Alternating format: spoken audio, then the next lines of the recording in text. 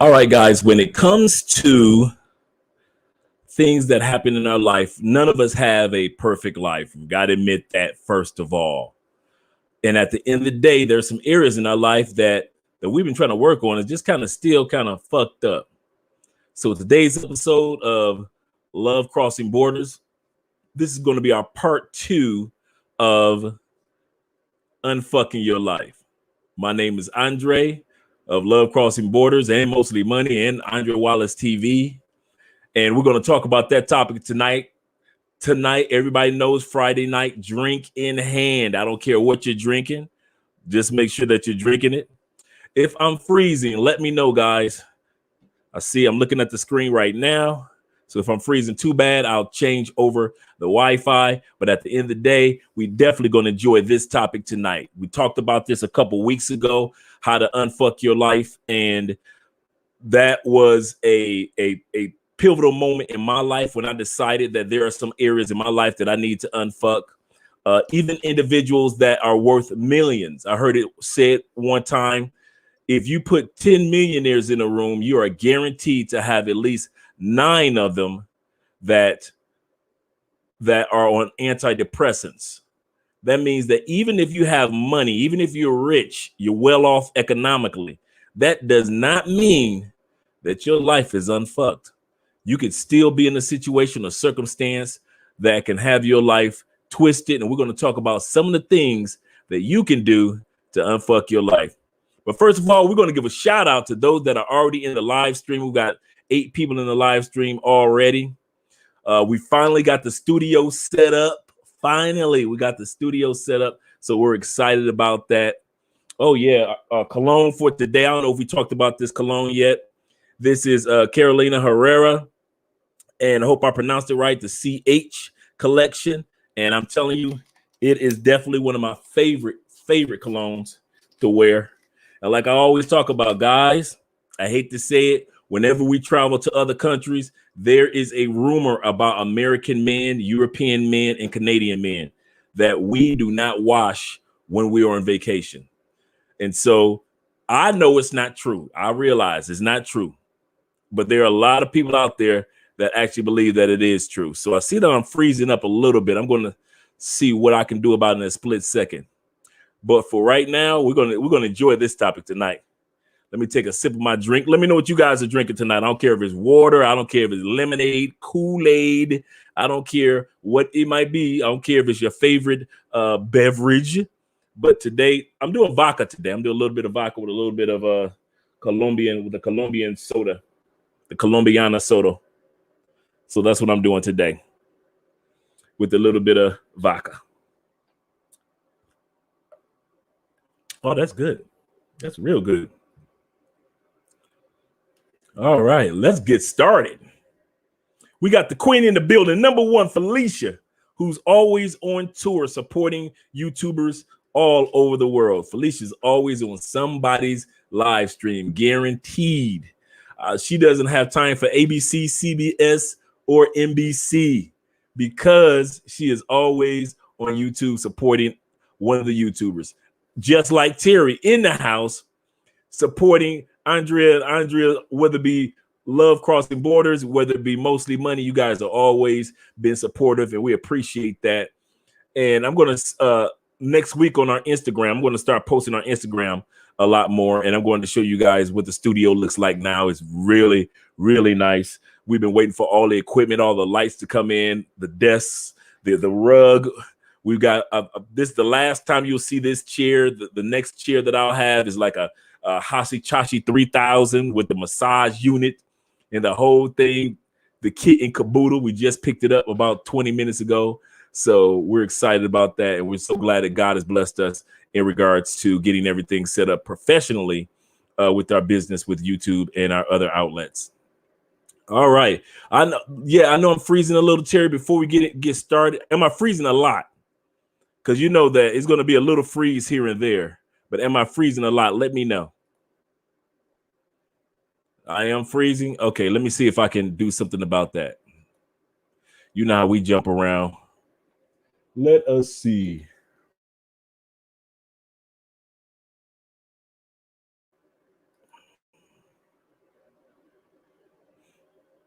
but it should allow us to do a little bit better. I'm looking right now. So let's see what happens in regards to this stream right here. It'll let me know if I'm freezing. I don't right now. I've just switched over to another connection. So far, so good. Oh, it froze for a second right there. But now it's a little better. Tracy in the building. Tracy, I still got an email to respond of yours. So I have forgotten about it. I actually just didn't get a chance to respond to it because I was responding to so many other emails, but I haven't forgotten about your email, Tracy. Steve in the building. What's going on, Drake? Man, listen, doing good, doing pretty good. This week, things are starting to let up a lot more in Colombia on this side as far as no quarantines, no curfews. So people can go out dancing and enjoying themselves all night long, like Lionel Richie, if they want to. So that's good. Next month, I'll be going back to the States for a couple of days because your boy need to renew his driver's license. My birthday is in October, so there is no way in the world I want to be caught here and then try to go back to the States in about 2, 3, 4 years and my driver's license is expired. So I'm like, well, let me go ahead, go back. I can visit my little family in Florida and my friends and come right on back and do some shopping, things like that. So that's what I'm looking forward to. Yeah, it looks like we're freezing again. Oh, that's bad. That link is, yeah, that's bad. Let me see. I want to try. I got 3 links that I use with Wi-Fi links. And like I said, our building, the reason why we go through this, because our building it used to be a commercial building. So they don't allow you to have your own private Wi-Fi. I would have been paid for quality Wi-Fi. That's the only thing that gets me in the building. Patty is in the building. I feel so honored and blessed to see Patty here this Friday evening. All right. That is great. Blessings to you. Thank you very much to you and yours as well. Now, for those of you that are not used to seeing Andre on a Friday night, we talk about a completely different being. So, first of all, on Mostly Money, there is no drinks. so therefore, then I'm always suited up, things like that. But here, I get comfortable with you guys on Friday evenings. And we're going to get started in a second. Oh, yeah. Let's get those likes up. People, click that like button. We got 14 people here. We all know how YouTube works. If you click the like button, you allow yourself to open up the gate for other people to walk through. If you do not click the like button, you're basically saying, I don't want anybody else in this live stream but me. So I know the live streams are fun with a small group, but we definitely want to have more people in. So definitely click that like button. I appreciate that. Oh, yeah, I'm definitely going to do that, Tracy. I haven't forgotten about that at all. That was some good information as well. All right, Hillary, another Friday night. Let's get it. Let's go. Okay, let's get started.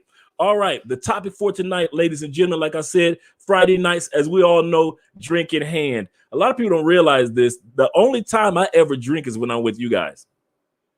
Unless we're like out at a club and we're salsa dancing, but I usually just drink maybe a beer or two because I might be driving. But other than that, I really only have my liquor Friday nights with you guys. So you're my drinking partners, my drinking buddies, things like that. And we could just have fun and enjoy the evening. Even if you're just drinking water and you're drinking a healthy drink or just drinking, hey, you may be have a bowl of cereal right now and drinking the milk afterwards. But at the end of the day, Friday night is drink in hand.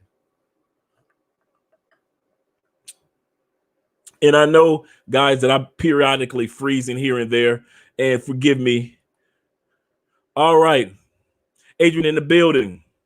First time see your live feed. Oh, you're in for one. You're about to have fun. Planning on visiting Cali to make a final decision with relocating there. Oh, cool. That's cool.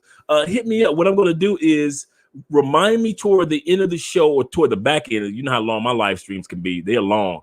Remind me to put the email in so you can email me. We can exchange information. And if you're And once you come, we can kind of like hang out and I can show you different areas of Cali, Colombia. I love it here. I really do. I appreciate the people. I appreciate how in proximity it is to the United States because it's so close to the States. It's not as far as people think. It is just as far. Let's put it like this. It is just as far to fly from Chicago to Florida as it is to fly from Colombia, from Florida to Colombia. It's not that far of a flight as people think it is. So that's the cool part. All right. Thank you. Yeah, definitely, Felicia. I appreciate you. I'm drinking Hennessy. Oh, that when I get back to the States, I haven't had that. So that's going to be one of my stateside drinks. I'll be kind of sit back and wait till I get to the States to enjoy that. Okay. Woo. Yeah, that's how you do it right there, Trace. Okay, absolutely. Thank you, brother. All right. So guys, forgive me if we get a little freezing here and there. As I keep mentioning, I'm going to mention that throughout the night, but we are definitely going to have a great evening. As I was saying before, let's get started. Last week, a couple of weeks ago, we talked about the first part of unfucking your life. A lot of areas in our life, you just got to admit, it's not bad. It's not confusing. It's not ruined. It's fucked. You've been in the habit of doing that same thing, and you wonder, why can't I break it? You've been in the habit, and I've been in the habit of trying to accomplish a particular goal, but somehow, some way, the doors either don't open for you, and you've either given up or you've either fell by the wayside. You like, hey, I've been working at this job for 25 years. I might as well ride it on out. When you know deep inside your heart, that might not be the place where you want to be.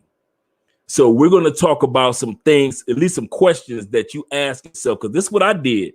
A lot of people wonder, like, how can a dude that had such a bad beginning in his first 30 years of life? Because my first 35 years were bad, very bad, from incarceration to alcoholism in a worse way. And I'm talking about not like in a drink like every blue moon. I'm talking about in the worst way because it was through my family, not through me. It was my mom was an alcoholic. My stepdads were alcoholics. My dad was an abusive monster alcoholic.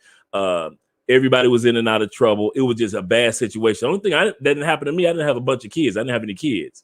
But other than that, everything else, out in the streets, I used to live in abandoned buildings when I was in my teens because my mom was so addicted to drugs that me and my brother and sisters, we ended up scattering, and they went their way and I went my way. And I was basically homeless for about a good year. So I know what it's like to be inside of a cold building in the middle of winter in Detroit.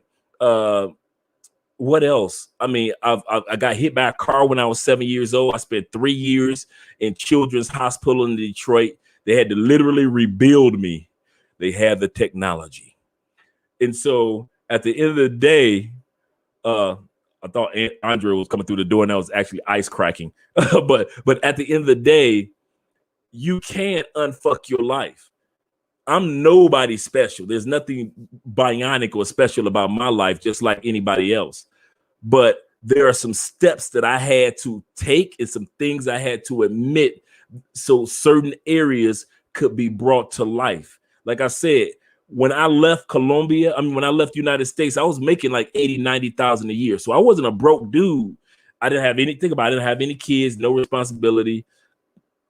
It was just Andre. So at the end of the day, I didn't have to sit back and it wasn't a problematic situation that I was running from when I decided to move outside the United States. So it wasn't like I was running from the law or I had back taxes or I had, problems in the States or women didn't love me in the States. I hate stateside women. So I'm moving to Colombia. It wasn't like that. Not at all, guys. I'd been traveling years before I came to Colombia. But there were still some areas before I decided to move to another country. I had to clean my act up in some areas. Not all areas. Many areas I was already good. But in a lot of areas, I was not good. So we're going to talk about some of the questions that I had to ask and that other people have to ask to get their to get their lives on track. Jay in the building? What the?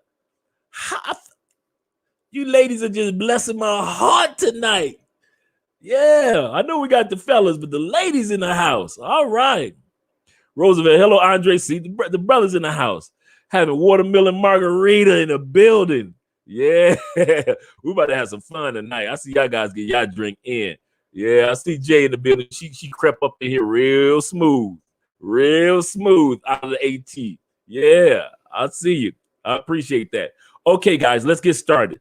And like I say, some questions I had to ask myself. The first question that we have to ask ourselves: are we willing and are we open to change? If you plan on ever unfucking your life, you got to be willing to change. You got to be open to it. You can't sit back and be like, I'm 40 years old and this is how I've always been. Bullshit. I call bullshit. I know women in their 80s that said, you know what, I'm overweight and I'm gonna go ahead and lose this weight. And by the time they hit 83, they on some magazine or they on Steve Harvey's show for being the exercise guru at 83. So if a person at 80 can decide, you know what, it's time for change and I'm willing to change, we don't have any excuse. Andrea's grandmother graduated college at, I think she was like 84, like 84. Either it was high school or college. She graduated, but she was in her 80s, right? No. Yeah, in her 80s, in the early 80s, and graduated. I'm looking at the graduation photos. She got a cap and gown, everything in her 80s. I think it was in her 80s. Gotta be, maybe it was in her 70s, but it was a high number, right? My point is that us average everyday people, the first thing we got to do in order to unfuck our lives, we got to make some changes. I know I need to make some changes, Andre. I've been telling myself that for years. I call bullshit. To tell yourself that for years but do nothing about it, you ain't ready to change. Ain't ready to change. I don't know who you think you're talking to. When you really ready to change, when you tired of some of y'all still in bullshit relationships, I'm gonna give you a update. You ready? I'm gonna give you some advice. The relationship you in, it ended 3 years ago. Let him go. Let him go, bruh. If she said that she wants freedom, let her go. Cause she already left your ass 3 years ago, bruh. Oh, y'all still in the same house, paying the same bills and raising the same kids, but she been gone, bruh. She may not cheated on you, but you ain't getting no sex. Not that regular we in love type sex. Same thing with you ladies. You could have been had your blessing. You should have had your blessing at 35, but you hanging around and holding on to the same dude to 45. And God like, what are you doing? I'm trying to get your husband to you. But he's my man. He may not be a good man, but he's all mine. God like, you wait a minute. I sent you to the planet, and this is the best that you think I'm going to.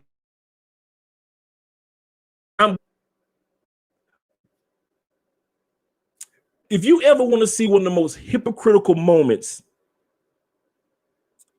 in the United States, it's not in politics. We're still talking about change. And I always used to sit back and watch this, and I never say anything. This is the first time I'm saying this in public. The biggest hypocrites are in church. I don't mean that you out there sinning and you come to church on Sunday. No. I'm talking about you got the audacity to stand up, shed your little tears. I love Jesus. I don't care if you black or white. We all do it. We all love the Lord. But then when the Lord try to get us something, we fighting tooth and nail not to get it. That's hypocritical. But then you want to run on Sunday. They talk about God is good. God looking at you like, I ain't get a chance to be good. How the hell you gonna call me good? I ain't had a chance to be good to you. You telling me that the little survival money that I give you, God, I'm making 70,000. You were supposed to be making 6,000 or something. We are so hypocritical on Sunday. I would sit up there and watch people they just jumping up and down, doing flips, just praising God, tambourines everywhere, shouting. God gonna send me my man. God tried to send your man about 3 or 4 times. God tried to send your man at 21, at 31, at 41, and you shut him down because you were not ready or willing to be open to change. That's the first thing that we all got to do, or question we got to ask ourselves. In what areas of your life that are you willing to change? And what areas are your life that you have been too dang stubborn to change? You got to ask yourself that. I did. I had to ask myself, Andre, if the first half of your life was so problematic, do you really want the second half of your life to be like that? If you don't, what do you have to change, Andre? You ready? Andre, first of all, you can't fuck them all. I'm sorry, son. I had to tell myself that. Andre, you can't get all the ladies. No, Andre. No, Andre. You ain't got time for her, and her. Some dudes try to play like I got all the ladies. You can do that. Andre can't do that. I had to change that. I can't be like Keith and them. Keith can do it. Keith got 4 businesses and Keith got 5 cars and he got a $50,000, a $500,000 house. Keith can fuck whoever he want, black, white, gray, purple. He can do that. Andre, you ain't in position and you ain't got no time to be playing games with her. That's over. That's done. This way before I met Andrea and all this. I had to come to conclusion about faithfulness to me. I can't be faithful to that woman unless I decide that I was going to change and be faithful to Andre first. Some of you dudes, you ain't got no time to be fucking. Not like that. Maybe have your girlfriend or wife, or maybe your little y'all in a situation or whatever it is. Cool. But if you think that you got time at this stage of life and you trying to unfuck the rest of the life that you got, and you think that you can beat back everyone that walk in your face saying, hey, handsome, you ain't got time for that. No. Ladies, that attitude, you ain't got time for that. But I'm a strong black sister. Yes, you are. I'm a queen. I believe you. You ain't got time for that. That walking around like your time has passed.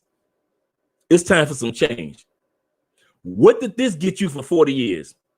Let me ask you that. 40 years. I'm a strong sister. What did that get you?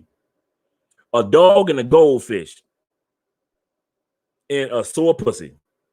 That's it. That's basically it. I got my degree. I got my career. I got a nice car. I got my apartment that's mine. I own my own house. Cool. Like I said, the statement that I made when I first started, we're still talking about change.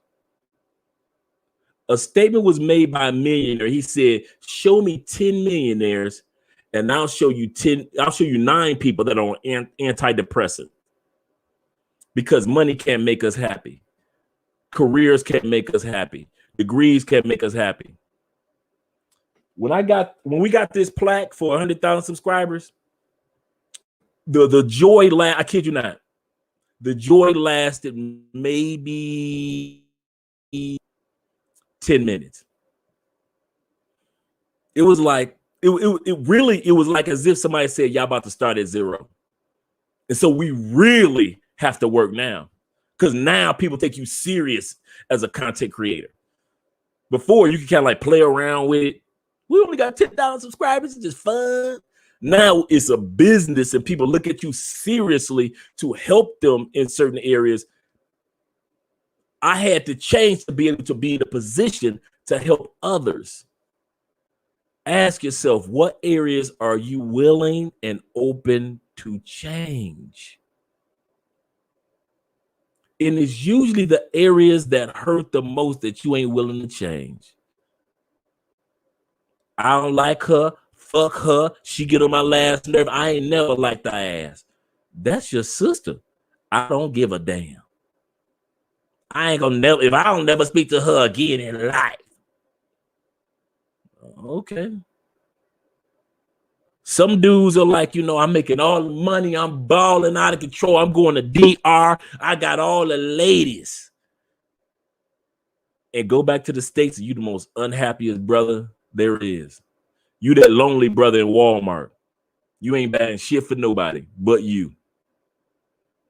You buying the 4-pack of tissue. Just a 4-pack, because just your lonely ass. Oh, ladies, I'm sorry. Somebody must have forgot to tell you, ladies, men get lonely too. Just like just like Morris Day said, contrary the rumors, gigolos get lonely too. Yeah, I'm throwing it way back in the 70s. Gigolos get lonely too. Ladies, don't sit back and think that y'all the only one with the cold pillow on the other side of the bed. We had a cold pillow on the other side of the bed too, damn it. Don't let these men fool y'all into thinking that they don't need y'all. Damn it, we need y'all too. Y'all need to stop telling them lies that y'all don't need us. We don't never say that to y'all. I don't need no woman. What dudes are starting to say that stupid shit, but at the end of the day, yes, we all need each other. So yeah, again, you. So at the end of the day, remember we're talking about unfucking your life. We're talking about getting your life in a position where it ain't as fucked as it usually is. None of us are going to leave this planet perfect. I'm going to repeat that. You're going to leave this planet. It's still going to be some area in your life that's fucked up. We all going to be in the middle of correcting or perfecting something when the Lord call us home. It's just going to happen. We all going to be in the middle of something. But I would rather be in the middle of doing something positive than be in the middle of a negative attitude, selfishness, lack of direction and correction. Can't nobody tell you shit. Some of y'all ladies, I'm going to say this. I'm for real. I mean this from the bottom of my heart. Some of y'all have had some good dick, but you ain't never had a good man. Never. There are women in life that wish they didn't have some of the dick that you had, some of the sex that you had. Great sex. But ask you, have you ever had a good man in your life? No. Because you ain't you pretty and good for fucking. And we get the fuck on because that attitude's so bad. So we like her, but she got a fat butt, so I'm gonna go ahead and smash her. But after I get done smashing her for about a month or two, I'm more. And y'all wondering why we keep heading to the door. A lot of times, it ain't because I had sex with him too fast. No, boo. We don't care nothing about the timing of sex. We care about the type of person who you are or aren't. Just like you feel the same way about us. If we cheap, you like, you know what? He cheap. I got to get rid of his cheap ass. And y'all get rid of us. Right?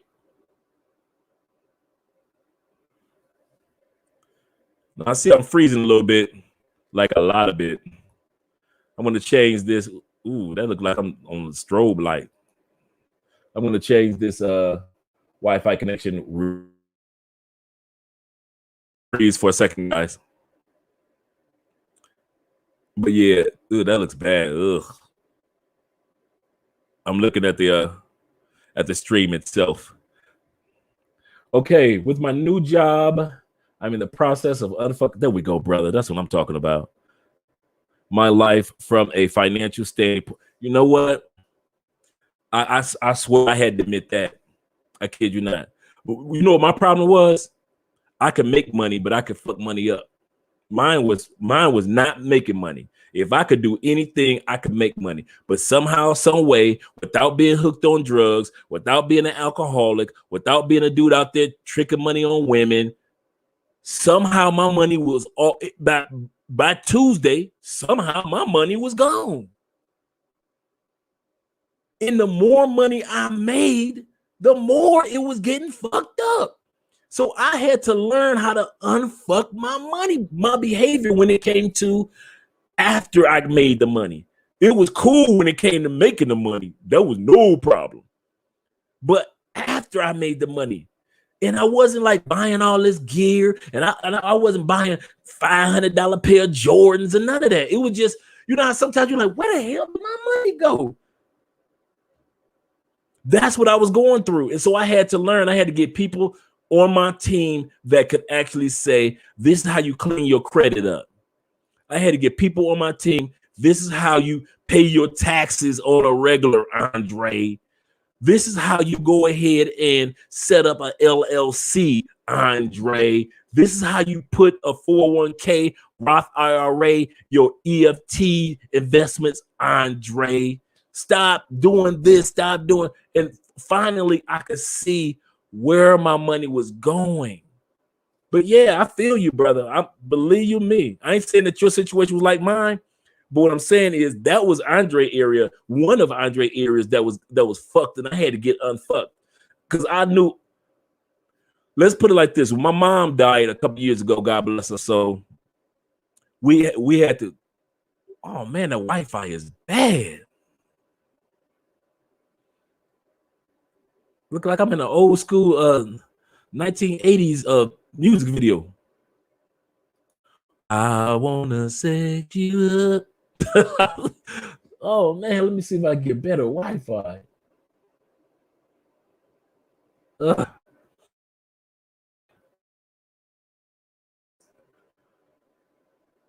I'm gonna have to. I'm gonna call our landlord and see if we can, because it was last time we talked to him. So, okay, yeah, but the cold pillow is clutch. Yeah, bruh. You be in bed, looking at the inside of the pillow, looking at the other big ass cold pillow. Like, damn. You know, I used to have a California king. Ain't nothing more lonelier than a California king. Every time you got somebody coming over and it's just sex, that gets played out real quick. Where you like to go, so you going home, you ain't staying the night or nothing, huh? You use me and just you going home happy. Yeah, boy. And now you're looking at the other pillow. I used to, on a hot night, you used to grab the other pillow because it's cool. Let me grab this other pillow. Ain't nobody over there. With my new job, man, that's good to hear, man. I kid you not. I'm happy for you on that one, man. Facts. Every sexy woman out there, there's a man who will stick. A man who's sick and tired of her bullshit. Yes, and it be the attractive ones. A lot of the sexy ones won't need alone at 40 because you were it at 20 and 30. You just was sexy enough to have sex with. You were not sexy enough to keep. And a lot of sexy women only catch on by the time the Tracy Ellis Rosses. They catch on and they 47, 48 years old. Like, oh, it was my attitude. You think? The Holly Berries.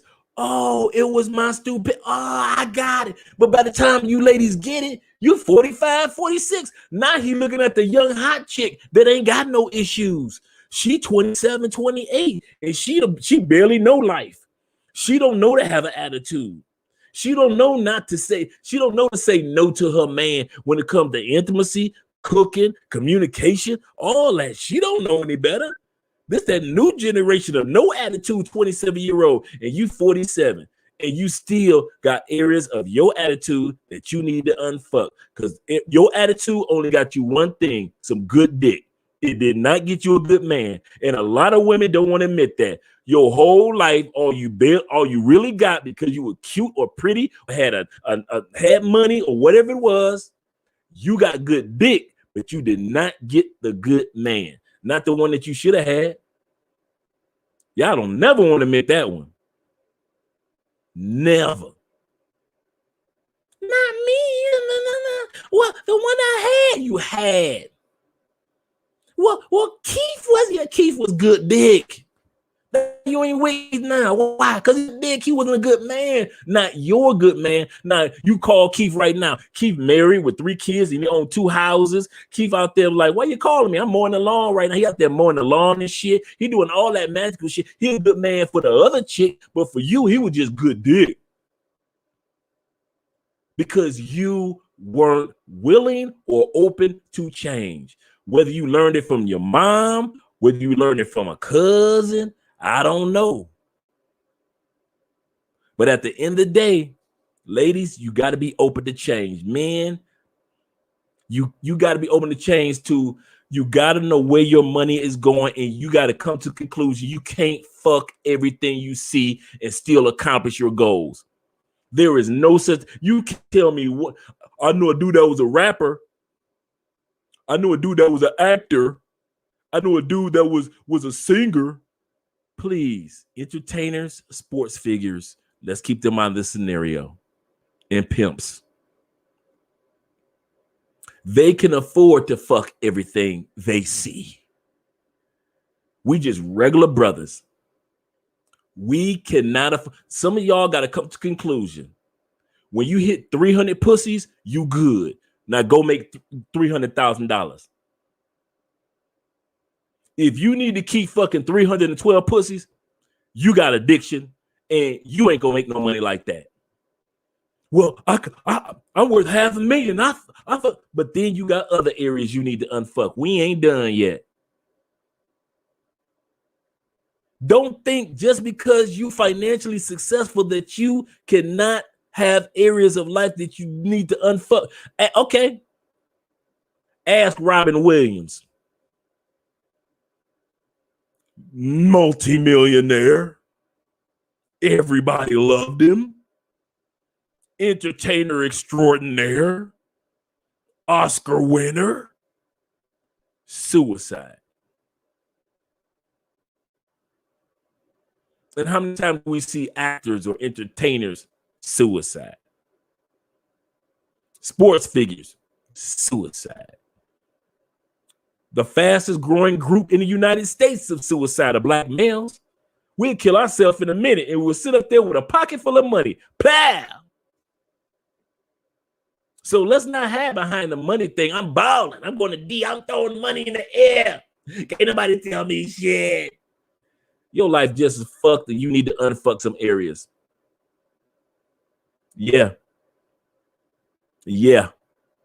So anybody that want to use, any male that want to run behind, because ladies, men will run behind money or whatever money can buy so motherfucking fast. So y'all don't know who we are. Men who, it don't matter. If you ugly, I'm gonna run behind my money. If you a short dude, it don't matter. I got money. If you are a dumb dude, it don't matter how dumb I am. I got my men will run behind money and what we can get with our money instead of cleaning our lives up and be on a 3rd marriage and still be talking about something. I can afford a 5th. Instead of cleaning our lives up and saying, you know what? Let me not hide behind money. Let me not hide behind sex. Let me not hide behind selfish activities. Let me see what areas in my life that I really need to unfuck before I leave this planet. Do you really want to leave this planet, brothers, with areas that we all gonna leave some areas that they need to be improved? But do you want to have your life fucked? And some people, you got your life fucked and you got money in your pocket and your life is fucked. You the type of dude I wouldn't even want to be seen with in public. And I wouldn't even want to be your boy. Dre, you wouldn't hang with me? Hell no. You think I hang out with everybody that come to Cali? Hell no. It's some dudes. I'm happy that they passed their happy ass on through and don't ask me, hey Andre, hang out with me. It's some dudes I feel happy and honored when they come to Cali and I hang out with them. It's some dudes I'm so happy that they bring their ass into Cali and get the hell out of Cali. Don't bring your fuckery around me. You don't unfuck your life just so somebody else can come along with they fucked up life. No, hell no. Not everybody. No, hell no. Now, hell to the no. Okay, what's good, Spence? What's up, Thomas, in the building? Using my government name and everything. I like that. All right. Oh yeah, it is choppy. I swear I'm going through these links. You know what? What I think I'm going to have to do, I'm going to have to research and find out how I can get a hot. You know how you purchase a hotspot and you can use the actual hotspot. I'm going to have to find out. I know there's a global hotspot, and if I can find out what that is, I'm going to go ahead and purchase that global hotspot because this is it's uncalled for. And I thank you guys for your patience. It's about to freeze for a second, but in that second, I'm just going to pull up some more comments.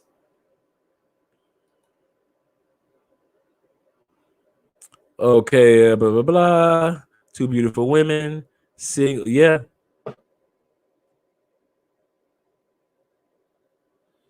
And Maya, absolutely correct. You like, how in the world is Maya fine ass still single? The attitudes, real brother. Where that 27, 28-year-old with no attitude. Yeah, I got one in the other room. No, I don't go through no dude. I'm gonna tell you guys something. I'm still trying to get used to being with a woman that doesn't have an attitude. I swear from the bottom of my heart, there are moments where I still look like, well, this will make a person mad, and she just let it just fly by, like, hey, babe, it's gonna be all right. Come on, let's keep pushing, and she just keep on pushing. You like, okay. Don't get me wrong. She's a Scorpio, so don't get me wrong. This area is well, they're Scorpio all day, but for the most part, no, I don't go through the attitude. Okay, and know how to act. Talking to and know how to act. You talking about Dre? Okay, yeah. There are a lot of really good. And you a traveler. There are some good women back home in the States that are down to earth, and there are some good women that are outside the country, as you well know. I don't like when guys make the mistake of putting all women in the same barrel. Man, this looks so bad.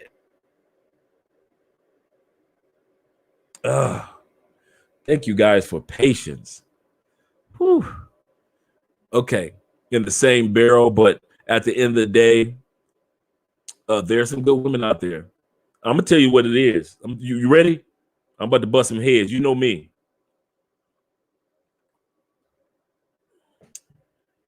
A lot of dudes ain't ready for good women. Dang, ain't nothing wrong with it. They just ain't. They just so much on fuckery that by the time they get ready to get a good woman, time has passed them by. And all the women that they had a chance to really have a good person on their side. And I'm not talking about you got to get married and settle down and have kids. I'm just talking about you may just want somebody that's just like your girl. And y'all go to the grocery store together. Y'all just doing couple stuff. So many brothers fuck it up, man. Just fuck up. Doesn't matter if she's 27, 26, 36, 42, 58. Some dudes are just relationship fuck ups and don't want to admit it. They just don't want to. Man, that looks so bad. Woo. I'm gonna have to do live stream from now on in the other room, because the other room, in the living room, the Wi-Fi was a lot better. But yeah, a lot of dudes just don't want to admit that. You know, you're a real brother, so you admit the realness. But a lot of other dudes, they ain't trying to admit that they keep fucking up relationships with women.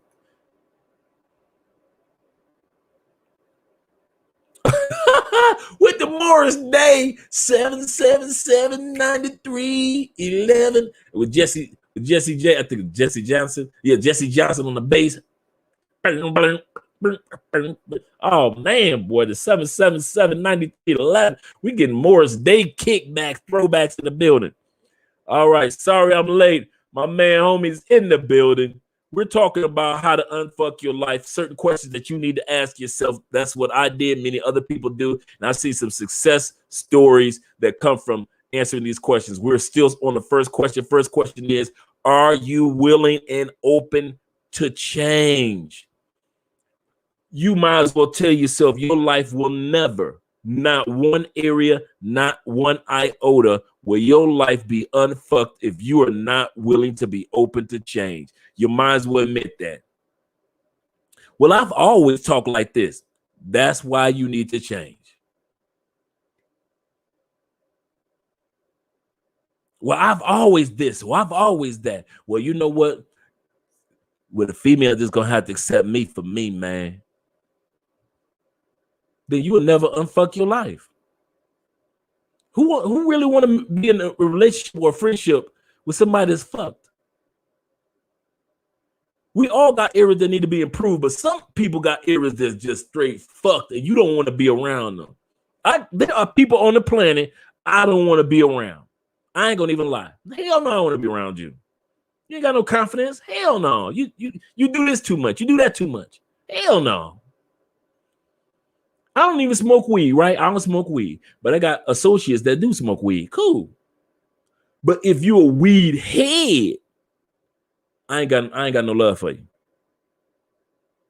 To smoke weed, that's one thing. But if you waking up at you barely got your eyes open and you like this,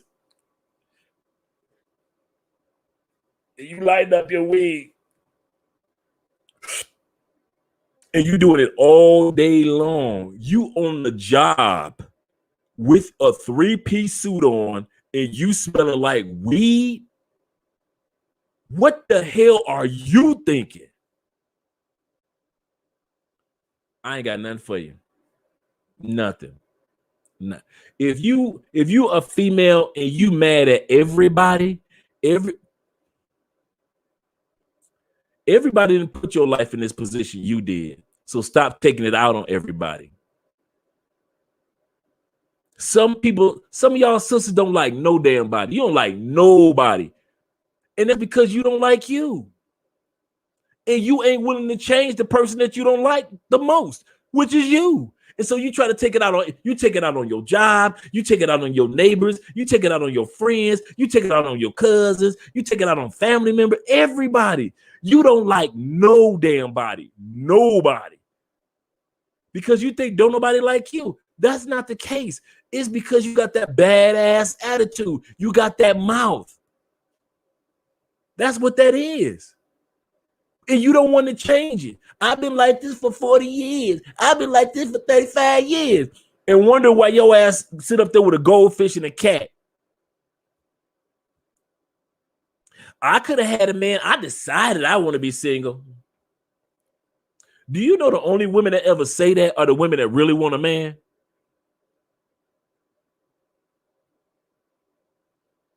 Regular women don't say that. Regular women don't be sitting around talking about something. I decided to be single. They don't talk like that. Only you women that's deep in your heart that you like, you know what? I really want a man, but I keep fucking it up. Y'all the only ones that talk like that. Here we go. True. Committed suicide. Yes, he did. Had the best job in the world, traveling and eating food and getting $1 and millions of dollars to travel and eat food. And this dude committed suicide. Money don't, yep. You're absolutely correct. Money don't mean shit. Nothing. It's some of the saddest people. The more success we have, the more I realize that it's my job to use my success to bless others. That's where I get my gratification from. Whenever we do, like on Mostly Money, every you guys, if you watch Mostly Money, as many of you know, we give out $50 stimulus payments twice a week. Like tomorrow, I got to make the announcement because I was supposed to make an announcement today, but I didn't make it, so I got to make it tomorrow. And you just don't know the emails that we get for that $50 that blesses somebody's heart, blesses somebody's refrigerator, blesses somebody. That's all I care about. That's all I care about is the fact that I'm at that stage of life where I feel so good when I'm blessing other people and not just getting it all for myself, because it is empty. The more you get, the more you realize how empty this shit is. Like, okay. Every car I got initially, it was like, oh shit. Maybe 3 days later, it was like, okay, it's a car. That's just how life is. Okay, wish me luck. I have an interview. That's what I'm talking about. For a really, really good remote job. That's what I'm talking about. That laptop lifestyle. Step to improvement is happening. Yes, it is, brother. I am so happy. Brother? Yeah, brother. I was so happy for you, man. That is good. That is good. When you say keep you in prayer, I am. This evening, you will be lifted up in prayer, man. I mean that from the bottom of my heart, because I'm happy for anybody that's going towards progression. Because I kid you not, progression is scary. In the building, progression is scary as hell. When you sit back, you watch everybody else getting a paycheck on a regular basis, once a week or every 2 weeks, and something in the crevice of you is saying that I can get more, I can have more, and you got to go for it. That is not an easy task to do. Do not sit back and think being a content creator and having people that depend on you is an easy task, because we do so much as far as digital marketing that we have to stay on top of everything. But I love it. Okay, there are good women in the U.S. and they are foreigners. Yeah, there's some great women in the States. Don't get me wrong.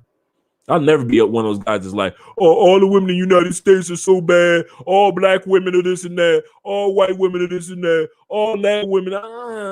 Really? We know all like that? Even if we got a statistical amount that's like a certain way, that doesn't mean that majority of people are like that in whatever we're talking about. Howard in the building. I'm coming to grab some Colombiana in a few weeks. Come on down. What area are you going to? What area are you coming to in Colombia? Let me know. Okay, I made a list of things I need to improve. That's what I did. I actually had a journal. And actually, it's kind of funny because I was telling myself yesterday that Andre, you need to buy another journal. And so definitely, man. But I do keep in my notepads. I do keep a list of things of areas that need to be improved upon, such as work harder, yes. Work out, yes. Cut out toxic things in my life, yes. Welcome to my world. Remember, I told you guys in the last time we talked about this. During the Trump election night, when Trump won, it was official. I turned my television off for 3 years. I focused on improving Andre. I knew the country was not going to improve. I'll repeat that. I knew can anybody tell me since Trump all the way to Biden, has the country improved or gotten better? Gotten worse. It has not improved.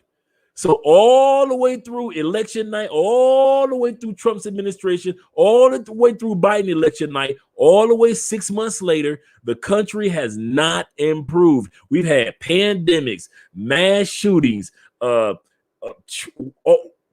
Trump giving money to the rich and not giving it to everyday people, racism, We've had George Floyd situations 100-fold over with mass killings that were going on way before we were born and still continue to go on.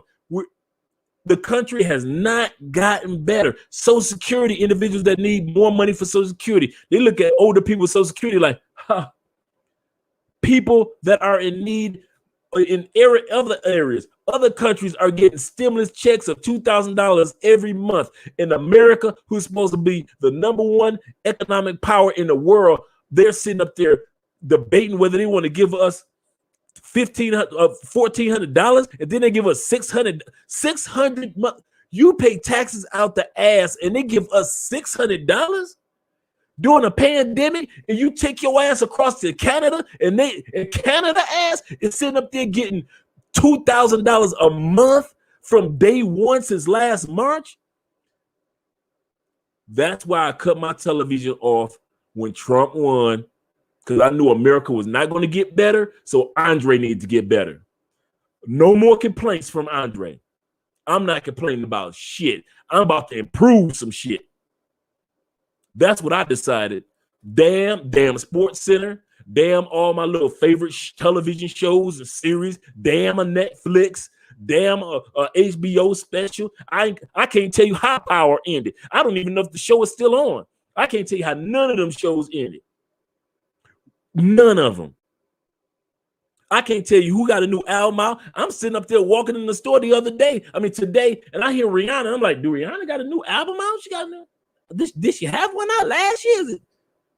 I'm seeing Beyonce winning Grammys for albums I ain't never heard about. Why? Because I cut my damn television off and I said I'm gonna focus on getting Andre on track. Damn, making Rihanna richer. Damn, making Beyonce richer. Jay-Z richer. All of them. I got tired of looking at rich people getting richer, and I'm sitting up there in my damn cubicle, just doing cubicle life. Damn that. I cut that television off. I ain't want to see nothing. I don't want to hear about no scandal of who was with who. I can't tell you one song off of Beyonce Lemonade album. None. I just know she had an album called Lemonade because y'all kept saying Lemonade. I can't, other than Red Bottoms and maybe one other or two other tracks, I can't tell you shit about a Cardi B song. Nothing. No, and that's because I be in the mall and hear some shit. But as far as Andre putting it in his head, nope. The only thing Andre's decided to unfuck my life was I cut that damn television off, and it changed my life. I said, you know what? Fuck Trump. Fuck waiting around for the United States to get on point. Andre, it's time for you to get on point. And that's what happened to my life. So now I get to sit back, relax, watching America do stupid shit. Walking around spring break with no mask on and 3,000 people getting COVID. Mass shootings every day this year. Now, one day we used to just sit back and wait for the school year like, oh, shit, let's just brace ourselves because you know it's school year and all the shit. We know when the school year starts, it's going to be some mass shootings, some crazy motherfuckers going to shoot up our kids. We was always waiting for that time of the year. Motherfuckers don't even wait for that time of the year no more. They doing mass shootings. You can't name a day. One day. Tomorrow, shout out to Juneteenth. I'm so happy that they finally got Juneteenth as a holiday. Finally, they got representing. But tomorrow is Juneteenth. And the sad part is 9 times out of 10, there's going to be a mass shooting somewhere in the damn United States. How united is that shit? So that's when I start. So when you guys put in the comments that you are focusing on you, the new job, the new career, you're cleaning some stuff up, you're changing some things, do it. Go for it. I went to counseling and got mine. I was like, you know what, Andre, you're fucking too much. You need to slow your ass down. You can't be fucking everybody. You need to sit your ass down. Why can't you sit your ass down? So I sat my ass down with a counselor. I went and got me some therapy.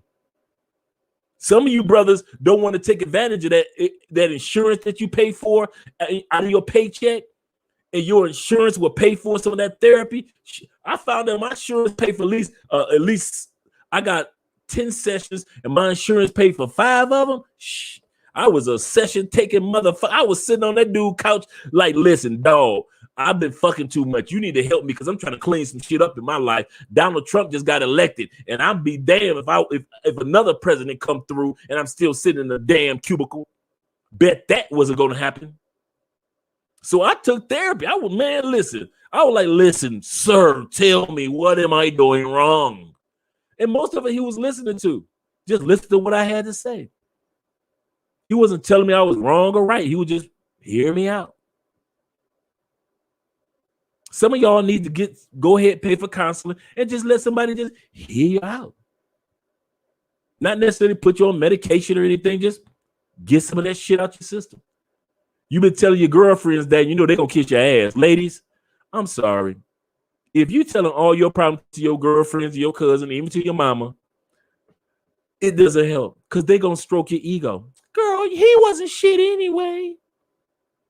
You can't change that way. So, yeah, that's what I did. Let me go to the comment section. Then we're going to go to the next statement in the building. Let's see. Because you guys got a lot of comments. I appreciate that. Okay, let's see. But there's a man of change. One of my homeboys from Tampa, Lowe's. Subscribe to it. Subscribe to Cryptocurrency or Crypto King channel. I'm telling you, this dude has made me a lot of money. He really has. I got to admit that. But at the end of the day, he's another brother that sat back and said, you know what? There's some areas in my life that I fucked, and I'm going to on purpose unfuck them. This dude is a perfect example of how you unfuck your life. He really is. He saw his areas of opportunity, and he knows his areas that he's still working on. But me and Los are real close. We're real close, right? And at the end of the day, he realized that there's some areas that I need to improve on if I plan on life to be improved. And that's what he did. And doors start opening their asses up. You talk about God kicking some doors open for a motherfucker. God will kick through a door for you. But you got to be willing to be the person that he's what. You can't be sitting up there a bashful person when God talk about I need you to be a warrior. I'm about to kick a door through for you, and you're going to be a warrior. And you bashful? That ain't going to work.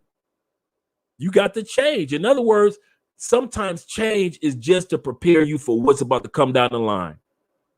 Make sure you guys click the like button. That's all change is for. Sometimes your change is not that next year you about to make more money. It might happen in 3 years. But when it happens, oh, damn it, the blessings going to flow because you're not an asshole anymore.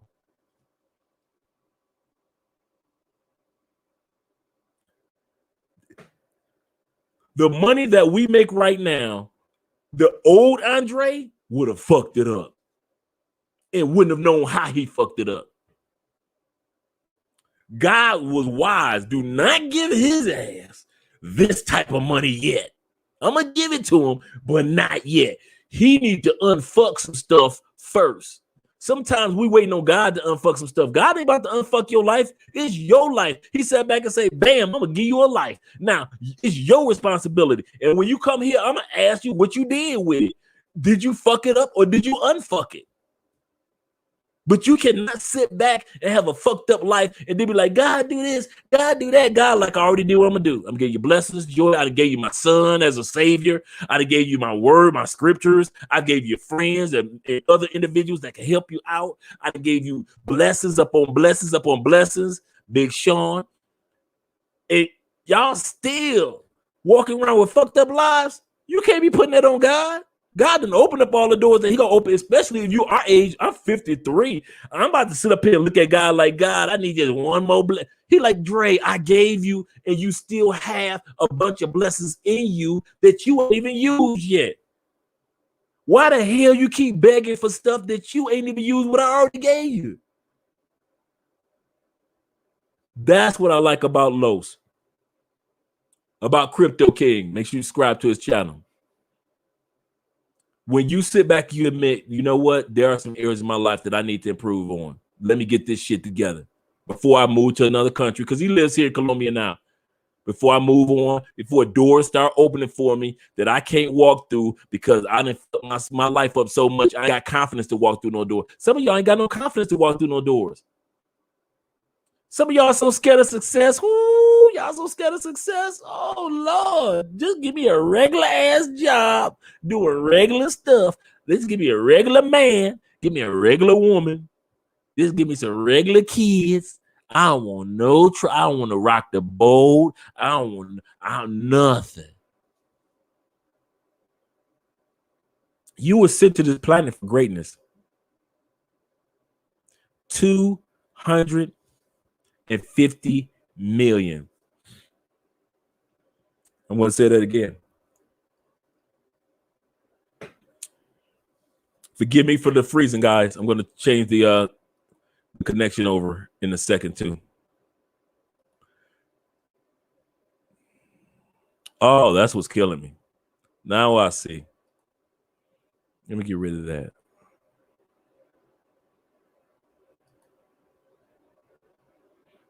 Give me a second, guys. I'm closing some things out.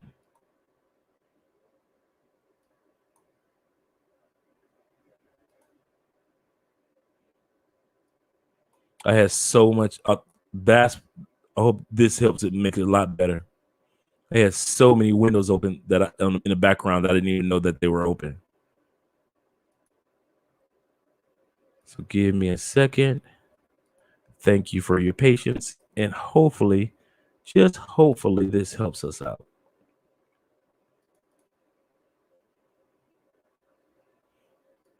All right. So maybe that'll help it not be as freezing as it was before.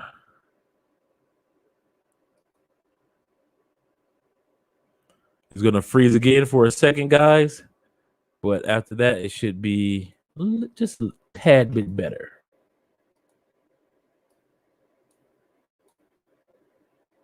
Let's see. Okay, cool. Los is in the building. Yep. I'm going to Medellin and also Cal. Oh, yeah, hit me up, man. I like Santa Marta. We did Santa Marta 2 years ago. We did Santa Marta. What we did was we went to Santa Marta. Then we took a 2-hour bus ride for $6, right? $6, 2 hour. And it was one of those buses that got like the movie, the seat, the back of the seats had the television screen so you could watch movies and stuff like that.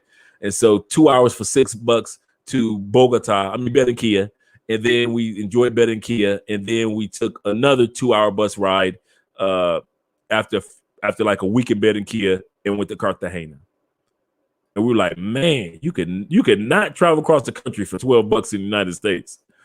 Okay, the country is still divided from the election and still tension. And when I decided to turn the television off, I didn't even know that tension was about to take place. I didn't know that was about to take place. I didn't know that the country was about to be divided like that. But I did know I wasn't about to waste my time. I haven't watched television in over a year. Do you guys know I think I mentioned this before, the first television that I watched is the one that we have in the living room here. That was the first time I watched television in 3 years, was the television that we purchased here. And that was basically for football, basketball season. And 90% of the television that we watch now are YouTube videos supporting other channels and learning as much as we can about being a better brand for you guys. Terry in the building. Don't care about us for them. Right. Nancy Pelosi. Run away so she can ride it to her house. Yeah. Nancy. We haven't heard anything from Nancy over the last, since Joe's been elected. You notice that? Not really much. To be fair, those artists are trash. Oh, cool. I wouldn't, like I said, I wouldn't know. I really wouldn't know. I haven't heard I heard somebody say that J. Cole is my boy. And I was like, it's been a long since I heard the J. Cole song. And they play American music here, as you guys know. But I just don't have time for it. I really don't. I mean, at this stage of life, God has opened up so many doors so fast that it's like, I can be the person who I used to be, or I can be the person who I'm supposed to be, but I can't be both at the same time. One thing I tell people, do not have an umbilical cord to the United States if you're not in the United States. I don't do that. I don't have an umbilical cord. My umbilical cord was cut. Okay, as a native, that's right, Texan. I don't care about Juneteenth. Sorry. You know what? I understand, brother. I understand, because how it all went down, I don't blame you, brother. But I'm just happy about the acknowledgement of how it all went down. That's all I ask. I mean, that's all I appreciate. The acknowledgement that they acknowledge that, yeah, y'all knew y'all did that. That was dirty. Okay, truth be told, Andre helped me through the process. We had we had at least 3 to 4, 3 or 4, 5, 4 to 5 2-hour long conversation. Yeah, we do talk. This is my dude. Los is a good man, really good man. And the one thing that I liked about conversing with Los, and the reason why our conversations went so long, not because Andre is always long-winded, because Andre is always long-winded, but because this was a brother that was on a journey of unfucking his life, and I could see it. I actually could see it taking place. I was like, this dude trying to unfuck his life. Let me sit back. And you can see it. And you watch the blessings unfold. That was the crazy part. It's easy for me to sit back and say, well, he's trying to progress or grow. No, you seeing as he was improving his life in this area, then the door will open over here. And then as he reached up and improved in this area, that next door will open. I mean, I'm talking about doors of impossibility were open for this brother. And I'm looking like, yep, I know that feeling, because that's how it happened for me, just like that. And so I'm just sitting up there just watching with popcorn in hand, watching the blessings and doors open for him. So yeah, man, I appreciate you, brother. Much love. All right, 400. I didn't forget my statement of 250,000. 4 trillion, yeah, of 400 trillion to 1. That's, thank you. That is where I was going with the 250. I said 250,000. I should have said 250 million, but you're right. It's actually that million that you are already a winner, but society tells you otherwise. Do you know how hard it is? I was just watching the Netflix has a new documentary on the human body. Great documentary. They were talking this on like the 3rd or 4th part. They were talking about babies being born, and they were talking about the sperm cell, the 400 trillion. It is a lottery of all lotteries for you to be born. There is no way in the world outside of being blessed that any of us should have been born to this planet. Any of us. And to be born to this planet and just not take full advantage of what we can become. It's like that old story that guy dies, he goes to heaven, and he sees a mansion, and he sees riches and glory, and he turns to God, and he says, God, is all this for me? And God looks down at him and says, no, that's everything that you should have had when you were on the planet. That's nothing but trash now. Some of us will die, and when we get to glory, we'll see all that we were supposed to be, all that we were supposed to have and accomplish, all the people that we were supposed to help, and we won't get a chance to do it again, and it'll end up being nothing but trash in the trash heap of graveyards. It's time for us to get off our ass when it comes to change. Let me continue on with the comment section. Oh yeah, Santa Marta. Yeah, Santa. I love. You know what, the water area, the beach area is so beautiful in Santa Marta. Yeah, hit me up. Definitely. Do not come through Cali and not hit me up. Definitely. Trying to progress and grow. Let's see. That's what you're supposed to do. You would think that we all would think like that, but most of us don't. I didn't at one point in time. I wasn't thinking like that. I was thinking I was thinking more like about my peers, my community, blah blah blah. I'm from Detroit, blah, blah, blah, blah. You know. You keep. I'm from Houston, blah blah blah. I'm from Chicago, blah blah blah. You keep the stereotype of your region going instead of becoming the person who you're supposed to be. You just become your real. I'm from California. Us in California, son. We act like this. New Yorkers, we act like that. Florida, Miami, we do this.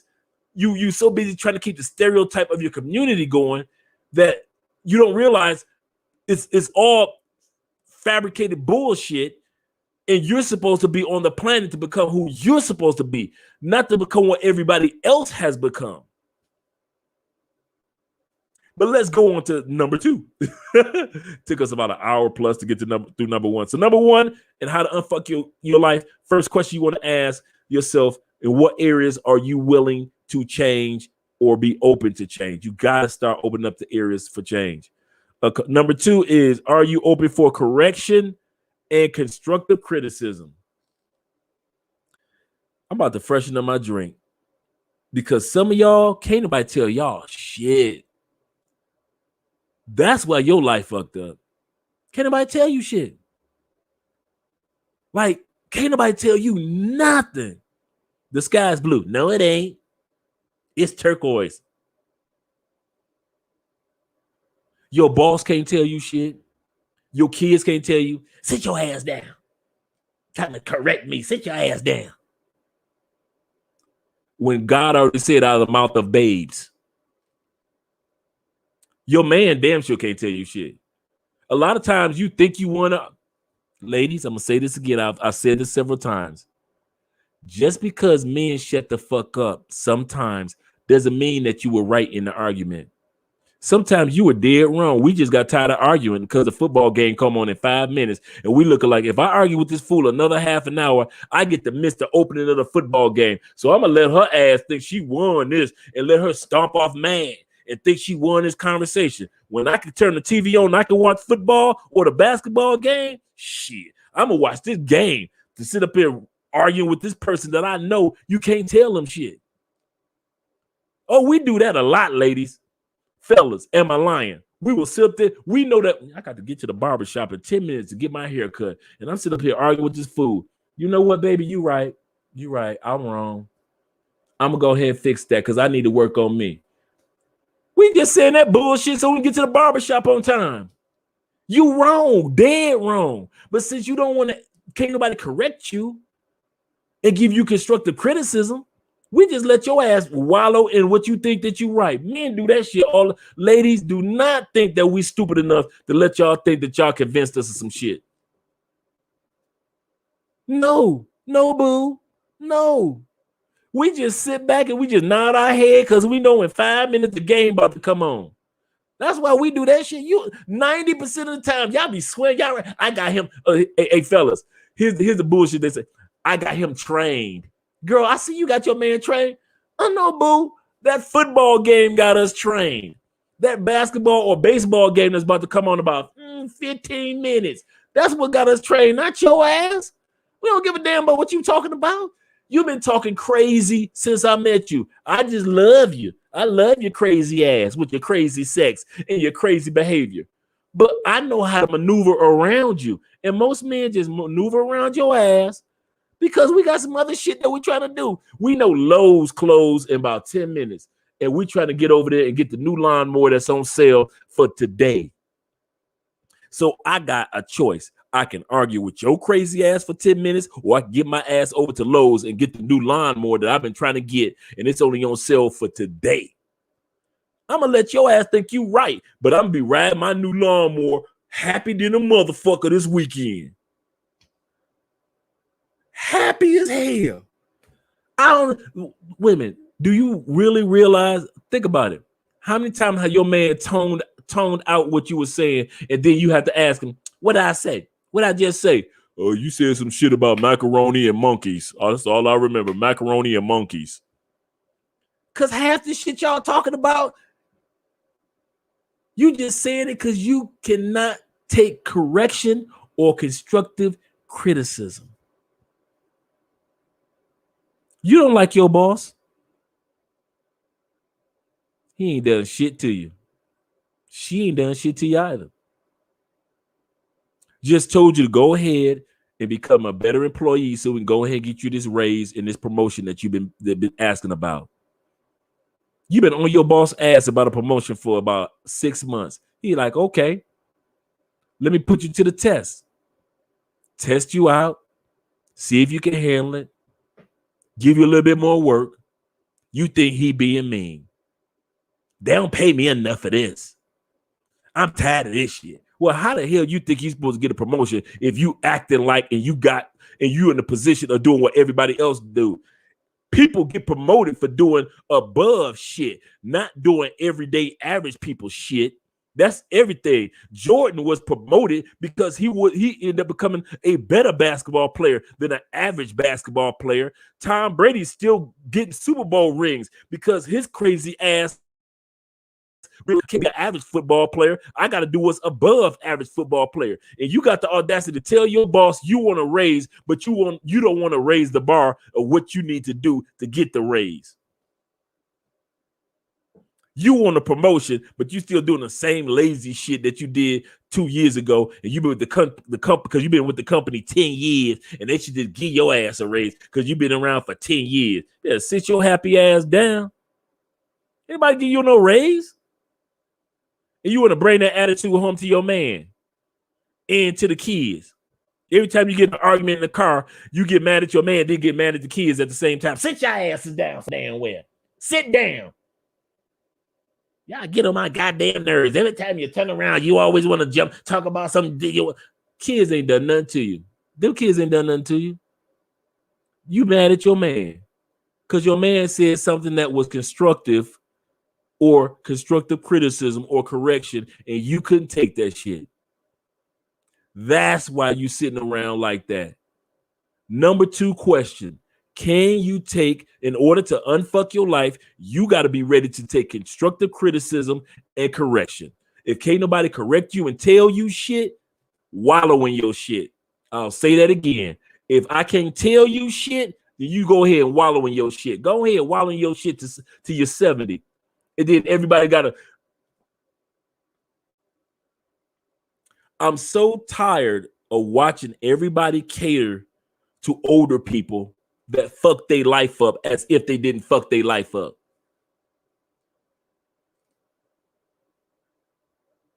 We know they about to pass on in about a good 5-10 years. I understand that. Let's go ahead and respect grandma, granddad. But let's go over the tree of mom, grandma life. Grandma lived, let's admit it, grandma lived a fucked up life. She took ass whoopings for 40 years from granddaddy, who had 3 kids behind her back. That is not a good life, people. If it wasn't for my grandma took ass whoopings for 40 years and her man had 3 kids behind her back. Is that a good life? The only reason we sit back and we respectful about it because they're older and they're about to pass on soon, so we're respectful. But as far as looking at the time span of their life, no, boo. Your grandmama had a fucked up life. Mine did.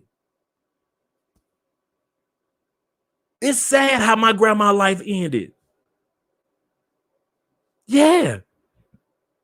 Ups, downs, ins, out, this, that. Finally, at least toward the last 30, 40 years of my grandma's life, it was on track. And she picked up her stride and she was moving. But those first 40 years, oh, hell no. No. Even though that was my grandma. And I love her. We don't never want to admit that in the Black community. That the older people in our life, they had fucked up lives, and we learned that fuckery from their ass. Couldn't nobody tell grandma shit. Some of y'all got some grandmothers you can't tell they ornery ass shit. They were ornery at 24, 34, 44, 54, 64, 74. Ornery as hell. Can't be corrected for nothing. My grandmother was a school teacher. She was a principal. I don't give a damn about your grandmother's career. I ain't give a damn about my grandmother's career. At the end of life, what type of person was that in the grand that span? Now realize, like I continue to say, we all have areas that need to be improved. We all do. No matter how old you get, there'll always be areas that need to be improved. But we know, let's be real. Granddaddy was an ass. At least the Temptations had the audacity to say, Papa was a rolling stone. Wherever he laid his hat was his home. And when he died, all he left us was alone. Some of us don't want to admit that about our granddaddy. The Temptations did, but we don't want to admit that about our granddaddy. No, not my granddad, not mine.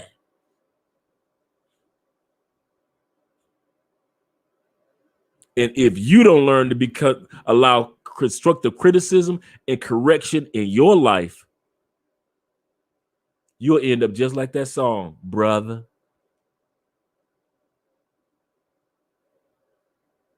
We always think we got time to improve, and then the next thing you know, we 60, 70 years old. I know dudes that's 60 years old still going to DR acting like they're 24. Do your thing, brother. I'm with you. Do your thing. I got you. But what's wrong with acting like you're 60 also? When I'm 60, I want a motherfucker to know I'm 60. Other than looks, like, damn, Dre, you don't even look 60. I know, dog. I know. I've been taking care of myself. Little workout, little take care, little exfoliating, cool. I don't want to look 60, traditional 60. But I damn sure don't want to be 60 acting like I'm 24, 34. Hell no, ain't nothing special about that. Why is Andre acting like that? Isn't Andre 60 years old? I want a motherfucker to know. How old are you? 60? I'm enjoying 60s just like I'm enjoying the 50s. I'm not about to throw away I'm not about to lie about my age. Hell no. I'm 60. I'm like Kanye West said, I wasn't supposed to make it past 25. Joke's on you. I'm still alive. Shoot, I wasn't supposed to make it past 25. You about to tell me to lie to you about being 60? I'm 60. Just like I don't lie about 53. Guess what? I'll be 54 in October. Ain't gonna lie about that either. 54, looking good. You don't look 54. Damn it, I ain't supposed to. But I ain't supposed to act like the look age. Just because I look 40-something, I'm about to act like I'm 40-something. Damn that. I got the maturity of a 50-something-year-old, meaning that I can be corrected and enjoy constructive criticism. Some of y'all my age, can't nobody tell you shit. Nothing. You mad about everything. You mad at the white man. You mad at the gray man. You mad at the blue man. You can't be mad at every goddamn body and can't nobody get. I don't let no white man correct me. Mom, can he help you get to millions? Yeah, but he white. He'll be correcting my ass. Shit, if he can take my business to the next level, I don't give a fuck what. I don't care if you green as the Hulk. Bring your green gray ass over here and help me correct this business and take it to the next level. Some of you men can't take correction from a woman. Your woman will tell you she want to fuck you. Have y'all been in that situation? I've been in that situation. Your friend want to fuck you. Oh, you just being jealous, girl. She don't want to fuck me. Come and find out she want to fuck you. Your girl been telling you that the whole time. I don't see why you cool with her. Why? She want to fuck you. You just being jealous. You tripping. No, I ain't tripping. I'm just saying. I'm a woman. I can tell. She want to fuck you. No, she don't. We've been friends since we was in high school. And then come to find out, as soon as you break up with your girl, who the first one that been want to fuck you was the one who your girl told you been trying to fuck you. But you couldn't take that constructive criticism because you thought your girl was just talking jealous shit.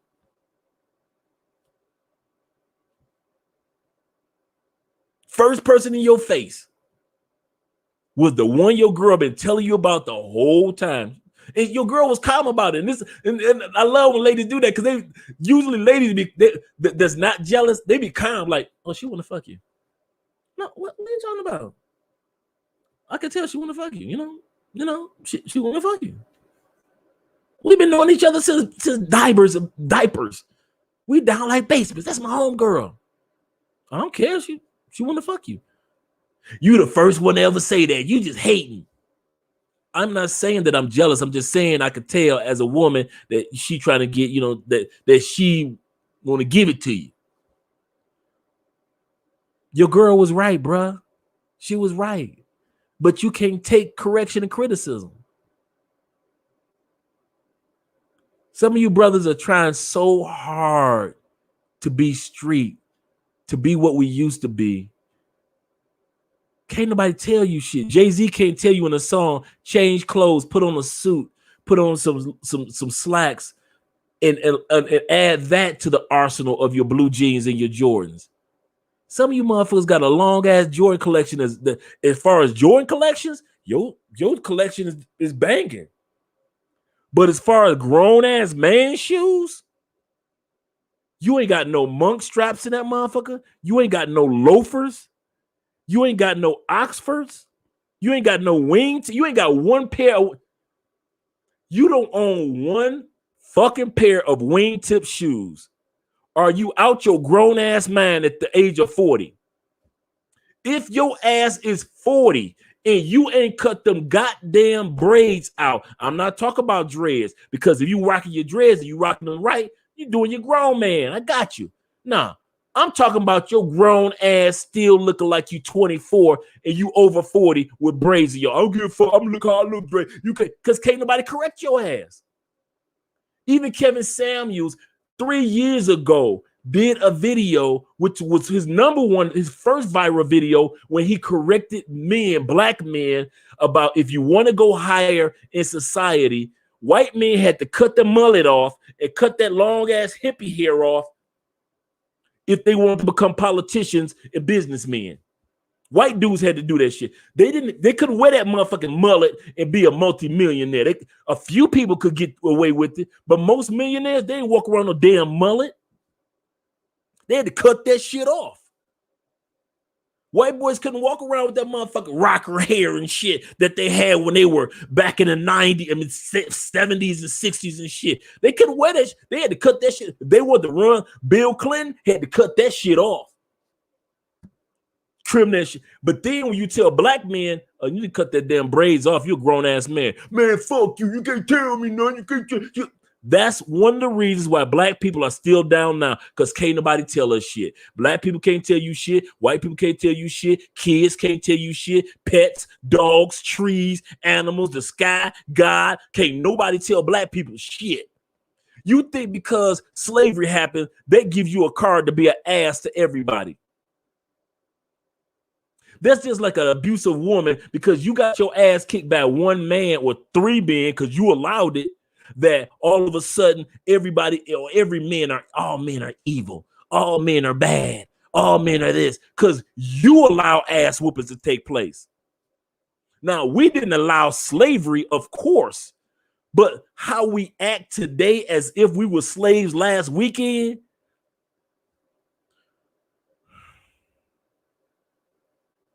Really? Is that what we're doing? You can't correct me. I'm a descendant of slavery. You can't tell me shit. I'm a descendant of slavery. You can't correct me. I'm about people with slaves. We can't pull a slave motherfucking card on everything. You can't tell us that soul food ain't good for us. I'm a descendant of slaves. Them damn slaves ate that shit for survival. You ain't got to eat that shit for survival no more. You better put that shit down. They had to drink certain dirty ass water back in the day. You get to drink clean ass water now. We got to stop using the slave card for there are times we can use it. There are times you can blow your slave card off and put it on the table, but not every fucking thing. And that's what a lot of brothers and sisters do. Can't nobody tell us shit. Can't nobody tell us, like, you know what? If you do this, that, and this, you'd probably have. Let's put it like this. If I was a brother that you couldn't tell shit to, I wouldn't have a passport. I wouldn't have been blessed to know all you. There would be no love crossing borders. There would not be no Andre and Andre. There would be no nothing. Would be none of this life that I have would exist if I could not be corrected. That was one of the things that helped me out the most. I had people in my life that cared enough to correct me, and I was open to that correction and that assistance. Some of y'all life will be on a whole fucking nother planet if you just stop being so ornery and let somebody correct you. Some of y'all won't even let the person that's in the bed next to you correct you. Ladies, how the hell you gonna take dick, but you ain't willing to take correction from the same person that's willing? You willing to take the dick, you willing to get kids by him, you willing to get pregnant by him, but he can't tell you shit. What? Why they do that?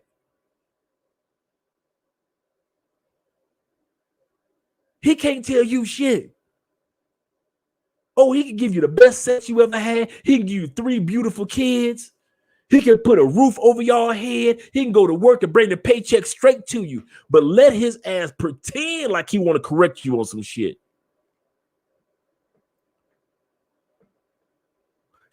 Let him act like he give a damn about your life, and he want to give some constructive criticism. Here you come with the attitude in the mouth or the silent treatment. Or here we go. You ready, guys?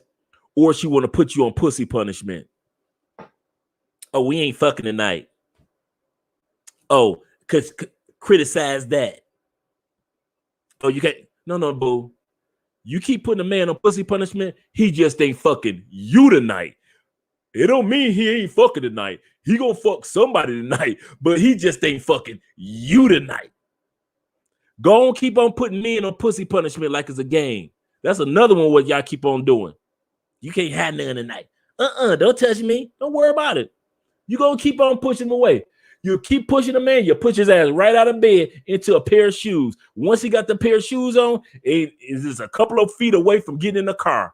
And he would just ride his happy ass on to somebody that will give him some pussy. Don't never think that your pussy is so grand, glorious. Even if you married, here's my ring right here, by the way. Even if you're married, that you could put a man on pussy punishment. That shit will never work. Never. You got to have you the beta of all. I know some dudes that are geeks and nerdy dudes that's like, I wish she would put me on pussy punishment. I wish the hell she would. Because he tried to help you out with some correction and your ass couldn't take it. Now you mad at the world. Let me see if I can fix this Wi-Fi again, guys. Let's see if I can get better Wi-Fi for us.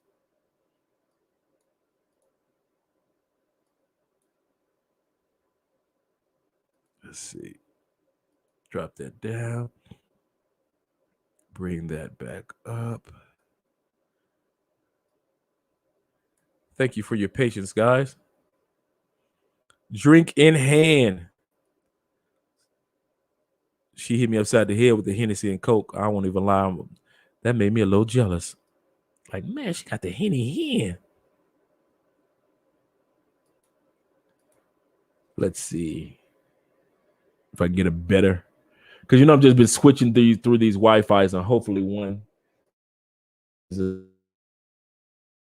freeze for a second, and then I am back into the comment section. Yeah, y'all missed that Kanye too. Not the crazy one, man. Black folks be mad at everybody but themselves. True, at every damn body. Like they just this the part. Black people get mad like they got a right to. I got the right to be mad. I'm an ex. Stop throwing that damn ex-slave card out there. Yes, you are. Yes, there are some police brutalities, some unfair situations when it comes to housing and buying property. Yes, but these are situations that we work on, and we work on trying to overcome and improve on. That's one thing. But to have a negative attitude to everybody because of it, that's another thing. That's another thing. We cannot, man. I just got tired of it. I won't even lie. Right? Black Americans don't want to be accountable for their bullshit. It's really annoying. It is. It is. I'm gonna tell you something. You ready? I'm about to bust your head.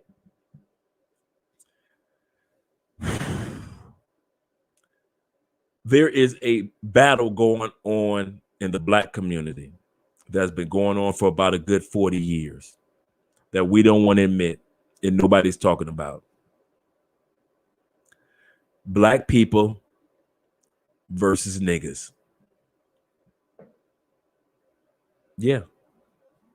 We don't want to talk about that. Niggas don't like black people, and black people can't stand niggas. Niggas are the most embarrassing. They make black people, and I'm not talking about the educated, existential black people. I'm just talking about us everyday, regular black people. Niggas are so embarrassed. Niggas are the one that shoot up the club. Niggas are the ones that's walking around. Lady niggas are the ones that's walking around airports, fighting in the airport and on airplanes while you in flip-flops and pajamas. Niggas are females that if you gonna wear a weave, don't make it look plastic. Go ahead and spend some money on it to make it look regular, human. Anytime I've seen Barbie dolls on display on Christmas with a better weave than you got, Barbie got a better weave than you got. You a female nigga. You try to shame brothers, trying to shame other brothers for reading books or going to school, or you sit around and you glamorize incarceration. Take it from us that's been incarcerated. That shit ain't fun. So when dudes be saying, man, I done 10 years, I done 5, man, I done murdered. Ain't nothing cute about that. Nothing.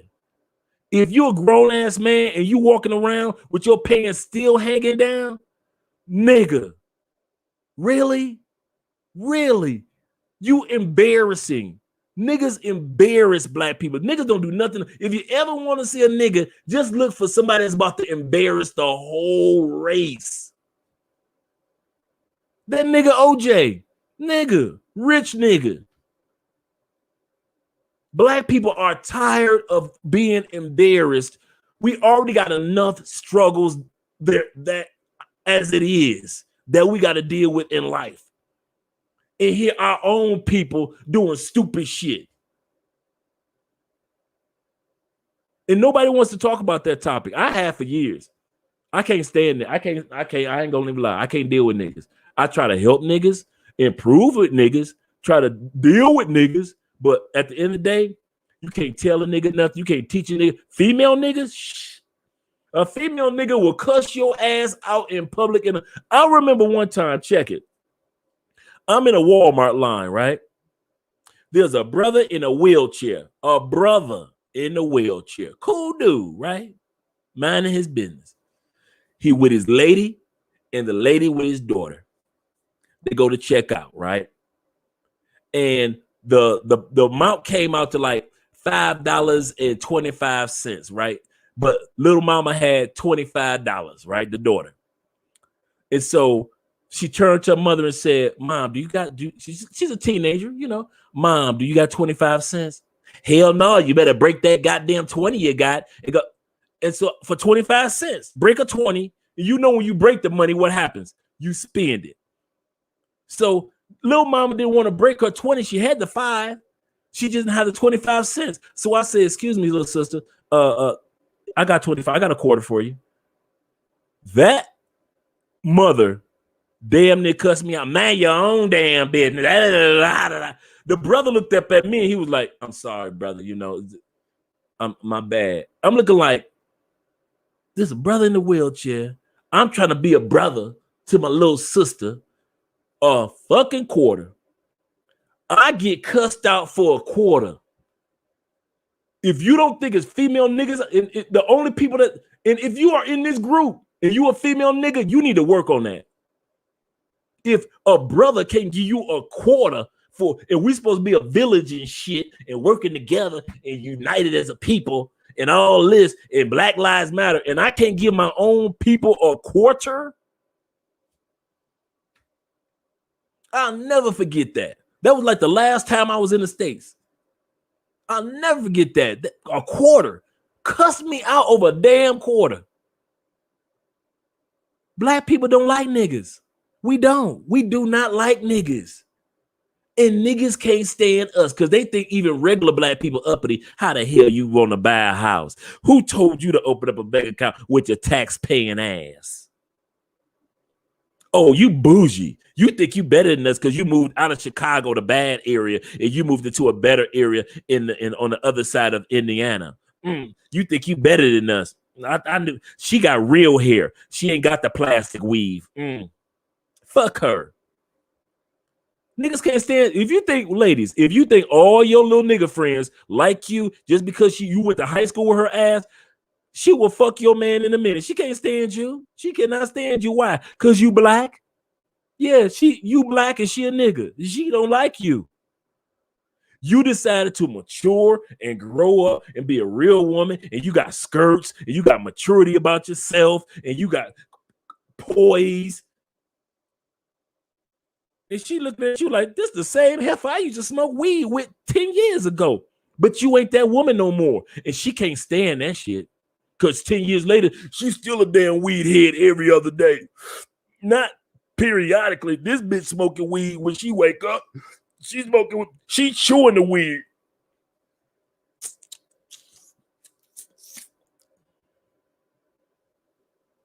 You can't correct their ass on shit. I'm done with. I don't even argue no more with niggas. Niggas will get you killed and be survived. Niggas live to 80. What? That's why they say good die young or good die young. Us good people, they want to kill us at our asses off, and they ass be walking around here just old niggas. So I'm telling you, at the end of the day, do not be that. Allow yourself to have some type of correction, and allow yourself, hit that like button, guys. And allow yourself to have some type of direction. Everywhere throughout the Bible, God always sends somebody to correct and direct somebody to help them out. I don't know why y'all want to act brand new when it comes to life. Like, I read my Bible when it's time for somebody to correct you. Can't nobody tell you shit. What? God tell you forgive somebody. You be like, but God. But God. I'm God. How the hell you gonna tell me but God? If I tell you to forgive somebody, forgive them. But Black folks' generation obviously is a fact that, as you can tell, Andre is trying not to wear his glasses tonight. A fact that is those that are subject to racial inequality, 99%, 99.9% African Americans use it as a metaphor, not a. Oh, Andre, you need to put your glasses on. Not to regulate themselves with being corrected. I didn't even get that, brother. You went too deep for me. Or plus, I didn't have my glasses. You know what? I'm gonna stop trying to be cool. And the only reason I didn't put my glasses on because the light kind of like glares. So you could tell it glares. And that's the only reason I didn't put my glasses on. Maybe I could move the light to the side or something, but now I can see. Okay, the problem with criticism and stuff, the sender does not know how to communicate the message correctly, and the receiver gets pissed. And that, you know what? We are in the middle of a war between America coming to an end. We are in the middle of racial wars.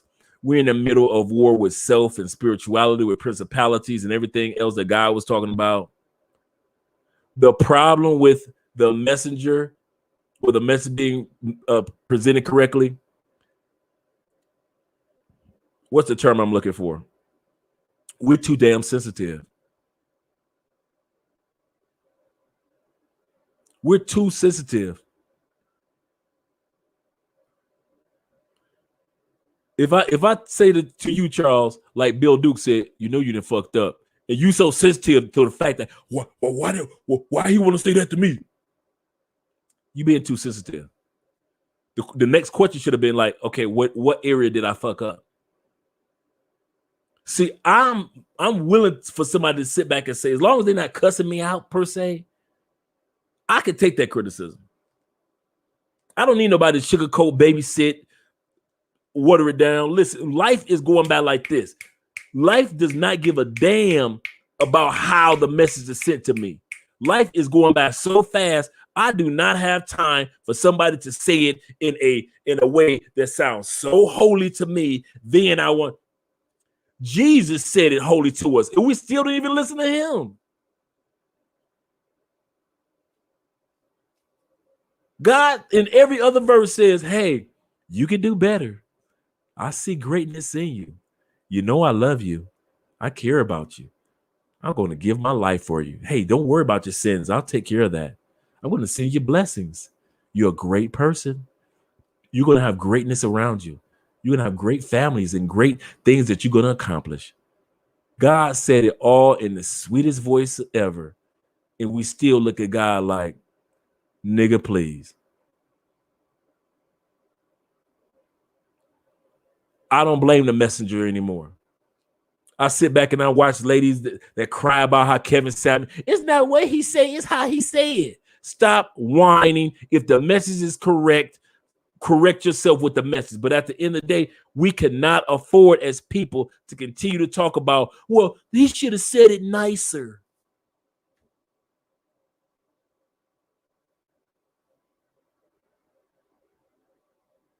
No, I'm glad somebody's saying it. I want somebody to yell at Andre, you are about to run across or walk off the edge of a bridge. Stop. Yell stop at me. Don't let me know. Don't babysit me on nothing. Nothing. Not a damn thing. Nothing. You ain't got to worry about me. I'm not sensitive like that. There's too many of us that are sensitive. You can say, Charles, a person can say the message to us in the nicest tone, and we still cannot take the correction. And that goes back to what you were saying. Absolutely correct. And both things that you were saying are correct. But the receiver, that goes right back to what you're saying. The receiver gets pissed. But even if you say it in a nice way, the receiver still get pissed. All right. Thanks for looking out about the Wi-Fi, homie. I appreciate that. All right. We're not ex-slaves. We're descendants of slaves. Absolutely correct. There's a big difference. Absolutely correct, Charles. But we never experienced slavery. We have to get out of that mindset. Absolutely correct. My dad is Nigerian and used to say how he does not understand how African Americans blame the white man for everything. Everything. But they don't support each other. What? Correct. There's more to the Black American community than battle. Absolutely correct. You're on point, Charles. Hillary says Black Lives Matter narratives is some poverty pimping bullshit. You know what? The sad part is it did turn out to be like that, didn't it? In the beginning, and I was part of Black Lives Matter when it was like 50 people, like way back when. Like way back when it was like nobody knew about it, right? And it's sad to see that it's basically they got the money and ran with it. Don't matter. Black Lives Matter. Doesn't matter to Black people. It is all a lie. That's so true. How it turned out. Unpopular opinion. Black American community needs to be rebooted. one, and I agree with that. I definitely agree with that, Charles. But I think it's one person at a time. I think that this go around, it won't be a collective. I think the growth and the progression is going to take place with the younger community, as well as us that are older, but mainly with the young community, one person at a time. We're going to see one success story, then the next success story, then the next success story, and all those success stories are going to gel us together. And they don't like white people either. Oh yeah, oh yeah. Niggas blame white people for everything. Every white man, everything white. I'm like, man, y'all love blaming white people for everything. If they wouldn't have brought us here, if they would have whipped us, if they would have took us, if the laws would have been equal, I agree with all of what you say 100%. But that does not mean that I'm not going to buy a house somewhere, somehow, some way. This county might not allow me to buy a house, but damn it, I'm about to find a county that will allow me to buy a house.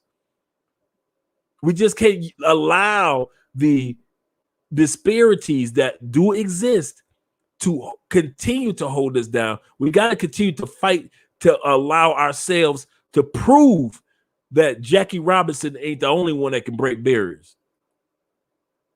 My thing about Black Lives Matter, I believe in the slogan, true, not the organization. Fact. That's a great way of putting it, brother. Great way of putting it. Forgive me, guys, for the periodic freezing that's taking place. We're about to go to the next one. Next statement is, next question that you want to ask yourself in order to unfuck your life is this. Okay, I have a question. Charles says he has a question for me. Let's see. If you guys have any questions, let me know, by the way. Let me get some of that ice. Andre, I have a question for you. Do Afro-Colombians worry about speaking in Spanish equivalent to Iba? Oh, yeah, they do. Yeah, they have broken Spanish here.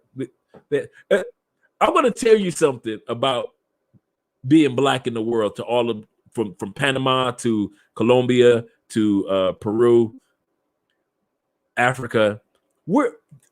There's an undertone of sameness about us. We're kind of, a lot of things about us are familiar to about our African heritage and attitudes and behavior patterns.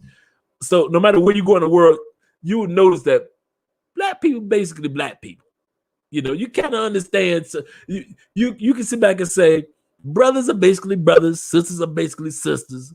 You can go to certain regions and say, well, these sisters are a little different because of cultures and traditions.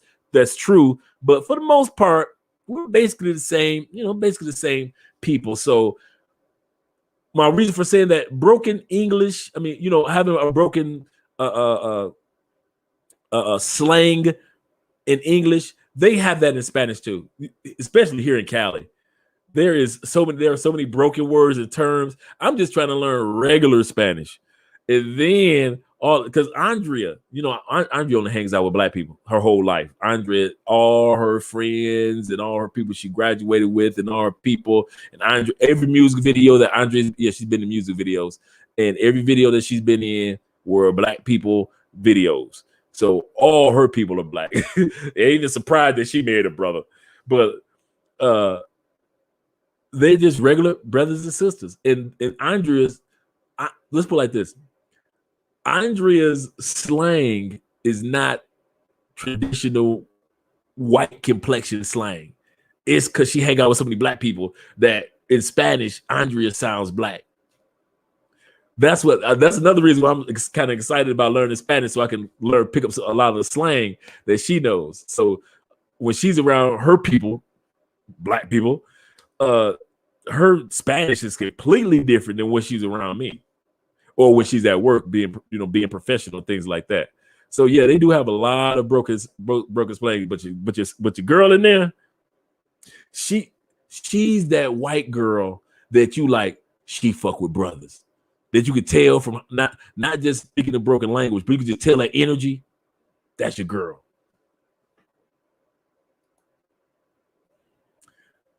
Oh, okay, Hillary.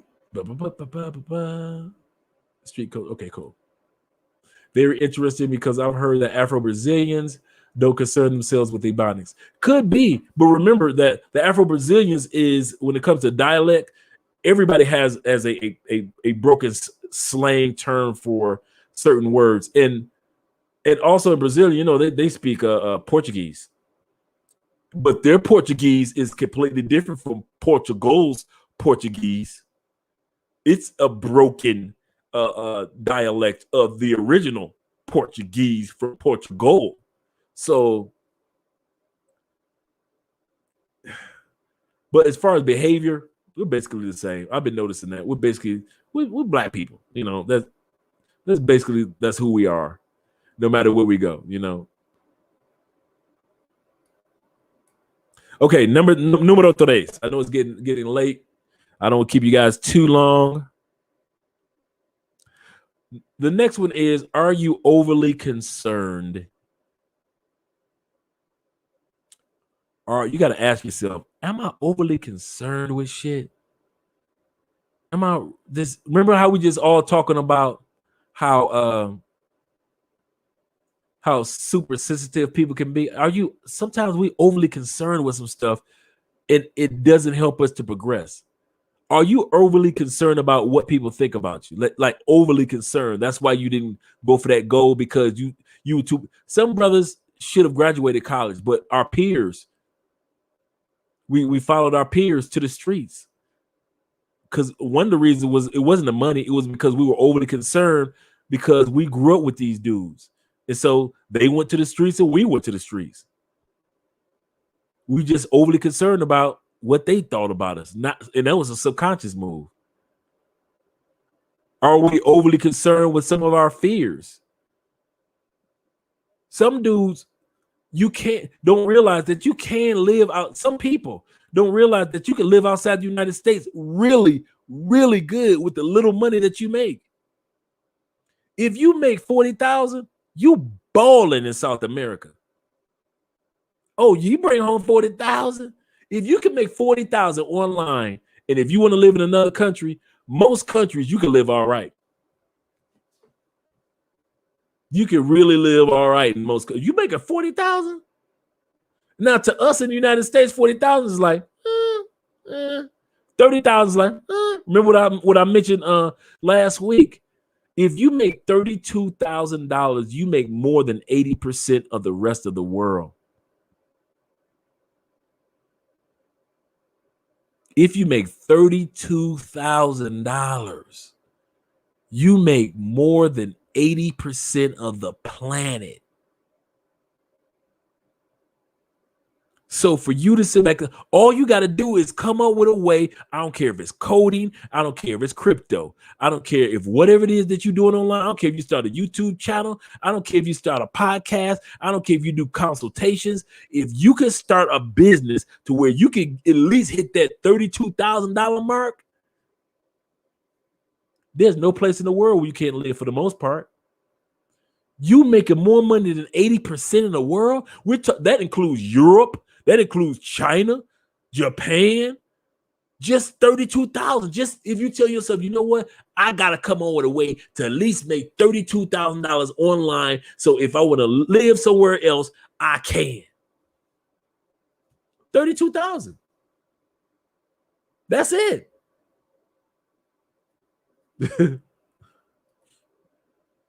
$40K will go very far in place. Listen, we probably spend on this just on home, just like on our home and groceries, gas for our truck, insurance.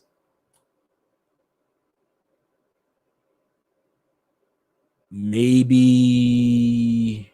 and I'm pushing the envelope, right? Maybe 15,000 a year, maybe, and we live decent,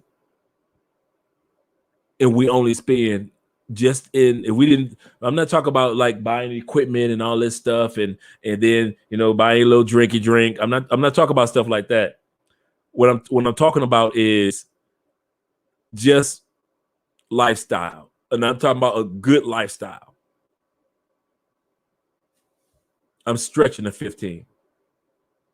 I would say more like 14, 13, 5. That includes groceries, that includes clothing, that includes electricity, Wi-Fi, cable, gas, all of it. Maybe stretching it. Maybe. That means that, why am I saying it like that? That means that every other dollar goes into investments. So just imagine, just say if we make it 40,000 a year, we're only spending 15,000 after tax, right? That means we got a big chunk each year that we could put to the side for retirement savings. Each month, we get chunks to put to the side for retirement. That's how important online job opportunities are, or starting a career or business online, because you have an opportunity in 80% of the world to do exactly what I'm doing. And you wonder why I cut my television off and said, I'm not about to put all my focus on the United States. As much as I love the United States, it's time to put some focus on Andre. My problem was I was overly concerned about the United States and not overly concerned about me. Have you been in a situation where you overly concerned about your family, your friends, your cousin, your kids, your man, your girlfriend, your husband, your wife? You overly concerned about everybody else, but the main person that you should be concerned about, you don't give a damn about, and that's you. I care about me. It don't look like it. Have you noticed that for years you've been putting yourself on the back burner? You should have been finished that book. That degree should have been done. That bullshit relationship that you in, you should have had that kitchen table talk a long time ago, 3 years ago. I don't know why you keep hesitating. You don't like him no more. He don't like you. He about to creep out and cheat if he ain't already cheating. I don't see why you don't sit your ass down, because we got the kids. Sit your happy ass down at the kitchen table. You don't think the kids know that you ain't happy? You think kids don't see us? When I saw my mama in domestic violence situation, tearing up the house every other day, you think I didn't see that shit when I was a kid? I didn't realize that they ain't just playing. Or arguments happen. Kids know what the hell going on with mom and them kids was in your womb for 9 months. You think they don't know your ass like you know them? Really? In your womb for 9 months. They know when you was happy for 9 months, sad for 9 months, angry, mad, hungry, glad. Them kids know your ass. 9 months inside of somebody's body? You think they don't know you? Shit. If they don't know nobody, they know you. If they know when mom is not happy, and for the last 3 years, your little unhappy ass should have been in that relationship with their daddy, and y'all could have been good friends by now and co-parents. But you've been holding on and trying to blame the kids. Don't blame the kids for that shit. Kids ain't had nothing to do with that. No damn thing. They ain't ask you to sit your ass around unhappy. In other words, being overly concerned about everybody else but you. Same thing with you fellas. Let it go, bro. Let her go. Stop cheating.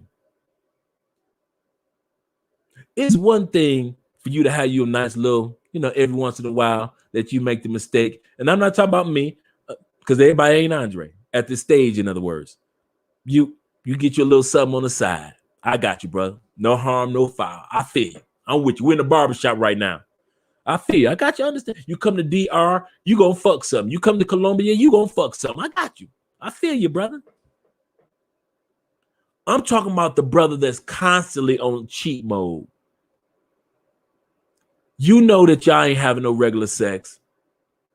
You know you've been having crazy sex outside the house, and your dick been garbage back at home. It's garbage dick. But when you outside of home, you the wildest dude out there. You need to have that kitchen table talk. I don't want another man raising my kids. Well, you need to start. You need to come up with something, dog. Because you being over concerned with everybody else, but you ain't concerned about yourself in the long run. Either you say that it's over and we need to have this kitchen table talk, or your woman.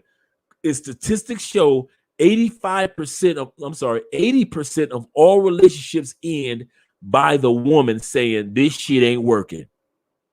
I'm going to repeat it. 80% of all marriages, boyfriend, girlfriends, hookups, friends with benefits, 80% of them end when the woman says, I'm done with this shit. So now you got a choice. You can be a man and sit down with her and say, listen, I guess I like too many pussies too much. I'm not about to be a faithful man. So either we're going to be together and I'm going to be an unfaithful dude, or I understand if we just be co-parents. Because what's going to happen, she going to sit back. She going to sit your ass down one day at that kitchen table. Since you ain't man enough to do it, cool. It may take her another year because she care about you and the kids that much. Cool. But then when she sits your happy ass down at the kitchen table because you ain't had the balls to do it a year ago, and she tell you, this ain't working for me, baby. I love you. You're a good father. But in this relationship, I'm not happy. I'm not being who I'm supposed to be. I'm lying to myself and the kids can see it. So you're going to have to move on, or I'll move on with the kids. You can have this apartment, or we can have this apartment. But we ain't going to stay. It ain't going to work. We're going to stay together. Nah, you ain't going to. It was over 4 years ago. Why are you bitching about her staying together with you? Now you overly concerned about everything else instead of being concerned about getting you on track. So next time you in a relationship, see, that's what I did. I knew that in certain relationships, I wasn't on track. I was overly concerned about making sure that that person was a better person, but I was still a fuck up. I was making sure that they got through accomplishments, but I wasn't accomplishing shit. Ladies, have you ever had a man that was like that? He support every damn thing that you do, but his ass still a damn janitor or act like a janitor.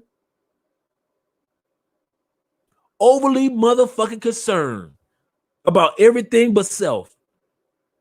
And I'm not saying being selfish.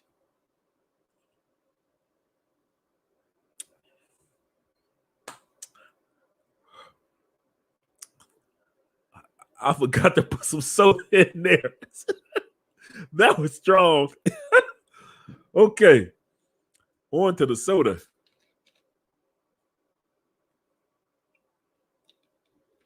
Like I always say, men are only with women for two reasons.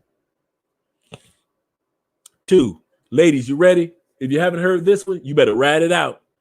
We are only with you for two reasons. Most men ain't going to even admit this one. You ready?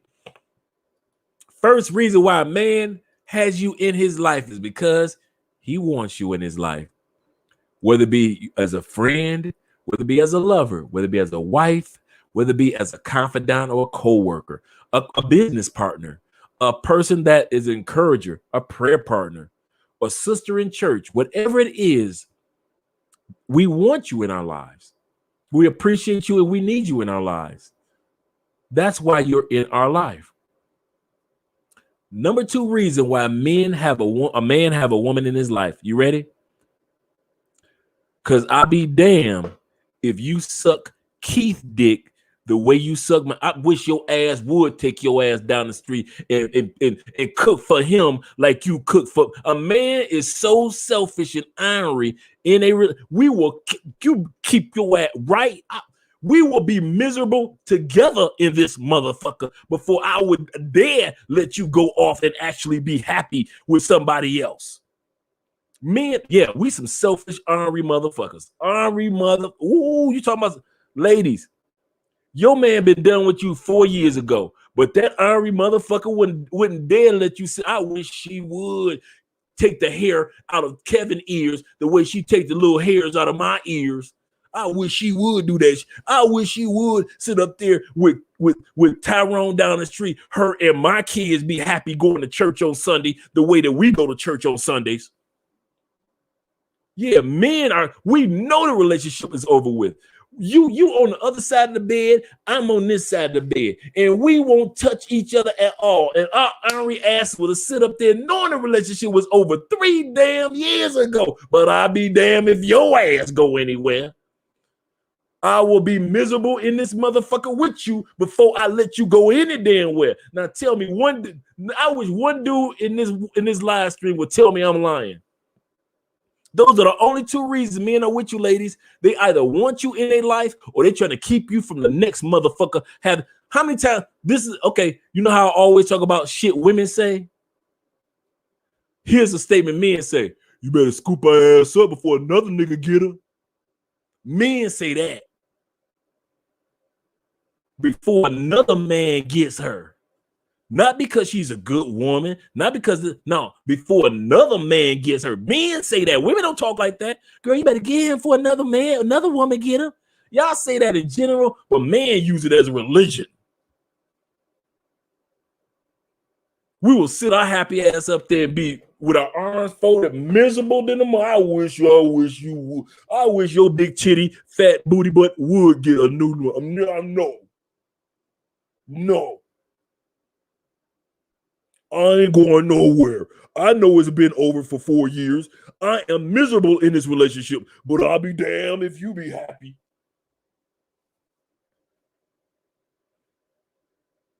Selfish ass, overly concerned.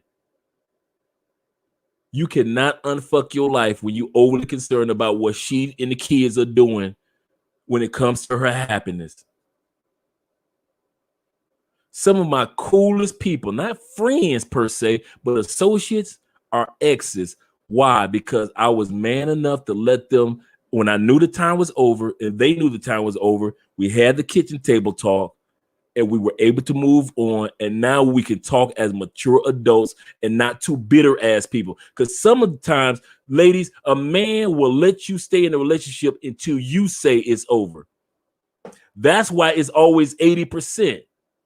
Because his ass will sit up there and wait until y'all say it's over. I ain't going nowhere. And then you had a kitchen table talk, and now you the villain. She ain't shit. Fuck her. That bitch. Blah, blah, blah, blah, blah. You knew it was over, bruh. She knew it was over 3 years ago. Why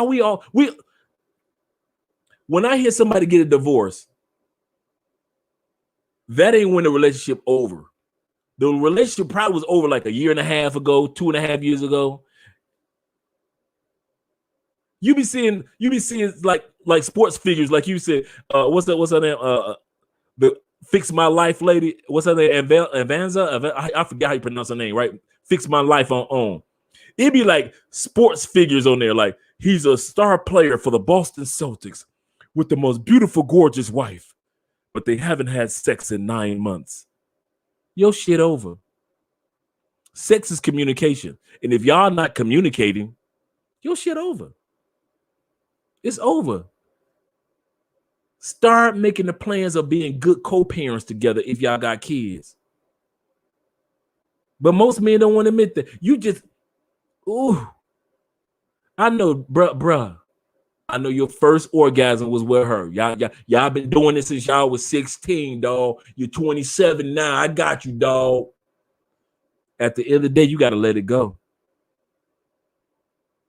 You got to let the ladies go. That's why we always make the ladies the best. In a divorce, they get all the money. They get all of. Dude, you should have been gone. You should have been out there. Some of y'all dudes that's watching me right now, you should have been had your ass out the house 2 years ago. You should have been walking in your blessings right now. Not visiting DR. You should have had a villa in DR by now. But no, your happy ass decided, I wish she would get that pussy to somebody else. I wish she would have oral sex and fellatio with another man. I wish she would be happy going to Busch Gardens and going to Universal Studios and taking my kids with Mickey Mouse ears with another man to Disney World. I wish she would. Not realizing that women will get to the point they're like, you know what, babe, this is not working for me, and I guess I'm gonna have to be the bigger person and tell you, get the fuck out the house. And now you're looking at her like she's the arch villain because you overly concerned about everything else but yourself. Sometimes it's not, fellas, ladies, it's not selfish to be concerned about yourself. It is foolish to be overly concerned about other shit. Some of you ladies, you overly concerned about your kids. Your kid's 18, 19 years old, and you try to talk about this is the man in the house. That boy is a boy. He don't want to be the man in the house. He want to be the man of his house when he become a man. This is my little man. No, he's a boy. He's a teenage boy. He's a young boy. He's a young man. But he's a boy. Let him be a boy. This is my little man. Stop treating your sons like they're your boyfriends because you ain't got a man. Just because you fucked up with the baby daddy and you decide to leave him when he was a good man, that's on you. Don't be trying to make his son a substitute for a man. You overly concerned about that shit. No. Some of you mothers are too overly concerned about your kids. You all in the kids' business. You cussing out that boy's girlfriend, calling her a bitch. You are 37. That child is 15-year-old girl. How the hell you gonna tell your son that 15-year-old girl ain't shit? She is a 15-year-old child. Science. The human brain does not stop its development until the age of 25. Yeah, I know some of y'all don't even know that because you're 24, right? The human brain does not stop its final cellular growth to where it's like, bam, I'm done. I'm a whole brain until the age of 25. So you're expecting a girl that's 15 years old to have sense enough to show true love to your little man, your little 14-year-old, good hair, little light-skinned man. She's a child, and you calling that child that little young bitch just trying to fuck my son. She just... No, you too overly concerned. Sit your happy ass down somewhere and let that boy grow as a man in developing and understanding relationships. And we come to you and say, Mama, I need some advice on how to buy some flowers for a lady, Mama. Mama, I need some advice on how I should, how I should treat her. Should I do this, Mama? Mama, I need some advice on, where to buy some condoms. Because, Dad ain't here because, since y'all ain't together, Dad bitched up, Mama. So I need you to show me where to get some condoms at, Mom. He should be able to come to you with some stuff like that. But all that being overly concerned, can't nobody hurt my son. I wish a bitch would hurt my son. That child is 15 years old. Stop being overly concerned about that boy's relationship with that 15-year-old child, calling that child a bitch or that little young hoe. I heard her mama was a hoe too. That's none of your business. Some of you ladies, you overly concerned about too much shit. If you go unfuck your life, you need to realize what you need to be concerned about and what you don't need to be concerned about. Example.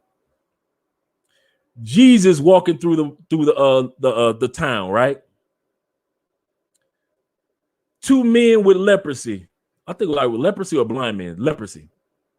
Son of David, help us, son of David, blah, blah, blah, blah, right?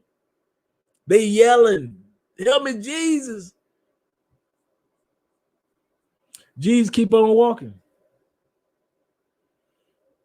Lord, it's us. Jesus came back, helped them out, kept it pushing. Notice, when Jesus was walking, there were thousands of people that followed him. Do you believe that there were other people that were blind and other people that were lepers and other people that were in need that were following Jesus? So why did he stop for these two blind dudes or two leper dudes?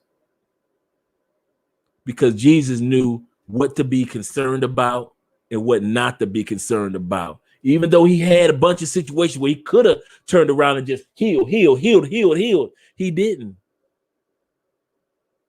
Some of y'all don't know how to sit your ass down and be concerned about what you need to be concerned about and not be concerned about. That's why your life fucked, because you don't know what you need to be concerned about and what you don't need to be concerned about.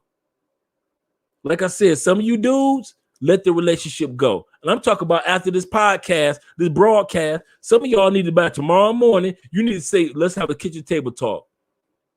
We ain't had sex in 9 months. What's going on? Are we gonna be together? We're not. She been waiting for you to be a fucking man and say it ain't gonna work, so she can move on with her life.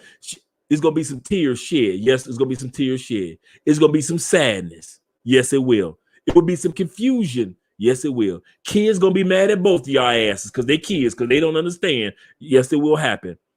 But after a while, peace will come. That person whom you at one point in time didn't know if you could live without and they could live without you, you are going to be happy and you're going to find your happiness because you're going to be concerned about your happiness. If they're going to be concerned about their happiness, and the kid's going to be happy than a motherfucker because mom and dad happy. And so now they can be at peace with the fact that y'all happy.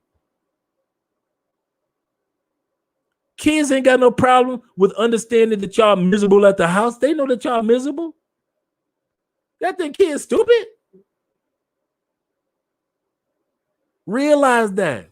Realize that in such a way. In such a way. I'm so thankful that I don't have any children. I don't have any shorties either, because some of these dudes I know are going through hell with the court system. That's another thing. The system. A lot of you dudes keep the baby mama. You don't love her. Come on, let's be real. Let's be real. Ladies, I'm sorry. I'm about to bust your head. The only reason he next to you because he don't want to pay child support, because he know once he leave out the house, he got to pay child support. He give a fuck about you. I'm still be. You know how many females we fucking behind your back? Fucking on whoever I want behind your back. That's why. Listen, if I ain't fucked you in 9 months, I'm fucking somebody in 9 days. You better believe that.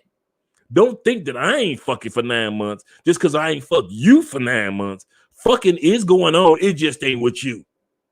And the only reason a lot of dudes are not allowing you to live your blessing is because they don't want to pay child support.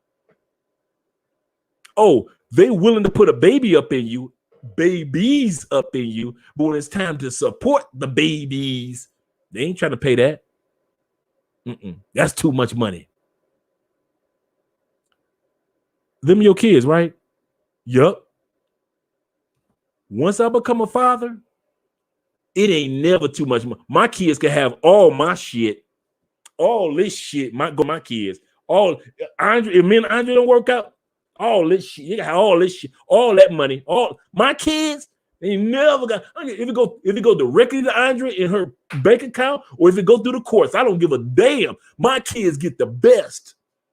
Damn worried about what the courts got to say. If the court say, Andre, $5,000 a month, if that's all, what more y'all need? For my kids, if that's all y'all need, 5,000, I'm giving 7. Damn that. Them my babies. It ain't enough money that I can give for my kids. I'm about to sit up here and bitch about child support for my babies, my blood. No, I don't get it. I don't understand what dudes be talking about. Man, they want to take $100 out of my motherfucking bank. You can have all this shit for my babies, as long as but the mama gonna be like this. She's spending. Okay, I'm about to hurt some feelings tonight. You ready? Now a lot of you dudes can sit back and say, "Well, Andre, you ain't paying child support. You don't understand. You don't know." Okay. Child support ain't nothing but a motherfucking rebate. And I want to hear the ladies say amen. Child support ain't shit but a rebate to the mothers. Do you brothers actually think that the mothers wait for your child support check to buy a pillow and a sheet and covers for your child? Brother, that's money being paid back. That's a rebate. And usually child support don't cover what she paid. Your child need a computer for school. You think she waiting to the end of the week? The teacher said your child need a computer for school to motherfucking day. She ain't waiting until the end of the week for your little lousy ass $250 a week or $500 a week to come through to buy your child a computer. She taking her happy ass with her money from her purse to go to damn Lowe's to buy your child, to Walmart to buy your child a computer so your child can have it. And what you give is a damn rebate, giving her money back for what she done already paid for. She ain't waiting for you for your child support for no damn pillows. She buying them pillows with her money. And then the rebate comes in the name of child support. Don't you never think that you said, there are very few men that I know of that give more money than what the woman gives when it comes to when you sit up there, you say, her budget, my budget. They are very, unless you like a basketball player like LL Cool J, $20,000 a month for child support. I got you on that. But most of us ain't basketball players in LL Cool J. Most dudes paying about, $250, $100 a week, maybe $500 if you pushing it. Most of us ain't paying $1,000 a week. And if you paying $1,000 a week, you got it like that. I got you. I understand. You said, but the baby mama, I got you. I feel you, brother. I'm with you, bro. But most of that shit is rebate. Us average dudes, it ain't nothing but a rebate. Your child gets sick, need to go to the doctor's office, need medication, prescriptions, got to get some vaccine for the chest and everything else. The mama ain't waiting to the end of the week to buy all that shit. She reach in her purse, buying all that for the babies. And then when your little lousy ass few dollars come through, and she looking like I spent $250 for the babies, and he only paid $100 in child support. This shit ain't adding up. So don't y'all ever sit back. Two things when it comes to child support that I don't babysit with men is that we put a price on our kids.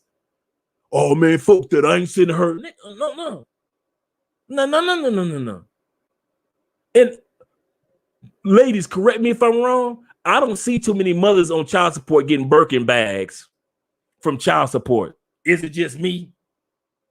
I don't see too many mothers on child support going to the Louis Vuitton store buying Louis Vuitton luggage with child support money. Not regular everyday mothers. I don't see regular everyday mothers saying like, "Woo, I finally got that child support check. I go ahead and pay off my Mercedes-Benz note for this month." I ain't seen regular mothers saying, "Boy, child support is the come up." No, let's be real, fellas. Fellas, come on. I'll pay child support. This is some bullshit. I got you, bro. I feel your frustration. I'm with you. But let's look at it for real, for real. Average everyday mothers ain't coming up. Child support ain't no come up for average everyday mother. Between her paying for soccer classes and football classes and recitals and homework and tutors, and the teacher schools ain't paying for books no more, and schools ain't paying for paper, and they got to come to school with damn near everything they need for the year: paper, pens, books, everything else. Kids in elementary school paying for college, paying for kindergarten like they paying for college. You got to bring all your shit with you. And you sit up there bitching over your little $100, $150, $200 for your flesh and for your DNA that walks on the planet. That baby boy looks just like you. She named that baby after you. And you want to bitch about child support? You really think your little $150, your little $200, let's say 500, let's say 500. Do you really think that the average mother, your $500 a week is a come up and making her life grand eloquent? Like she out there playing tennis and golf lessons and shit, and she getting bowling lessons with your little $500. You telling me she walking around like in Jimmy Choo shoes and shit, and she got the Keith and I forget the dude's name, Keith and I think it's Keith and Davis, the brothers with the red bottom hats that you be sitting around like the badass brims, and the bottom of them are red, the one that I just ordered, and them motherfuckers like $700 a piece. You tell me she walk around with those from child support? I'm talking about the average mother. I ain't talking about dudes that own like 3 businesses and you paying child. I'm not talking about you dudes. I got you. I'm not talking about sports figures and entertainers. I'm not talking about them dudes. I'm talking about us average, every day, sitting in your cubicle or working at your factory job or you, whatever it is, you just regular dude. You telling me your child support would it just catapulted her life to where now she can go ahead and pay for law school with your child support. That's what you're trying to tell me. Or you just trying to tell me you just overly concerned about some shit. See, me, I'm like this. If they tell me, Andre, you need to pay $5,000 child support, guess what? I must be making enough money to be paying that motherfucker child support. I'm telling you, I'm not that dude to sit back and take a challenge and whine about it. I'm the dude to say 5,000. I'm gonna go ahead and make enough money to where they looking next time they looking at me. They look like that 5,000 was a damn thing to him. That wasn't nothing to him. I'm not about to sit up here and bitch about it. I'm about to take my life to a level to where that 5,000, I'm looking down at that 5,000 like it's nothing. Like it's nothing. When you unfuck your life, nothing can stop you. Nothing. You look at everything like, okay, cool. I'm about to prove to y'all that 5,000 ain't shit to me. That's how you have to look at it. But if you crying over 500 or over your little measly $100 of child support that you pay every week, and let's put it like this for real. You ready, fellas? That's your fault you got 3 baby mamas. That's your no. Condoms cost less. Condoms cost less than $5. The box is less than $20. Just because your lazy ass couldn't go to the drugstore and buy magnums and now you paying, that's your fault, player. Now, if you were married or in a long-term relationship, I got you. I understand long-term relationships. But I'm talking about you dude you had a like Luther Vandross, if only for one night. You just was smashing for 1 or 2 nights and you got her pregnant. That's your fault for not wearing a condom. You can't be hot and mad. You can't be talking about society don't care nothing about you. All the mama looked out for all the time. All you had to do is put a damn $5 condom on and you would have been good. But oh no, I don't like how condoms feel. I don't like how child support feel. Fuck that. Fuck that. From the way y'all talk about it, I don't like how child support feel. Now what? Now what? Now what we gonna bitch about? Ladies, like I said, you gotta stop being overly concerned about shit that ain't got nothing to do with you. If it ain't got nothing to do with you, sit your happy ass down somewhere. Stop it. Stop it, ladies. We love you. We appreciate you, but you gotta stop overthinking, over criticizing, over gossiping, over putting yourself in other people's business. You need to be concerned about you. You are on this planet just like your kids are.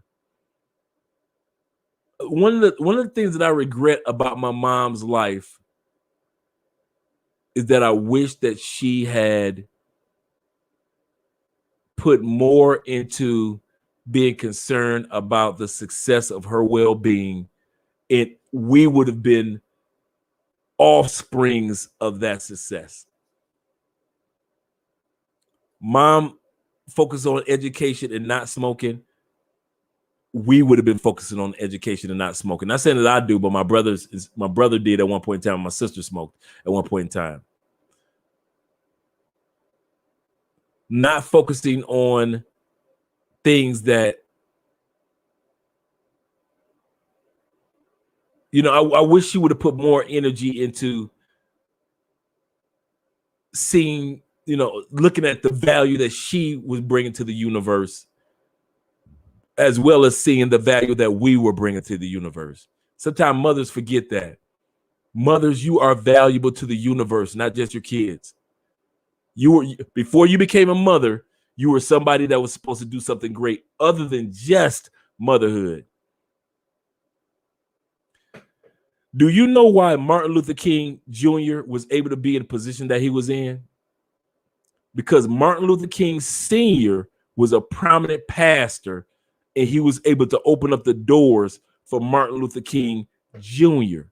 If it wasn't for the success of looking at himself, Martin Luther King and the family, which is his wife as well, Sr. looked at themselves and brought the best out of themselves to where the son saw the best coming out of his mom, the best coming out of his dad. When Junior came along, that's all he knew was be the best you. That's all he knew. Because Martin Luther King Sr. was a prominent pastor at that time period. You better do your homework on Martin Luther King Sr. Same thing, people from Detroit, you already know Aretha Franklin dad was that pastor. Also, the Clark sisters' mother. And you from Detroit, Clark? There was a time where there was no splitting up choirs into the tenor, the bass, the sopranos. There was the Clark sisters' mother was the one that did that in the Black community that broke up the sounds and said, okay, these voices go with this one or this one. There was nobody. So when she focused on her successes, and it reverberated to the daughters, and that's the Clark sisters that we know. But nobody realized that the mother was the one that all these choirs that we see in every churches every Sunday, and we can't take for granted that that the sound is just separated with baritones over here, sopranos over here, the altos over here, the tenors over here. It was the mother of the Clark sisters that came up with that concept in the Black church. In other words, she was overly concerned with self and it reverberated to the kids. You need to focus on success of self so some shit can jump off onto your kids. But if you just focusing on your kids, you don't have nothing in you that they can sit back and say, oh, mom did this, that, and this. I can do it.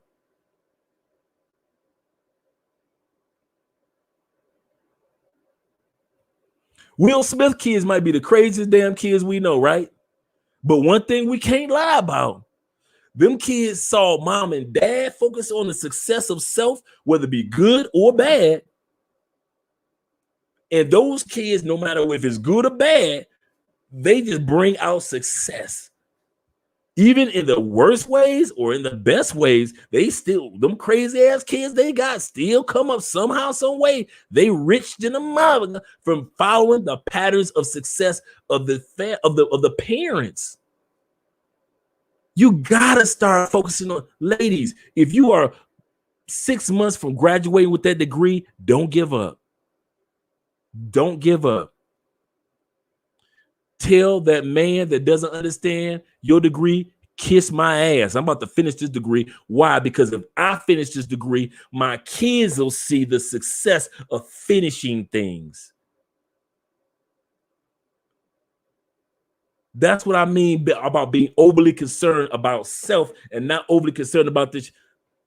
Y'all should. I can't tell you what season the Housewives of Atlanta's on. I ain't watched that shit in so many. I can't tell you nothing about what show is on. I can't. I sit back and I look at YouTube. You flicking through YouTube. You're looking for something like how to put together a studio, and all of a sudden some shit like on. Oprah still got a damn television station. That's how you should be, because I'm like that. That's how you need to be, because you're so focused on the success of self, because you know that success of self reverberates into the next generation. We got TaylorMade in the building. Russ. That's what we need to focus on. So one of the ways I miss my mom. She's still alive due to COVID. Okay, I miss my mom. She's still alive, but due to COVID, oh yeah, I can't see her. Man, I feel you on that, brother. You know what? You guys are giving me two things to lift up in prayer tonight before I fall asleep, because I do pray for us all. Andrea know that her man is a praying man. I may curse a lot, but I pray a lot.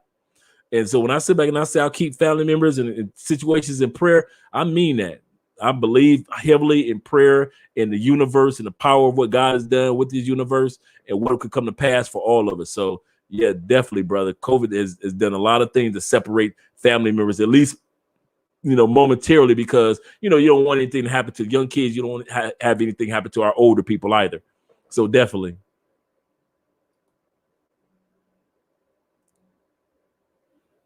Grandsons did not inherit the seed. Maybe not. Maybe not the grandsons. I understand that part. And this is the other part. I'm not saying that if you're successful, that every generation beneath you shall be successful. I'm not saying that. But what I'm saying is at least try. At least try. At least try to bring success and break some generational curses and take life to the next level for family. Andrea dropping me my email. Deal. Let me drop my email for you guys too as well. Let's see. Let us see.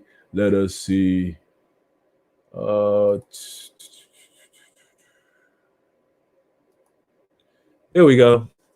I know that's the long version, but that's it. Andre and Andrea info@gmail. So anything that you guys want to email me about, even with the other channel, mostly money, you have some questions about the rental assistance programs there, definitely email me, guys, and I'll send you out the list of all 50 states.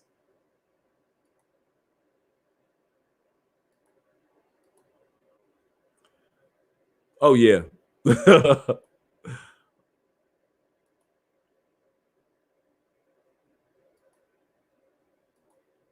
Let me see where we are. Professor Dre, I agree with you on praying and the cussing. Yeah, sometimes you have to cuss to get your point across. Yeah, and I try to every week. I tell myself, I'm going to curb the cussing, the profanity. I want to get better with it. Plus, everybody sees me on the other channel, and I'm so poised and professional on the other channel. So I try to okay, Andre, come on, stop. You can't curse all the time. And it's kind of funny because in real life I don't curse this much, right? Like when the camera's off, I don't curse that much. Then when the camera comes on this channel, it's like drink in hand, and all of a sudden the cursing comes to life. Okay. The next one is, in order to unfuck your life, I'm telling you, fellas, this one worked for me in such a way. Ladies, listen. You got to forgive and forget. I know some people say, I can forgive, but I can't forget. I'm not talking about the negative only. Sometimes you need to forget your successes in order to stay hungry for the next level of life. We're going to get back to the forgiving part, but sometimes you got to forget that you was the shit momentarily. It was cool to get the plaque for 100,000. Remember I said it made me feel like I didn't know a damn thing and I'm at zero. I forgot all about the plaque. I kid you not. When y'all see us at 100 or something thousand, we're like 103,000. I feel more like 3,000 than 100,000. Paul said in the Bible, he said, I forget those things that happened in the past and I press toward the mark of the goal in Christ. Paul, we're talking about the dude that had spread the gospel all over the world. He said, forget that shit. We're talking about a dude that had been incarcerated, beaten, lied about, attacked, ran out of towns. He said, forget that shit too. Sometimes you got to forget about the bad things that's happened to keep you moving forward. And sometimes you got to forget about some of the good stuff that's happened to keep you hungry for more in life. Sometimes you can get lazy with success. When success is constantly coming, all of a sudden you're like, I'm good. You know what? I'm cool. Some of y'all been successful with that same job for 15 years. But the promotions and the raises that you get are so low that you like, damn. But you don't realize it until maybe 10 years later that your promotions were not worth it. Some of you win awards on your job and do great things. Forget that shit. You got to stay hungry in this life to be successful. You got to stay hungry. You got to always be on the mode of, I'm about to take my life to the next level after you reach one level. Forget that shit. You got a Porsche and forget that shit. You got a $200,000 house and forget that shit. Be happy, appreciative, be grateful, yes. But don't look at it like you've hit the end of the road. All I ever wanted was a $200,000 house. Well, damn it, that ain't what all God had planned for you. God said, I got a $500,000. Well, I don't want a $500,000. Well, he ain't asked you that because you don't know what he got planned once you get to the $500,000 house. You living your little lazy ass plan. He trying to give you the real blueprint. So at the end of the day, sometimes we got to forget some stuff. And some of the stuff we need to forget are our successes. So we can stay hungry, not just because of forget what somebody did to you or a situation that happened when you were young. I'm not talking about just those situations. I'm talking about some successful, great situations that happened to you that brought you to one level. I remember I was listening to Les Brown. At this time period, Les Brown was making about $5,000 a speaking engagement. And he had met this younger dude. And the younger dude said, how much you charge for speaking engagement? He said, $5,000. And he was like, why do you only charge $5,000? He was like, because that's a lot. And this is like in the 80s, right? He was like, well, how much you charge? And this is a young dude that didn't have any experience speaking like Les. He was brand new to the speaking engagement game.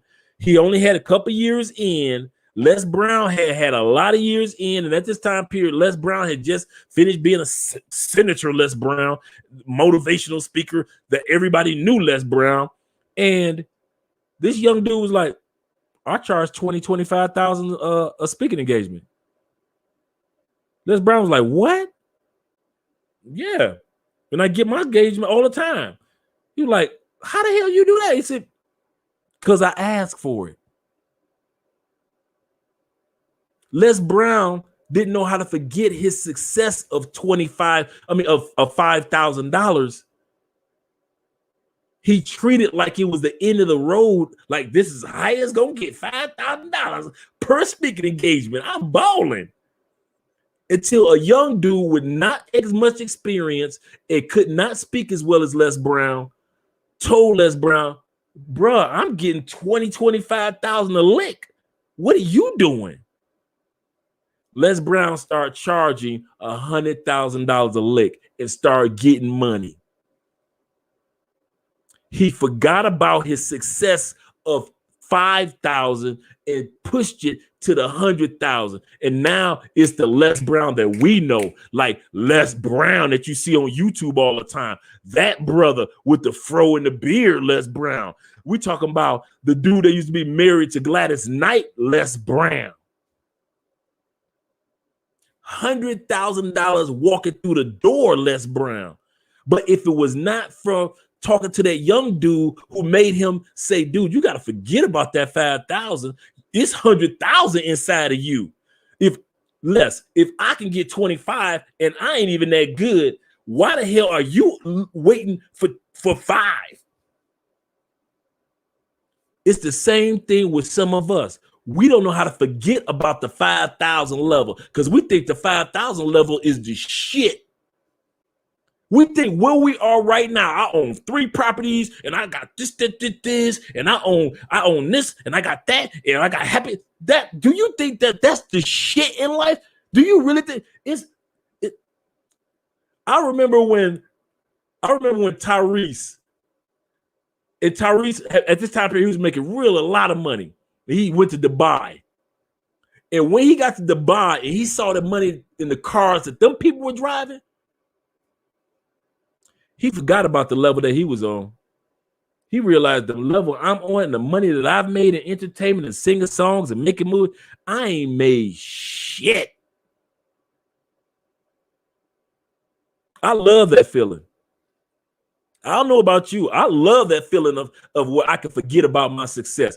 Andre, you ain't done shit. Don't get it twisted. Oh, you done moved to Colombia. You done married your beautiful wife. Y'all bought this. You ain't done shit. You own this. You got this many investments. You ain't done shit, Andre. You ain't done shit yet. You just at the beginning of the race, bro. You might as well forget all about the shit that you did in 2020, 2019.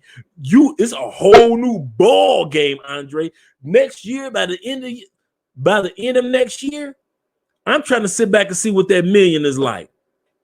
I want to see what that million from like Russell always say, laptop lifestyle. I want to be the brother that moved outside the United States and he actually cracked that million outside the United States.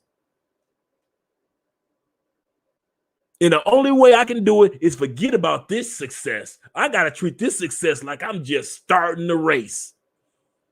I got to get new mentors, new marketing team, new people that can help me out with this, help me out. All the people that helped us to 100,000, that's all they could do. Now I got to get a whole new team of people that can help us to 1 million subscribers and $1 million. That means more money, more equipment, more everything.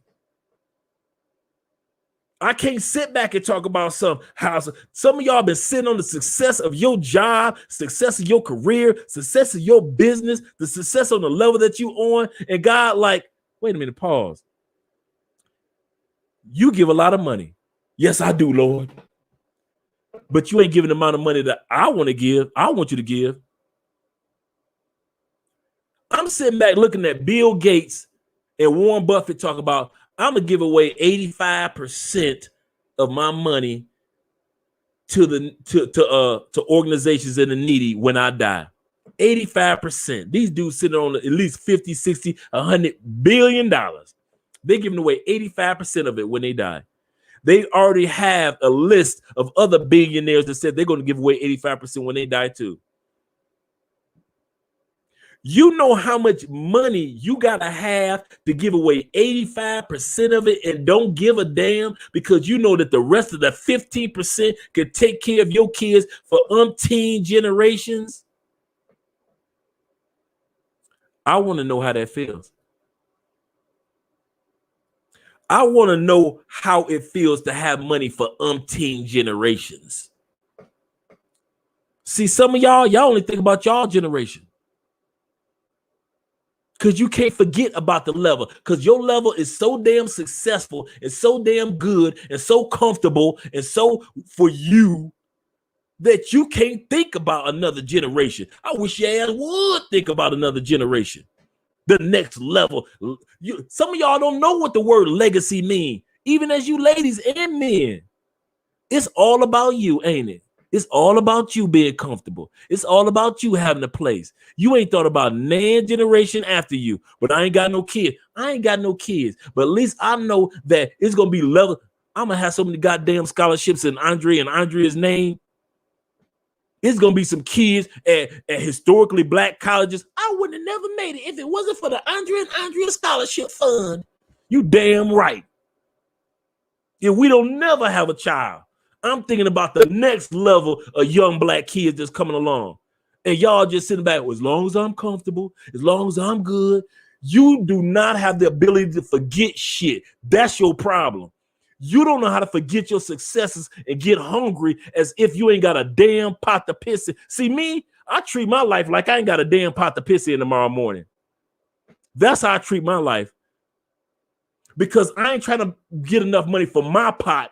I'm trying to get enough money for the pot that comes after me and the next young person's pot and the next young person's pot and the next young person's pot. I can't give away stimulus money every 2 weeks twice a week thinking about Andre. Do you really think I'm giving away every month? We give away about $200-$300. You think I could give that away in anywhere I live? Just thinking about Andre? I'm trying to get to the point where I can give away $300,000. What the hell? I'm not talking about these pastors in church like we give. No. Damn that. I'm forgetting about the level of success I have.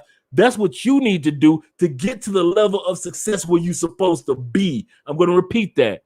In order to get to the level of success that I need to be, you got to forget the level of success that you're on.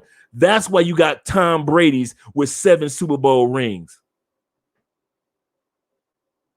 The dude don't give a damn about last Super Bowl. That's why you got LeBron James, Kobe Bryant, Michael Jordans, Bill Russells with 2 hands full of rings. Because they didn't give a damn about the last ring. When it was time to train for the next ring, they forgot about the last ring and focused on the next ring as if they never had a ring. Can you do that? The only way you're going to unfuck your life is you forget about some shit. Not just the bad part. My mama did this. Got you. Daddy wasn't shit. Got you. Your uncle touched you. Sad. I feel you. White man did you wrong. I feel you, brother. But the only way you're going to get through this life is not forgetting and overcoming the bad shit, but you got to forget some of your successful stuff. Some of y'all so happy with your successful ass life or your definition of successful, can't nobody get shit. It ain't a little kid. Some of y'all are really good in math. But you so focused on your success that you don't even go to the Boys and Girls Club to do tutoring. Go to the Big Brothers and Big Sisters programs and do artwork. You don't help the kids after school at the YMCA at least for 1 day a week because you so focused on your little success that you don't do nothing. One thing that I love about Russ with Tailor Made Dreams is one thing that you're going to know about Tailor Made Dreams is this. Two. DR and orphanage. They're the only 2 words that you're going to hear. You ain't going to hear, I'm successful with this. This is my Russ voice. I'm successful at this. I'm successful with that. Motherfuckers say, hey, listen, I'm going to let you know. Come to DR. You need to bring your ass to the sewer because all these beautiful women here. No, you don't hear that. I'm about to have a yacht party with all these bitches. You don't hear that all the time. What do you hear all the time? Come to DR. The kids at the orphanage. That's it. You don't see him flaunting women across the screen. Look at all these beautiful ladies in DR. Y'all better bring your ass down to DR. I'm telling you now. You don't see that shit. All he ever talk about is the kids and coming down and enjoy yourself in DR as the island as a whole. Laptop lifestyle, number 3. That's all he talks about. In other words, he's forgotten the level of success that he's on, and he's pushing to another level of success. This dude shut down a channel and started another channel that was just as successful, if not more than the first channel.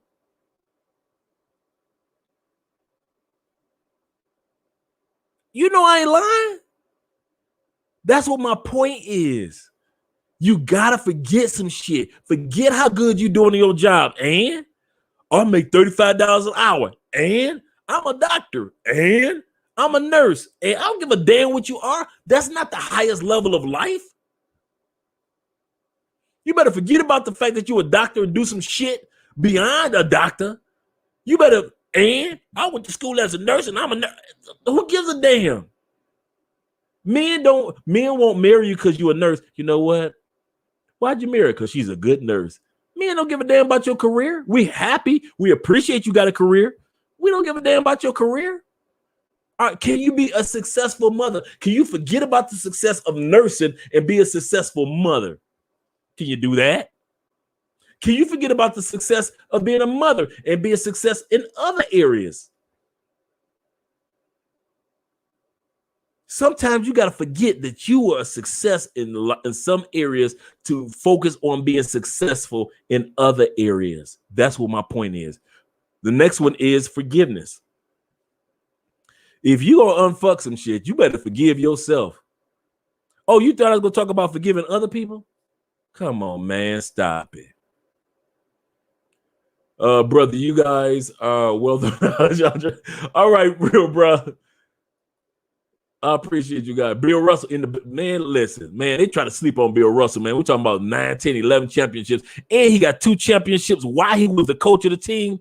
Michael Jordan didn't do that. Michael Jordan did not get 2 championships while he coached the team at the same time. I know, right? Definitely. But yeah, forgiveness. I'm not talking about, you know, what happened to me when I was a child, blah, blah. I'm not talking about that. We all got to work on that part. I got you. Let's just talk about self-forgiveness. The only way your business is going to succeed, you got to forgive the fuck-ups that happened in your business that kept it from succeeding. The only reason your book didn't get written, because you probably didn't forgive yourself for not finishing off last year when you told yourself you're going to finish it off last year, and you didn't. Forgive yourself. Move on. You told yourself you're going to lose 30 pounds last year, and you still got the 30 pounds, you got 35 this year. Okay, cool. Forgive yourself and go ahead and work on what you need to work on. You trying to unfuck your life anyway. You're going to die working on stuff anyway. Like I said earlier, there are people in their 80s that say, you know what? I'm tired of being unhealthy. Let me go ahead and do what I need to do. I know one. I was watching a show called the Centurions. It's about people that are over 100 years old and them accomplishing goals. And it will amaze you how many people over the age of 100 are treating their life like ain't shit happened, and they start from scratch at 100. Let me go and climb this mountain over here. What? One dude was like, I'm 100. Let me go and buy my first Jaguar. What? Or first no, what was it? It was I think it was a Charger, Dodge Charger. Let me buy my first Charger at 100. Now, we younger than 100. We looking at 100 like that's your sit your ass down years, right? No. See, these people know how to forgive and forget. I forgive myself for not getting that Challenger when I was a young dude, but I'd be damned if I don't get it now, even though I'm 101 years old. Bam. I forgive myself because I didn't climb that mountain. One dude, he wanted to climb a mountain in Hawaii, but his knees was bad. So after his knee surgery, he told his doctor, I'm gonna send you a photo. Doctor was like, okay, cool. You know, photo, how you doing?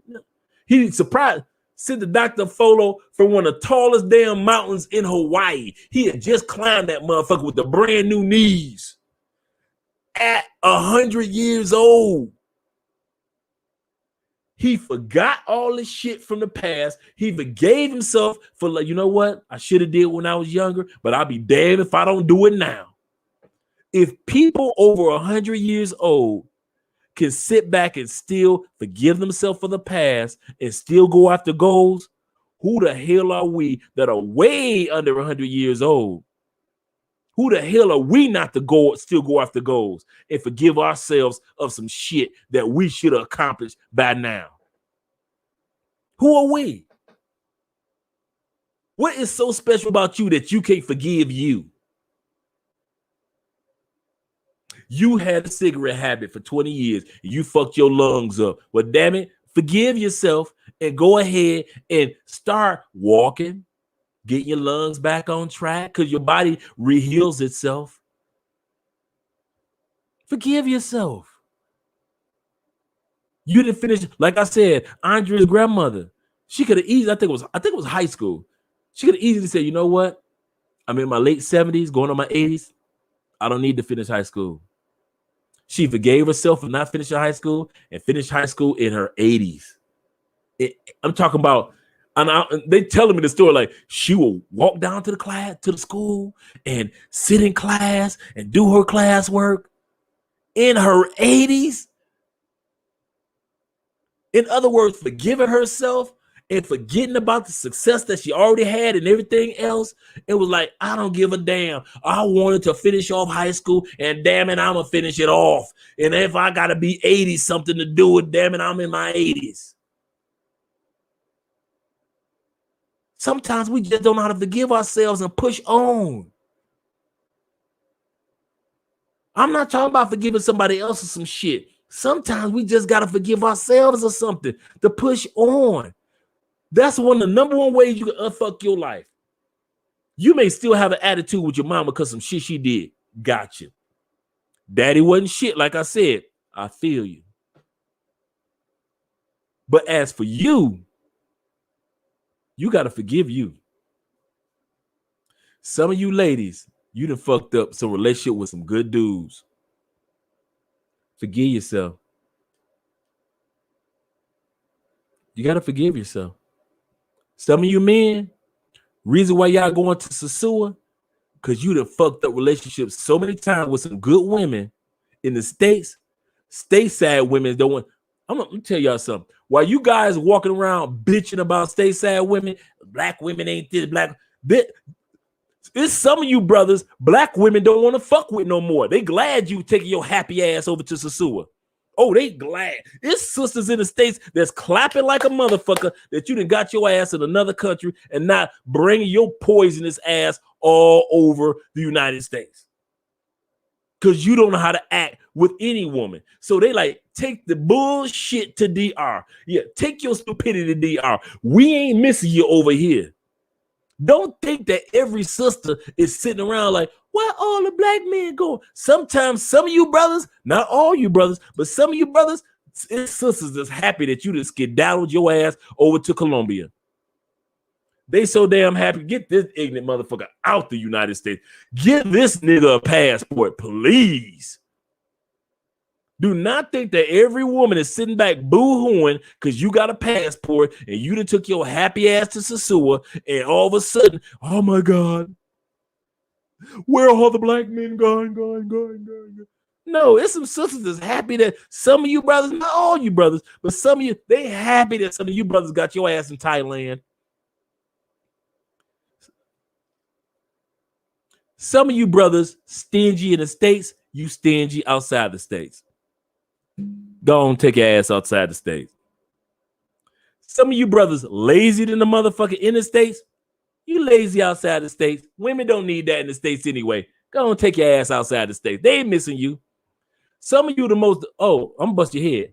Some of y'all are the most domestic violence motherfuckers. If you think that if y'all think that we don't realize among us males that travel, that it's some domestic violence motherfuckers that's inside of our groups. Do you think that all of us are like this? We know that some of you dudes, why y'all in the States, always put y'all nasty ass hands on women, always smack hurting. You got a police fucking files that big in the States. Do you think women in the States are missing your ass? No, they missing brothers like me. They ain't missing brothers like your ass. Come on, man. They happy that you took your ass over to DR and you beating them bitches' asses and not putting your hands on another sister in the States. Take your domestic violence ass on. It's some sisters happy that y'all got passports. Don't think that every sister is boo-hooing because brothers didn't got a passport.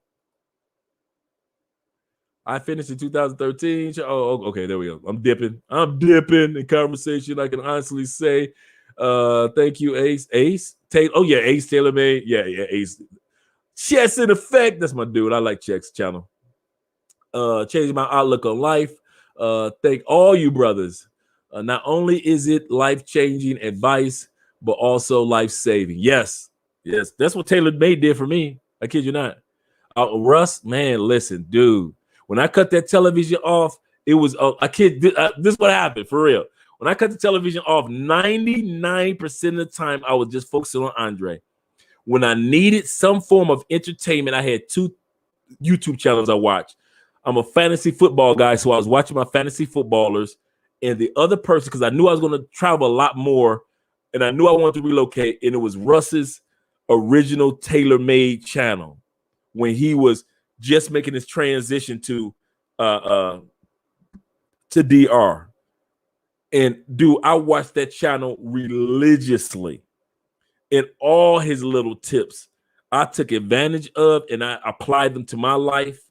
And I realized the number one, and it went over a lot of people's head. The number one tip that I took away from Russ was, you need to change in order for this to be successful. A lot of dudes try to emulate what Russ and what Ace has done and what I've done, and it doesn't succeed because they didn't change in here to make the outside successful. So they like, I'm going to Sasua because Russ did it. And they go to Sasua or they go to DR or another part of DR and it fails. And they wonder like, wait a minute, I went to the same place that Russ went. I thought I follow Flip Flop channel and Bo Regs, and I follow Chats, and I follow all the other channels. Why didn't it work for me? Because you ain't unfucked this before you went to the other locations. Well, I went to Colombia and I follow Ace and Love Crossing Borders and Life with David and Carlton's channel and learn Let's Speak Spanish channel and all these brothers that are in Colombia. Why didn't it work for me? You didn't unfuck yourself before you got on the plane coming to the United States. I'm coming from the United States. You were fucked up while you were in the States. You got off the plane and you were still a fuck up. That's why it didn't work for you. One thing that I learned from Russ early, from watching his story, you cannot be, I'm talking about a lot of you guys didn't see the original channel. A lot of dudes did, but Russ showcased you can't be a fuck up and do what he was doing. That I did know. You cannot be fucked up in here, not have discipline, guidance in here, and try to accomplish what he was doing with moving from the States to DR. It was impossible.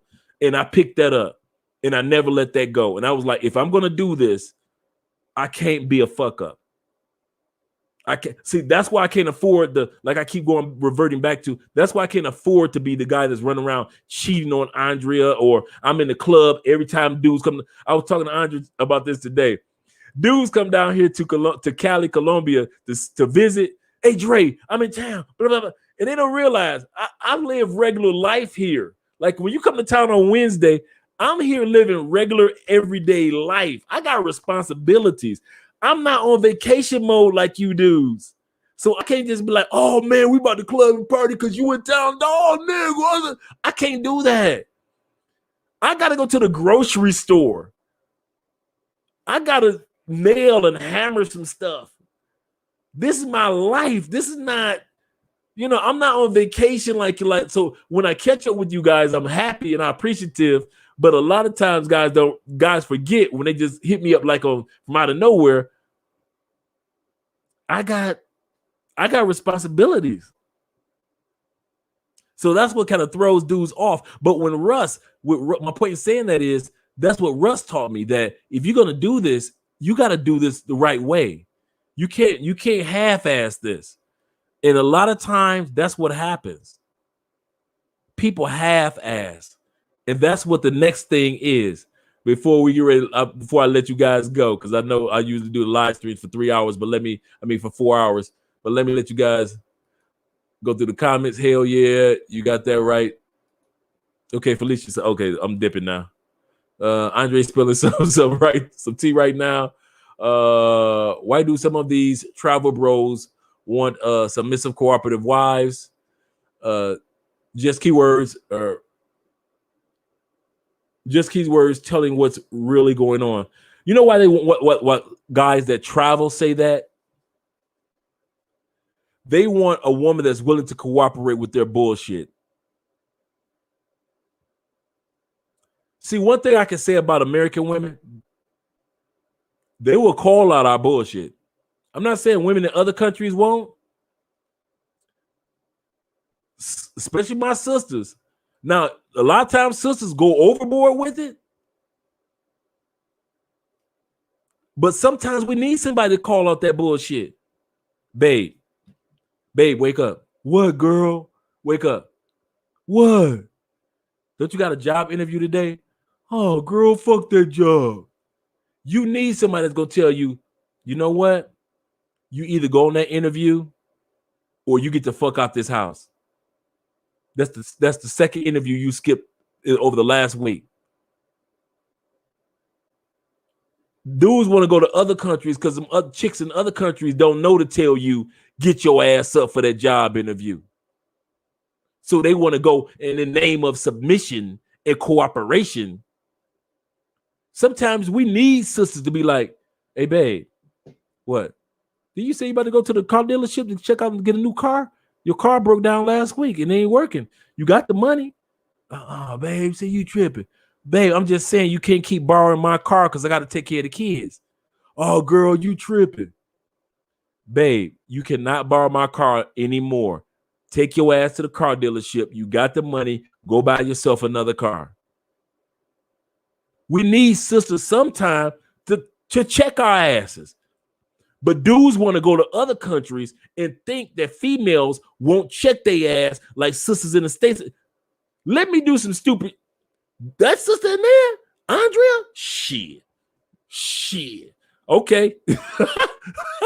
Let me do some stupid shit. Let me do some lazy shit, some stupid shit. Andrea be like, Andre, no. That's Andrea. And she drop her head like, no. She don't even look me in the eye, right? Andrea like this. No, I'm not. No, I'm not putting up with it. No, we are not doing this. We are not doing this. Yeah, that's Andrea's.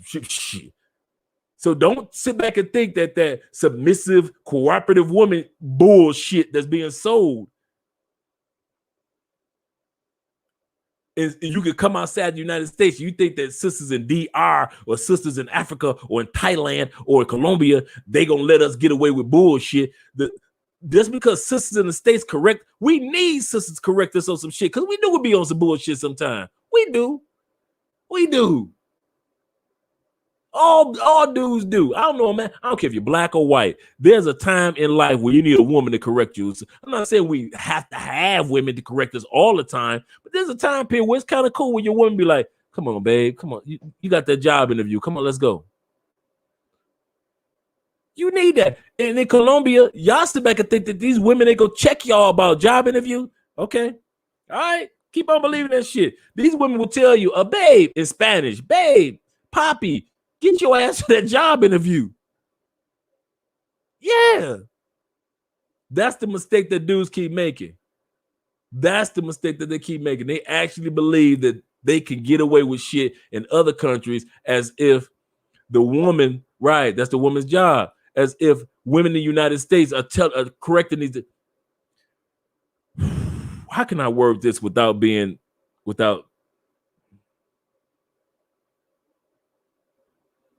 It's just that these dudes are fooling themselves when it comes to believing that women aren't women around the world. You know, Digital Underground said it best. From my travels, I realized they said it correctly. All around the world, the same song. It is. All around the world, it's the same song. A woman is a woman no matter where you go. Traditions and customs and certain things that a woman may do or not do are different, yes. You can get you a nice hot meal in Colombia and you might not get it in the States. I'm sorry, ladies, but it's true. But as far as what a woman's expectations are of her man, it doesn't matter where we live. that submissiveness, she was submissive. Okay, go ahead, fuck up. And then you'll see how submissive that Colombian chick gonna be. You fucked who? Okay. What they don't understand, blah, blah, blah, or what they don't understand is this.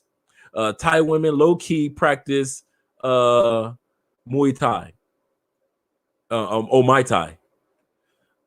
They will wreck you. I know, right? They will wreck you if they're tired of your shit. Yeah. That's just womanhood 101 around the world. I don't know why men try to, especially black men, we try to sell the idea of outside the United States, women are different. They're better. They're more humble. To a certain extent, in certain areas, yes, because women in the States are over the top with it. I'm sorry, but y'all extra with some shit. But it makes it feel like the women in other countries are just so dormant in certain areas. But women are women no matter where you go. You're going to get checked. Like dudes like to come here to Colombia and actually think that just because you're American, that they just gonna fall at your feet. Shh, okay, come on. All right, bring your ass to Colombia and try to holler at a lot of these women. They're gonna be looking at you like, nigga, and what? And I'm American. Ain't that what COVID is? so yeah. Okay, here we go. I let some real good women go. Just wanted freedom. Now that I'm older, they want to. They would have been great partners. I did that too. I think every dude, had, like we say as guys, that one that got away or that two that got away that we kind of like let go of. I agree with that. I've been there without a doubt. And you kind of reflect on it as a man. It's not like you want to go back and get that person, but no matter where you are, what stage of life, even I'm married, and I still reflect back on moments where I'm like, man, I could have been, or if I would have did this, or maybe I would have, it's that would have life, would have mindset. What if I would have been like this at a certain stage or certain age of life? So yeah, we've all gone. Yeah, I agree with that, brother. That's a good point.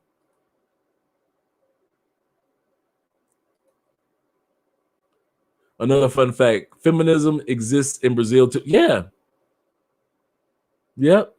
That's a good point, Charles. That's a good point. It does exist.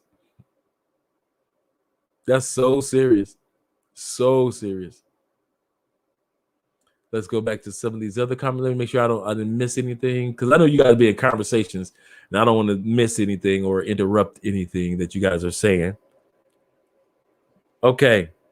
Last one we're going to look at right now is this. Are you willing to be accountable? A lot of times we don't want to be accountable. We don't want to be the boss. A lot of people say that they're bosses, but they don't want to be the boss of their own life. You don't want to be accountable for shit. You just want to make your few dollars, get you a nice car, a nice house, raise your kids, us four, no more. That's it. You want to be accountable for shit. A lot of dudes don't want to get in relationships because they just don't want to be accountable for shit. Not because the single life is so amazing to them. It's just because they don't want to be accountable for shit. They don't want to be responsible for shit. They don't want to be focused on shit. They just want to do them. Ain't nothing wrong with that. But there's a time period to be accountable on you that you need to focus on. Sometimes you just are not focused on you and helping you enough. You are responsible for you, first of all. Even if you have kids, like I love this example that Kevin Samuel says, when you're on the plane and there's an emergency and the oxygen mask drops down. What do they tell you to do first? Put a mask on yourself, then you can help others with their mask. Some of you too busy trying to put a mask on somebody else when your ass need oxygen. You got to start being accountable for you. You think because you're a great mom that you're being accountable for you. You're being great when it comes to being accountable for others. But what about you? Some of you dudes, come on, bruh. When it comes to being accountable,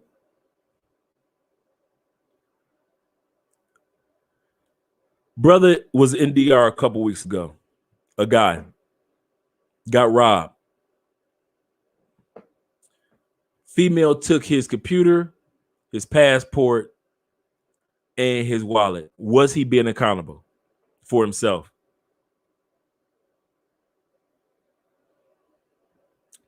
If you bring in, we all know, if you bring in a prostitute to your Airbnb or villa or hotel room, from all the stories that we've already heard, why the hell is your passport sitting out, your computer sitting out, and your wallet sitting out for somebody to steal? Because you are irresponsible and not holding yourself accountable to make sure that your stuff is protected.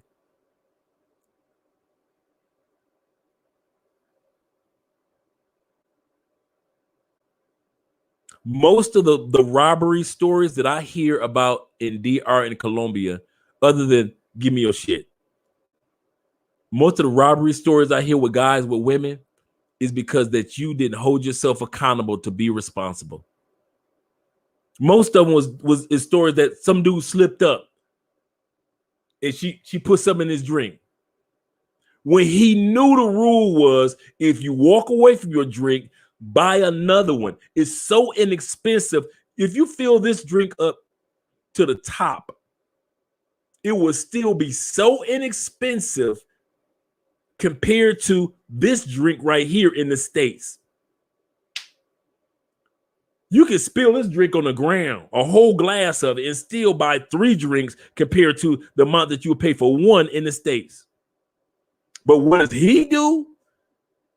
I'm not going to be accountable for shit. I'm going to drink my drink. And she put scopamine in there. And we all know that's the zombie drug. And we all know that's the knock you out, go to sleep drug if they wanted to, depending on how much they put in it. He wake up the next morning, he ain't got shit. Nothing. All this stuff gone. I know one dude was so busy trying to fuck the pussy at 7 o'clock in the morning. She scopamine him at 7 o'clock in the morning. The reason why, because he couldn't fuck her the night before because she was busy. So she called him at 7 o'clock in the morning the next day. Can I come over, Poppy? Why, sure you can. Do you have any beers or anything? I don't. Could you get us something to drink? Why, yes, I can. Scooted his happy ass. Now, 7 o'clock in the morning. Ain't shit open for beers at 7 o'clock in the morning. He actually had a hunt around the spot until 8 o'clock in the morning to get 2 beers. 1, 2. Took him back to his place. Chick is there, right? What happens? He looks away. The chick that scopamine the drink, 7 o'clock to 8 o'clock in the morning. Wakes up at 9:30 after being drugged, everything gone. You gotta be accountable for some shit. It ain't the chick's fault all the time. It's your fault for allowing yourself to be put in a position like that. Oh, Dre, these chicks out here robbing dudes. They out here. No, you out here putting yourself in position to get robbed. That's why Colombia has a saying called "Don't give papaya." Don't give papaya. Remember what I mentioned a couple weeks ago. Papaya is a fruit. When you open it, you have to eat it, or it'll go bad unless you like wrap it up in aluminum foil, put in the fridge.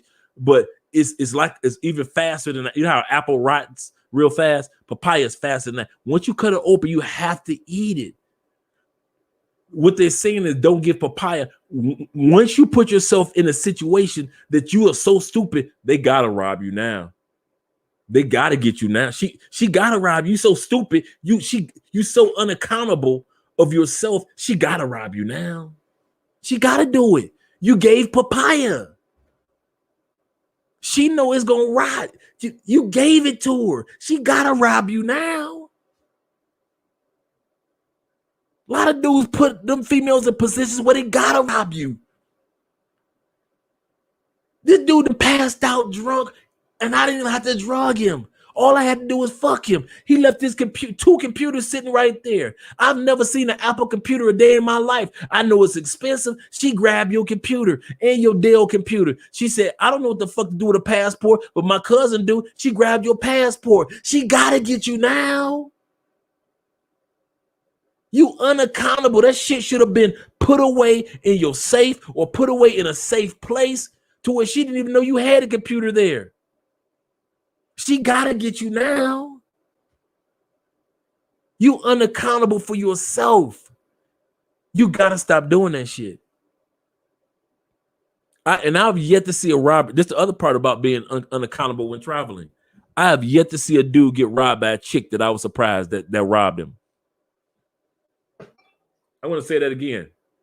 I have yet to see a chick rob a guy when traveling that I was surprised that she was the one that robbed him.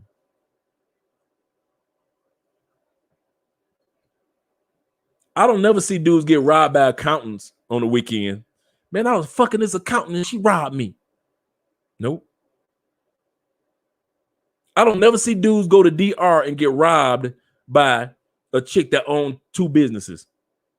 Man, this chick owned 2 businesses and she robbed me. Nope. Have y'all seen that one? I haven't. Let me know. I haven't seen one chick come. I haven't seen one dude come here and get robbed by a career woman that she got herself. I mean, a real career. I don't mean like a job, but I mean a career. And she robbed him. Even if you gave papaya, not one time. Every chick I've seen you dudes get robbed by, I was not surprised. I'm like, yeah, I can see her robbing a motherfucker. I can see that. I'm not surprised. Every chick, every single one. I have yet to be surprised by a white dude got robbed and drugged, by a black dude, Asian dude. All y'all asses pick the same bottom feeder bitches and you get robbed by them. And then you want to blame the bitch. No, it's your fault for picking the same chick. You are accountable for you when you travel. You put yourself in a fucked up situation and now you want to get mad and try to unfuck it. And then you put yourself in a situation like that again because you will hear a story about your boy got robbed. And what you do, you may not pick that chick that robbed your boy, but a chick that was like her that robbed your boy. Irresponsible, unaccountable. I have not seen one situation.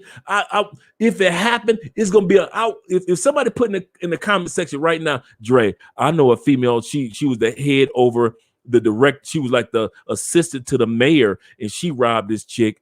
That's an anomaly. I haven't heard that one yet. Maybe you guys in the group can give me an anomaly. I know a chick, she was a professional ballet dancer and she was robbing dudes. That's an anomaly. I haven't heard that one yet. But the chicks that rob y'all dudes, I ain't never been surprised. Now, one time, like, yeah, I can see that bitch robbing somebody. I can see her ass robbing somebody. Yeah, absolutely correct. She looks like that whole scenario unfolded as if he gave papaya.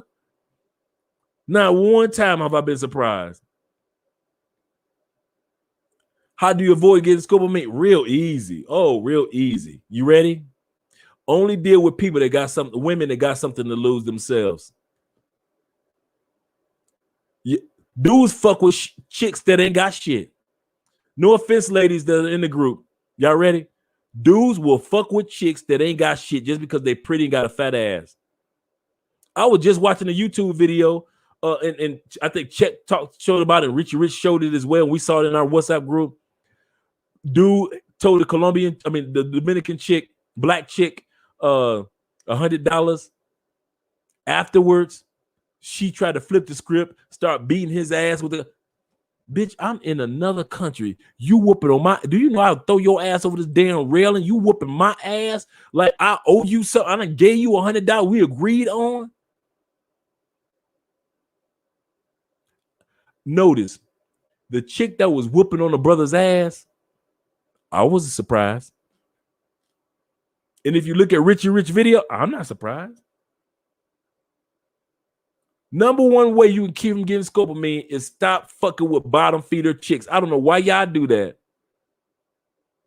And this the funny part. You treat regular chicks like they don't want to fuck you as fast as pro chicks. In South America, in Laika, they love intimacy. Love intimacy. Love it. But y'all treat them like they don't. So y'all run in Cartagena to the clock tower. Y'all run to Sosua. And you treat the regular chicks like when I was single, I loved y'all dudes because y'all left all the regular chicks for me. And they were smashing just as fast as y'all dudes are paying for it. So I'm sitting up there breaking the backs in all these chicks, and y'all sitting back and y'all paying for it.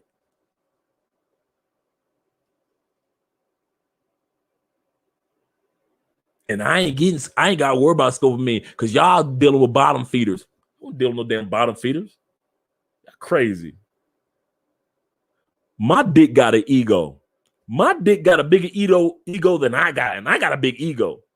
My dick be like, don't you bring that bitch here? My dick be looking at me like, who that? Who that? Who that heifer? Who that hoppo? That's how my dick be looking at me like, who that hoppo? Y'all keep messing with these. I keep saying it. Y'all leave your common sense and customs and you keep fucking with bottom feeder chicks. And don't realize regular chicks will fuck you just as fast. Especially if you from another country, you an exotic one.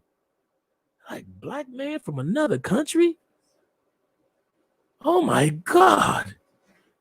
I gotta give me a piece of that. No, y'all will walk right past her and y'all will go ahead and get with the bottom feeder that you got to pay for, and then all hell break loose. Hey, mama, all hell break loose.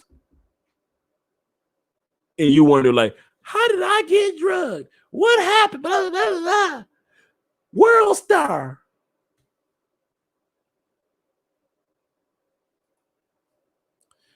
Another reason why y'all get scopamine, because you treat pussy like it's the only pretty pussy that you will ever see on the island. Sosua is a small segment of DR. You know how many women that are in DR.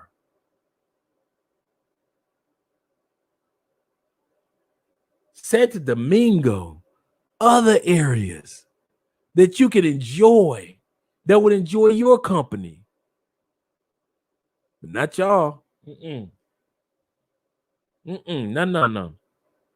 You saw your boy run to Sosua, and the Sosua that he run into ain't the Sosua what the Taylor Made was in. You notice this? Taylor Made will visit Russell Sosua. He ain't in that motherfucker like y'all. Russell on the other side now. He was like, hey, I'll meet you in Sosua. We'll have drinks in Sosua. Hey, we can hang out and go to the beach in Sosua. But as far as like Sosua, you ever notice that Taylor Made Dreams is not advocating to talk about Sosua all the damn time now? Yeah. That's the number one thing, man. Dudes, and I realize it. I realize this. A lot of times we aren't used to this is the excuse the dudes get, right? Check it out. Well, I'm only here for 5 days. I'm on vacation. I'm trying to have fun with the ladies. No, you're trying to have fun with pros. You're trying to have fun with bottom feeders. I'm going to tell you by fact. Everywhere that I've gone in the world, You can find some regular chicks to smash. That goes for you ladies too. Oh, y'all didn't think that we knew that y'all was doing what y'all was doing in DR? Oh, you didn't think we knew what y'all was doing with them chocolatey DR brothers, chocolatey / Haitian DR brothers, or when y'all take y'all little ass down to Jamaica? You didn't think we knew what y'all was doing? I've been telling y'all, we've been doing the job and traveling. More sisters got passports than brothers. More sisters use their passport than brothers. And don't be thinking that y'all take your ass down. We think that y'all take your ass down to bird watch. I'm about to go to DR. What for? I'm bird watching. Bitch, you ain't bird watching. Who you think you talking to? You are not bird watching. You man watching. You hawking. You got your back blew out in Jamaica, blew out in Trinidad for the Trinidad Festival, got your back blew out in DR, and taking your happy ass back to DR. Women got their own version of Sasua. Black women. I'm going down there for braids and surgery. Before you get that surgery, you get your back blew out right the day before surgery. Who you think you talking to?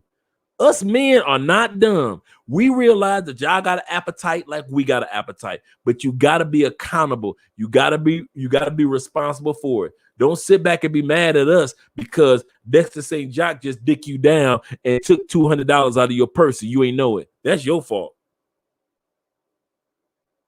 That's your fault. Black men in the States ain't got shit to do with that. Nothing.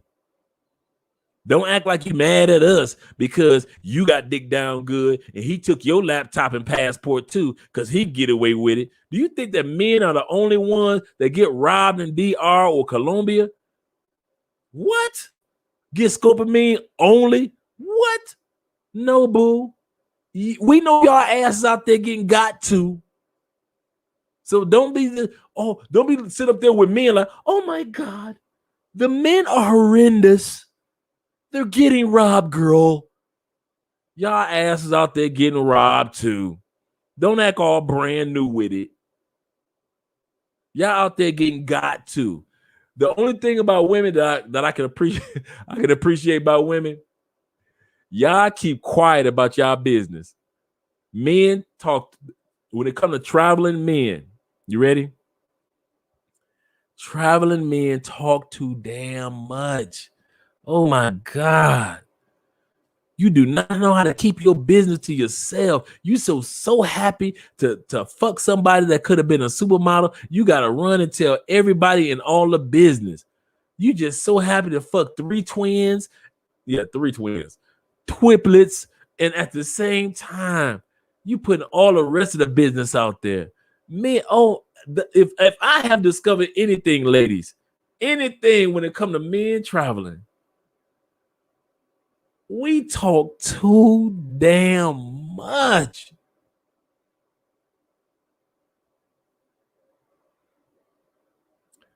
It ain't it's probably maybe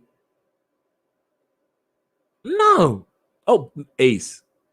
Ace is probably the only dude that know Andre pre-Andrea when it came to Colombia. Maybe one other brother. I don't put my business out there.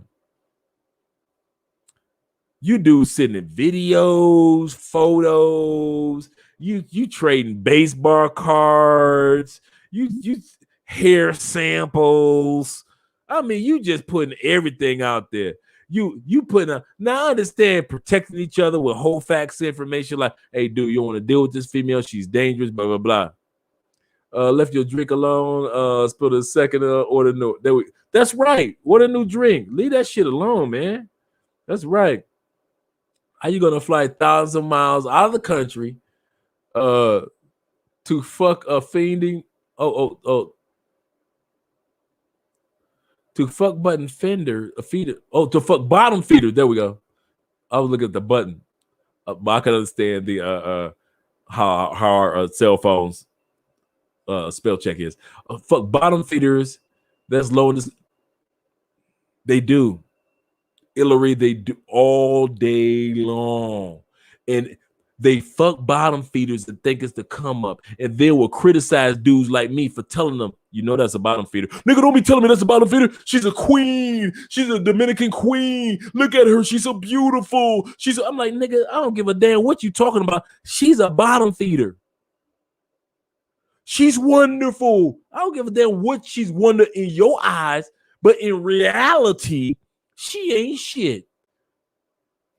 Some of you brothers don't want to hear that. You don't want to hear a brother like me tell that beautiful. Some of y'all, I'm gonna give it to you. Some of the women that y'all post in the groups are some of the most beautiful women I've ever seen. But now living outside the United States and I'm surrounded by these women, and I can tell you, she ain't shit.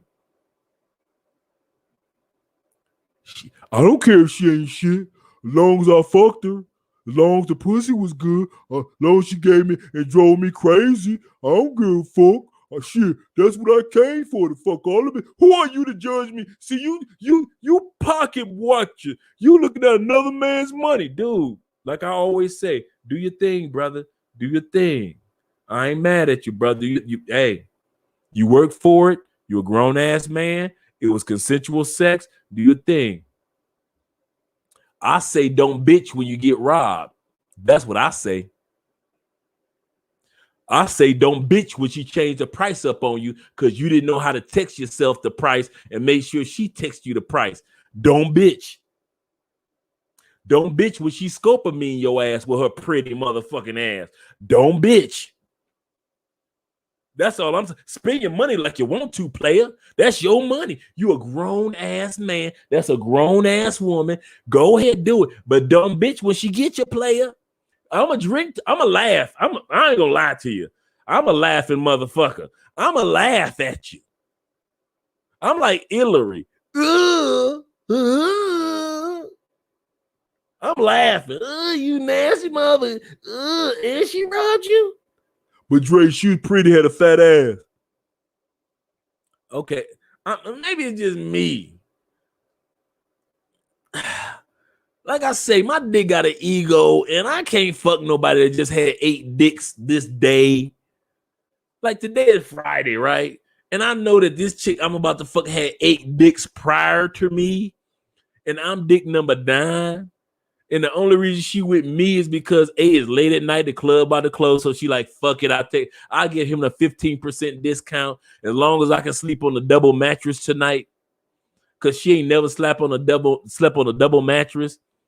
And you gonna take her to an Airbnb, yo shit, so she can have sex and sleep on a double mattress and scope them in your ass and sit back and have about 3 orgasms because she get hers in too.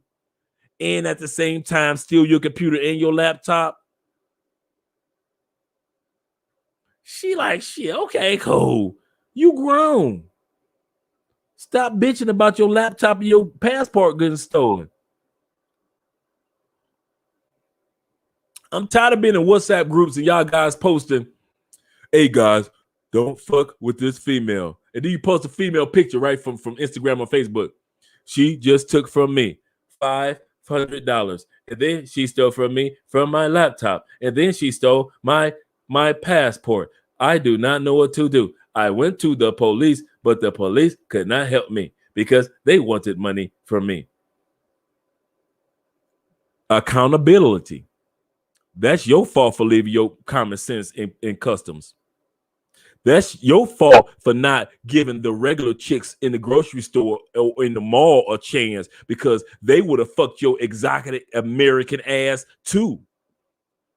And they wouldn't have robbed you because they got something to lose. But your happy ass wanted to take your ass down only to Sasua. So when you get robbed in Sasua and your shit come up missing in Sasua, don't bitch. And then you want to come back to American women like, okay, you was right. I shouldn't be going to DR. American women, you think I'm laughing at you? You think I'm laughing?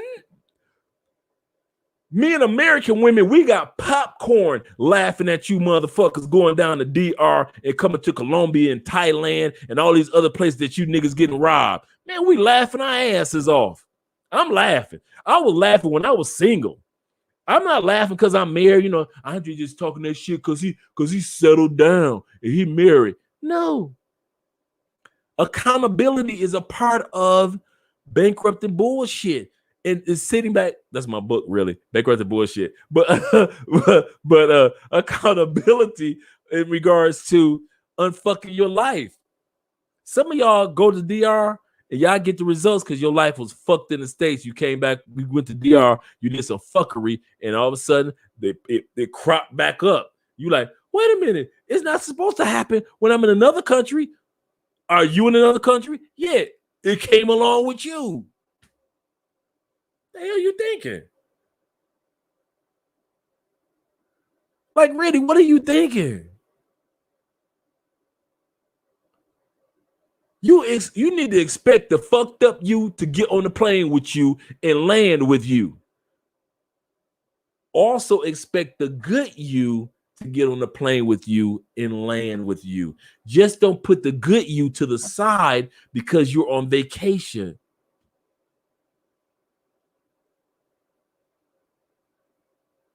Some of you do, ladies, y'all do it too. Y'all do it too. You take your ass down to Jamaica and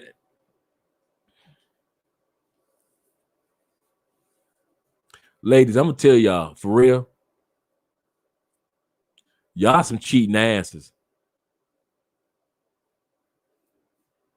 Y'all, boy, when y'all do it, y'all cheat like Jack the Ripper. Y'all like some rapers. Y'all will rape a dick.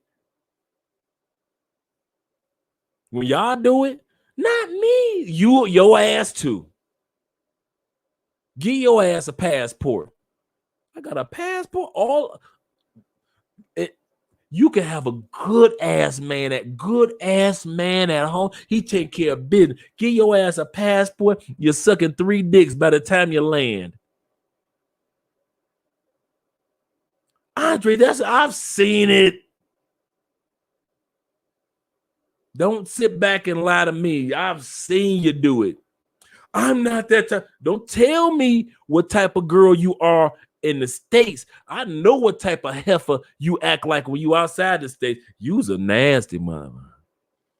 You nasty. Oh my God. I have never let it in my act. All that you ain't never did. Take your drunk ass and drink some shit that you ain't never drunk, because they got shit in other countries that don't make it to the United States. And you done drunk that shit. You having a good ass time. You dancing to the reggae. And he like, I'm about to shoot your sheriff, girl. What? I'm about to shoot your sheriff. Stop playing with your tall, sexy ass. Stop playing. Your husband back home, he 5'10", and all of a sudden 6'2" walk up on you.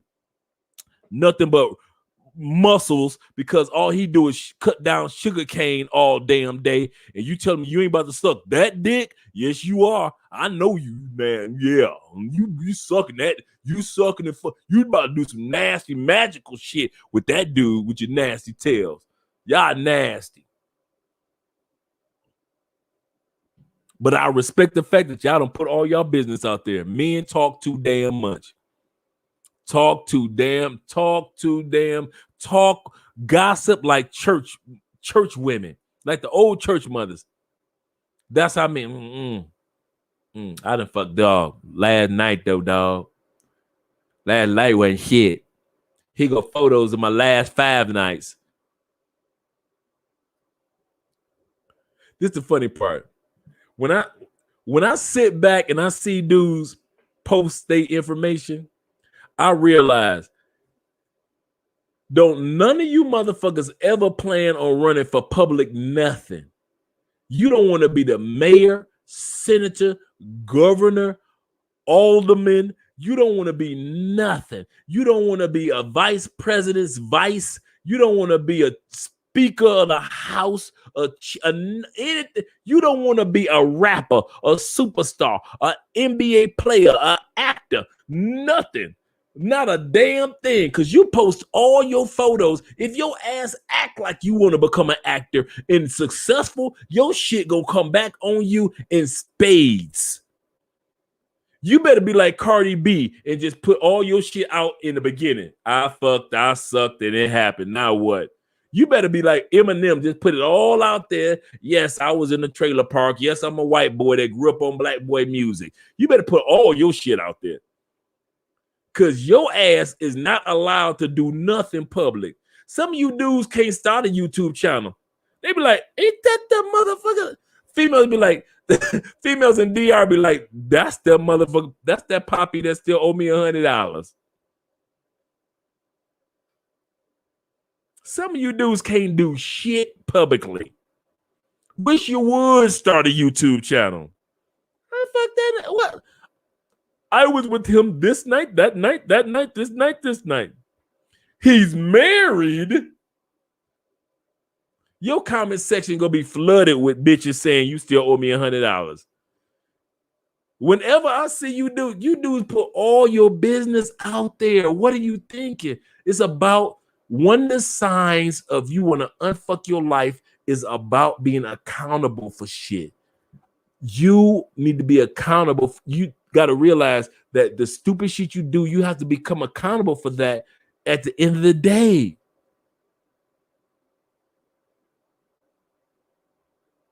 I have put myself in the position that if I walk around Colombia, a chick can be like, you can't get this pussy. Why? You Andre from Love Crossing Borders. Nigga, I know you. That's what position I put myself in. I could take myself to Bogota and be like, I'm about to give me some Bogota pussy. And on the other side of Colombia, and they be like, where Andrea at? I don't see no Andrea. Then, I will fuck Andre and Andrea, but I'm not about to fuck Andre. That's the position I've put myself in. Some of you dudes have put yourselves in a position you can't be shit publicly. Nothing. Well, you know, I'm only 27. At 37, you might want to be somebody important. You think about that shit. You might be like an Obama. At 27, you smoking weed and getting fucked up all day. And one day you become president and motherfucker find photos of you with your hat on, your brim to the side, getting fucked up. You didn't think about that photo at that time period, did you, Obama? You ain't think about motherfuckers knowing why your lips purple, Obama. Ain't think about that shit. You ain't think about the fact when you go to DR, fellas, because you talk so damn much and put all your business. Dude, if I was grimy, I could just create a YouTube channel around photos and videos that y'all dudes post. It's open information. If I was grimy, Andrea notices this with WhatsApp in my phone.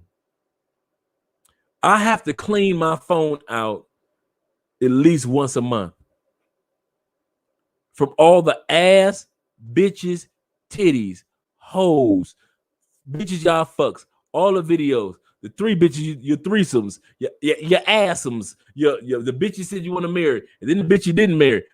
All that is in my phone. All of it is in all your shit is in my, all of it. All of it is in my phone until I delete it. Every bit of it. And if it's in my phone, it's in every dude that's in WhatsApp groups, in all the other travel groups in their phone until they decide to delete your shit out. All your shit. The three bitches that was sucking your dick, I got it in my phone. So if I know your bitch, I can sit back and go like, you know, this nigga getting his dick sucked by three bitches. Because it's some grimy dudes that would do that. Come on, let's be real. All your shit is in my phone. Andre Love Crossing Borders. Bro, come on, man. Gotta cut you off on that one. Okay, let me know which one. Let me know which one you got to cut me off on so I can know what topic. Some of these dudes got some. Oh, some. Most. Oh, Hillary, these dudes, that's the one thing I can say about you ladies. Y'all nasty, freaky asses. Y'all get, because, and don't, Hillary, let's be real. Don't act all brand new. We're not freaky. We're not nasty. Hillary, y'all nasty, freaky asses. We love y'all for your nasty freakiness. So I'm telling y'all dudes, I'm gonna give y'all some tips though. If you want to meet some nasty, freaky motherfuckers, you might want to smash some of these face-sad chicks that keep coming to these islands. Where you from? Chicago. Where you from? LA. Okay. Break her back in. Cause she on freaky, freaky, freaky mode. Ain't you married? Am I supposed to answer that question with your dick? So the freaky chicks, they freaky. But at the end of the day, I'm telling you, bro. But at the end of the day, women, except maybe among women in a small capacity. I told my best friend Keisha, now she got her passport. Dudes, we televise our shit. We televise our shit so bad, man. I'm like, damn, for real?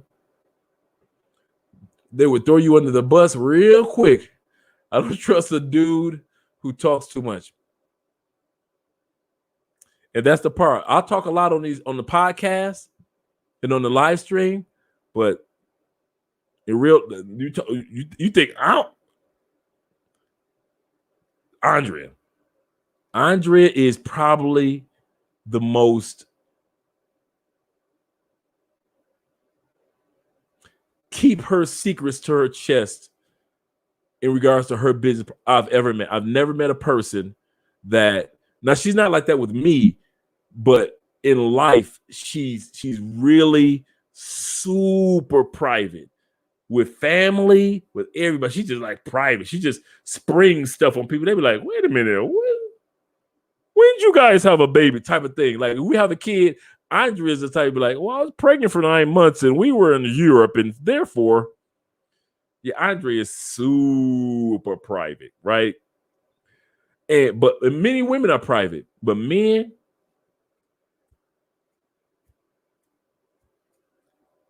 and dudes will say, I'm private, you're an anomaly. Like me, I'm an anomaly. Most dudes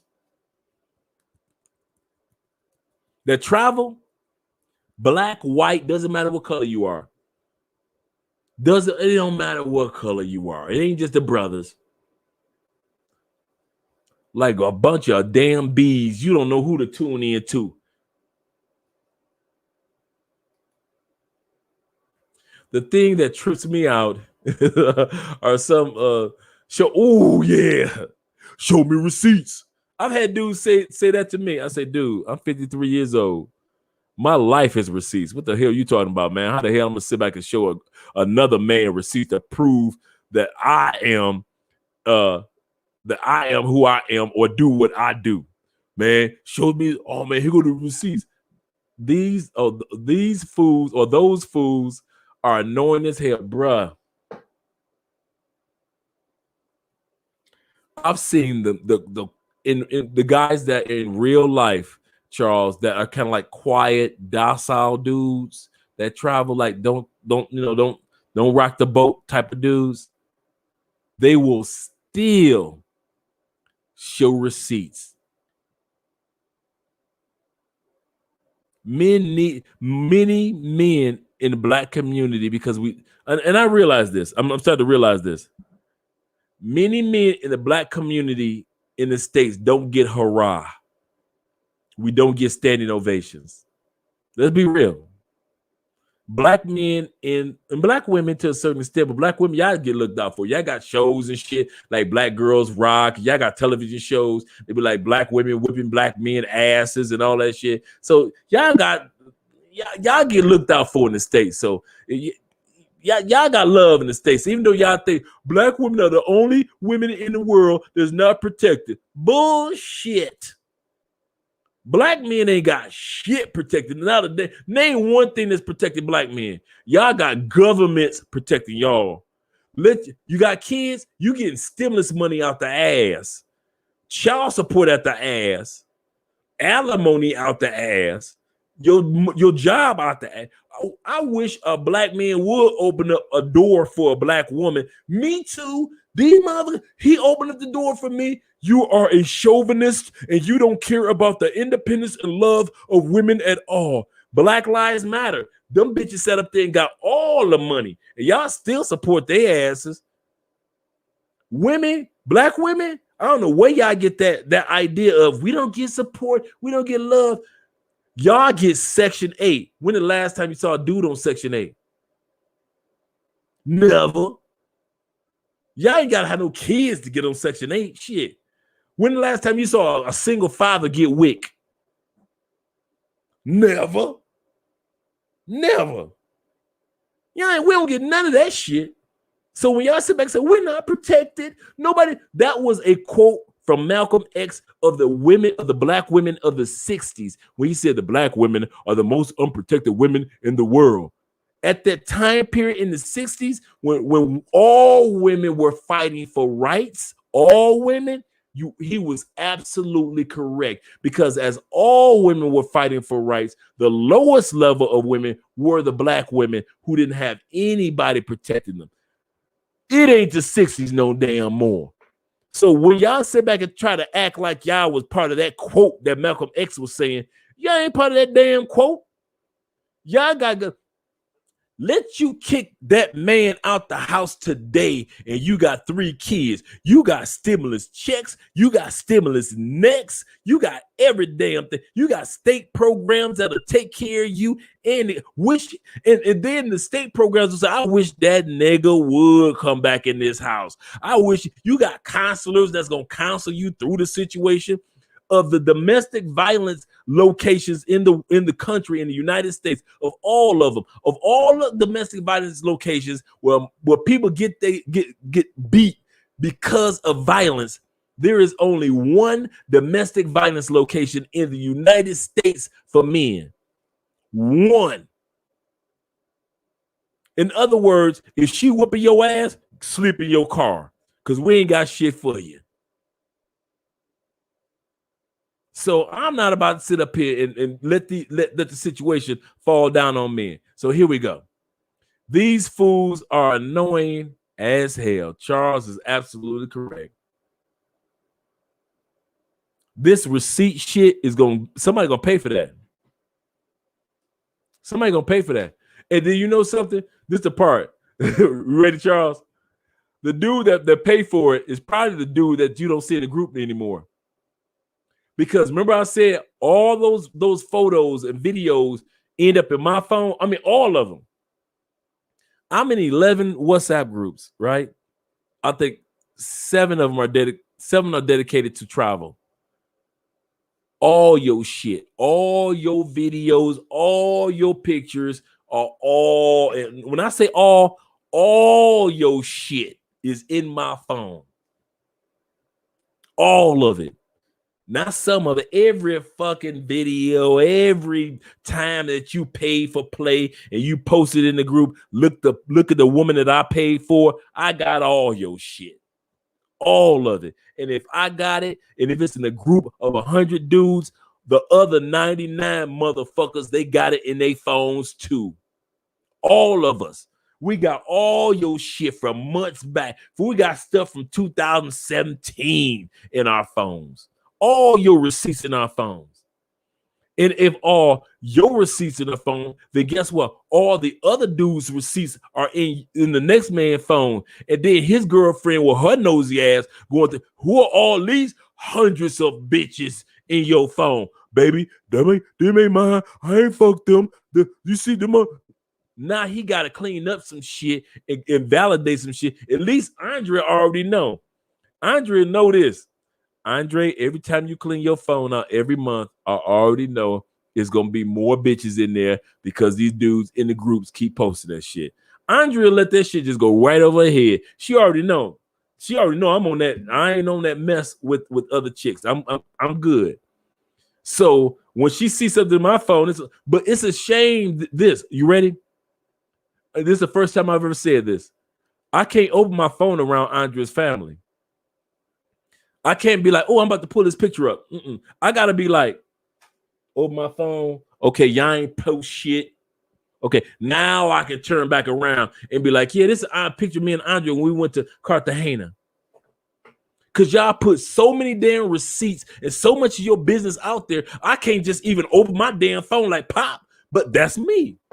I'm in the travel group, so therefore, that's my accountability. So I can't bitch at y'all for showing your receipts, but don't act like you don't show receipts. Because women don't do that shit except for among each other. Y'all will share receipts with the planet, dudes.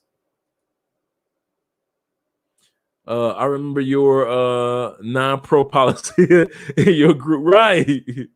Well done on that. I'm happy dudes are winning out there, and this is killing my data. I know, right? Okay. I'm gonna shut it down right now. Oh yeah, we already hit 4 hours. Okay, correct. I plugged my phone and my photo app pulls up my computer, and suddenly I'm like, right, thank you, brother. You pull some stuff, dude.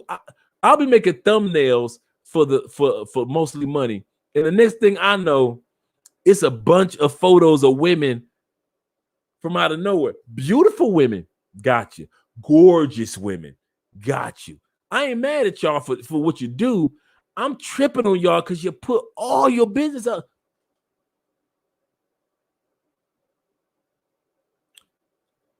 Ain't nobody got shit on Andre.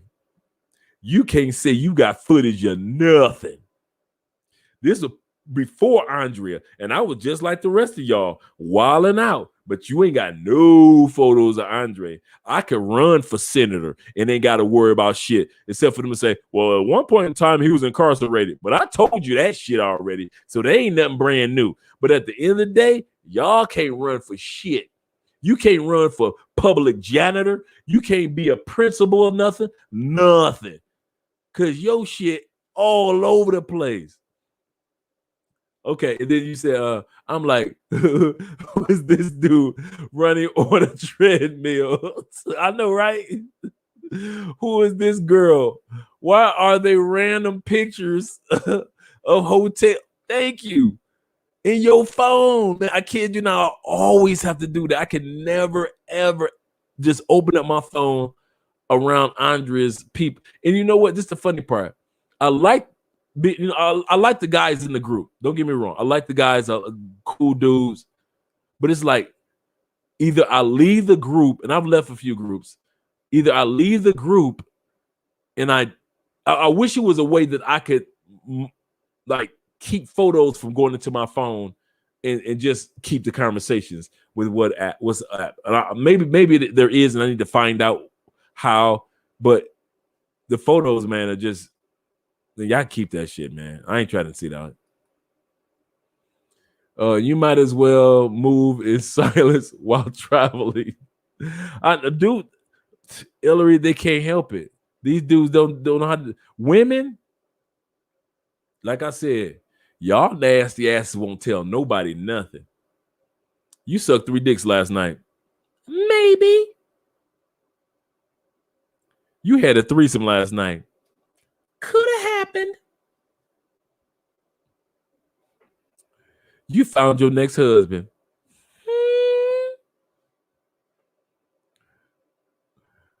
Hey, bro, what's up? What happened last night? All of the information come running out. All of it. All of it. All their business everywhere, just spewed everywhere.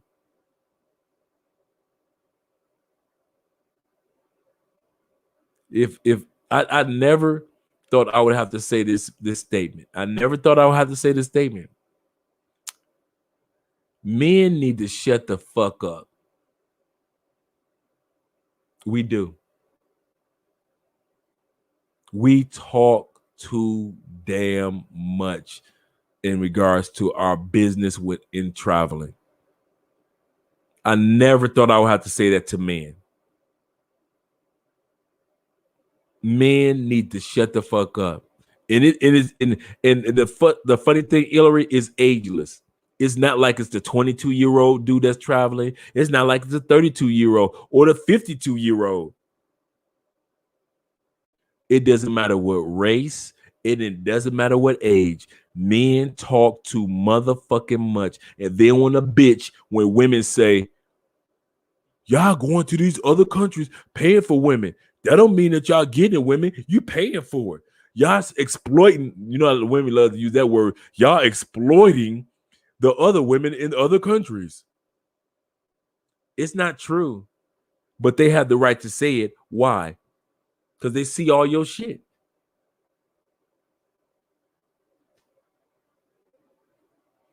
All your business out there. I mean, all of it. I mean, all of it. All your shit out there, and you wonder why women back in the States look at you like, you nasty. I ain't nasty just because you mad. See, women in the States, black women in the States don't understand. Blah, blah, blah, blah. You selling some bullshit. You talk too fucking much. That's why women in the States can say what they say. Well, I got the right to say I can post whatever I want. I can put my receipts. You can, brother. You can. You absolutely correct. You still talk too fucking much. Instead of just fucking and going about your business and keep fucking and going about your business, you got to put it all out there, don't you? So what would you go do before? Let's look at before cell phones was invented. Do you think they was putting all their business out there? Do you think they was opening up newspaper ads that put their business out there? No. They were shutting the fuck up and keep it pushing. That's us in this social media world that sit back and y'all out there putting all your business out there because it makes you feel better about yourself. Let's be real. Before I close down, we're about to close down in about 5 minutes, right? 10 minutes. The only reason y'all post what y'all post is to make you feel better about you. So now you got 99 dudes in a group of 100 that's like, oh, you the man. Damn, dog. You had all them chicks. Damn, oh, last night. Oh, damn. You the man, dog. You big pimping. You need that. Because in the States, you ain't shit. I own a business and I made $2 million. I repeat, in the States, you ain't shit. There's a lot of people with money that ain't shit. Don't think because you got money that you the shit. You can have money, you can still ain't be shit. Or yeah, you can sit back and not be a damn thing, but only money. Your ex-girlfriend could tell you he had money, but he ain't shit. Yeah. At the end of the day. So don't just think because, you know what? I got money. I'm balling. I'm the shit. No, a lot of you dudes, you ain't shit. And you know you ain't shit.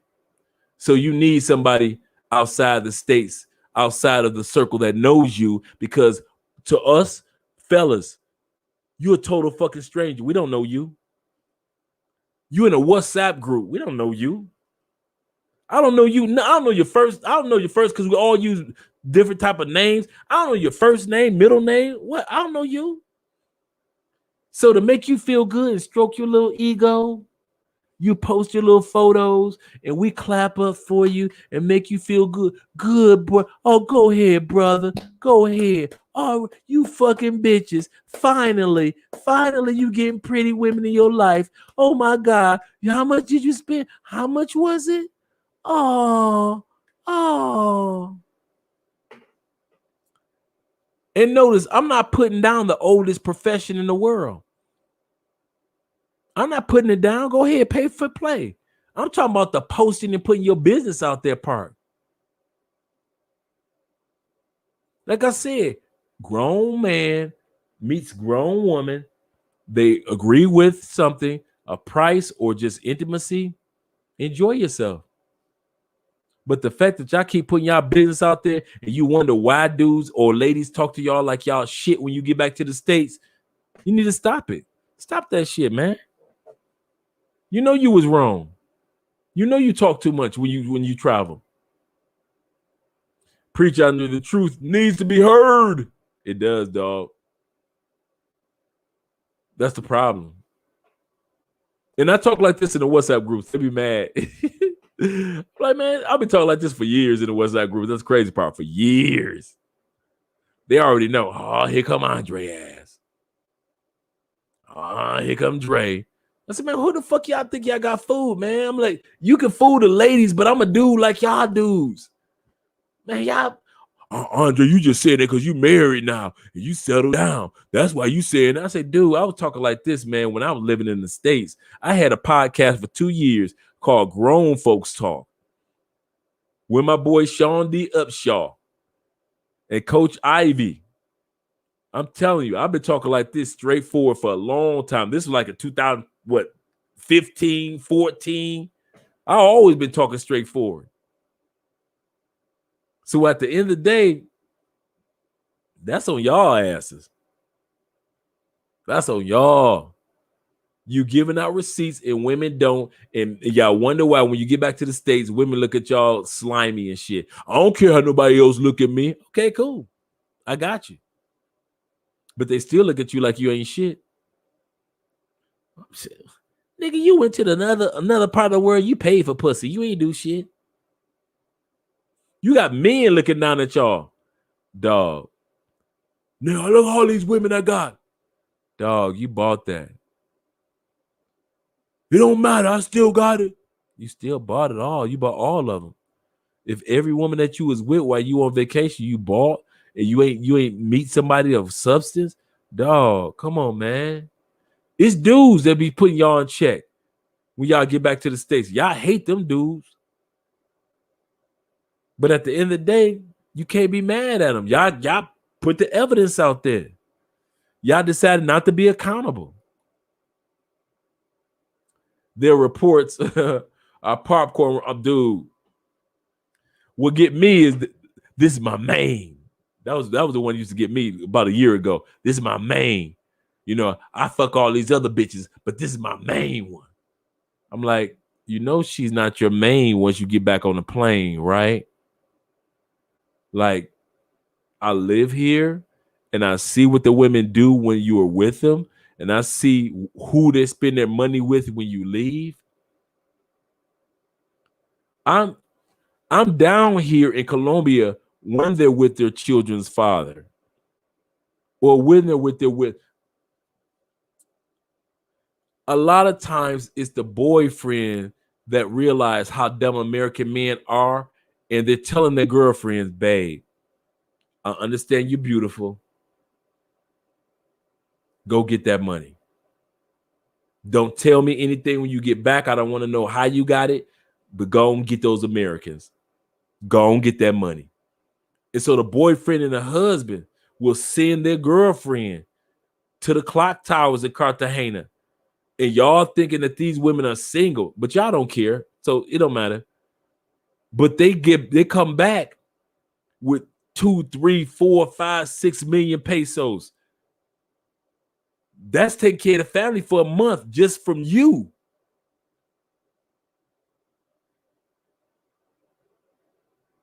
So that's why they do that. And then dudes got the audacity, like, you know, let me show you the reports. Let me show you the receipts. Like, are you fucking idiot serious? Oh, but Charles, check it. Here we go. I know I said I was gonna let it go for 10 minutes, but let me go to the comments. Then I'm come back to you, Charles. Ain't nothing more tight-lipped than a group of women, especially a group of women traveling. I tell you, group of women travelers, they be trying to act like they bird watching and they come to watch nature and black women, they will act like they just went on an Animal Planet adventure. They ain't telling shit, nothing. Okay, here we go. The best part is that they get mad when they ask for intel, knowing damn well that they're getting their backs blown out. True. As soon as they turn around the corner. True. As they turn around the corner. True. Absolutely correct, Charles. Man, that's good preaching. Also know a dude who proposed to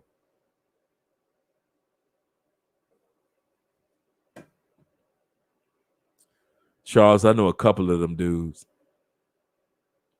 I know some dudes in love with pro that fell in love with the pro. He's on Facebook, clout chasing. Yep. Look what I got. Look what I got. Clout chasing and fronting. Calling a pro his fiance. I know a dude like that too. He also got exposed. My boy ain't got exposed like that yet. That ain't none of my business. But he ain't the only one. He is not the only one. It's sad, man.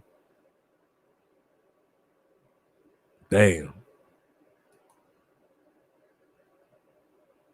Yeah, they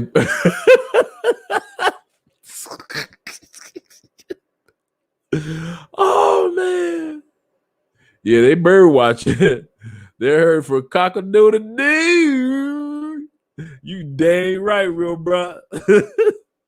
They are hunting for that cock for real. Women, like I said, I used to ride like I mentioned to you guys before in the States. I used to ride motorcycles. I was in the motorcycle club, and I'm telling you, the most innocent, sweetest, nicest sisters in real life, in bike world, they some nasty women, sisters.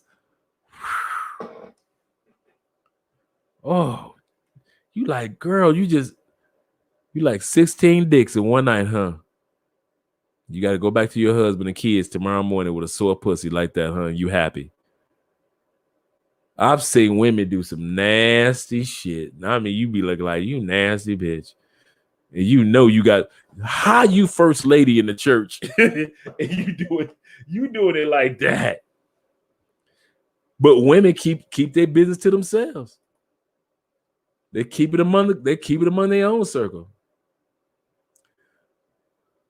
No, he nearly got exposed on some beef. I can see that. He'll already expose his ass. Dude, ain't that a pro? I smashed her. Real, I know, right? Real bro be bringing it. Yeah, that shit was funny. That was funny as hell.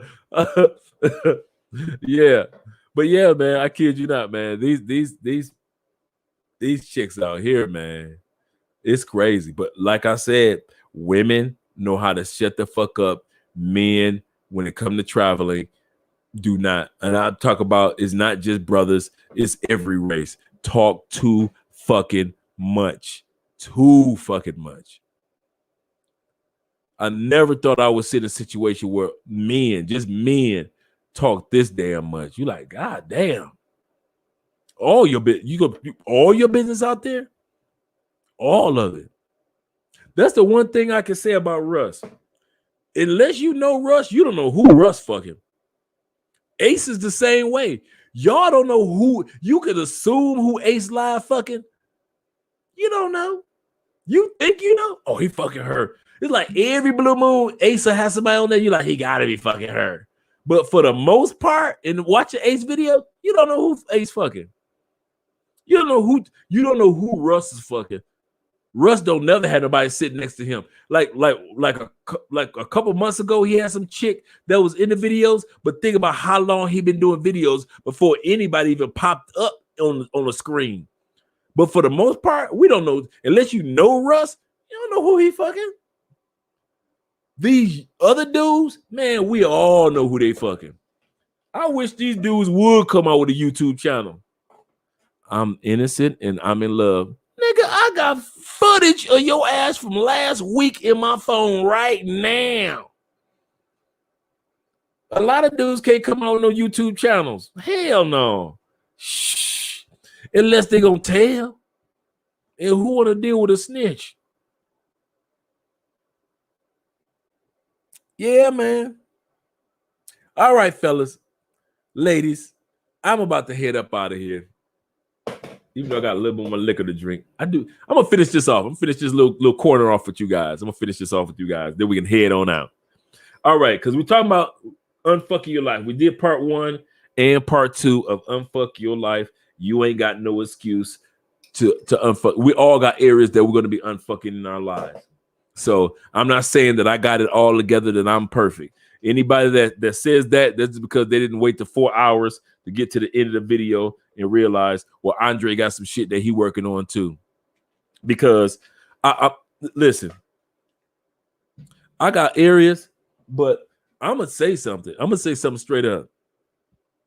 I'm just proud that you know how you got a bunch of areas to work on, and you just say, I'm gonna just work on this, at least this one area, and then I'll work on the next area. I'm just glad that I'm not fucking up in two areas. I'm not fucking up. Like I said, I can make money with the best of them, but I can fuck up money with the best of them. I'm just glad that I'm not fucking up money like I used to, right?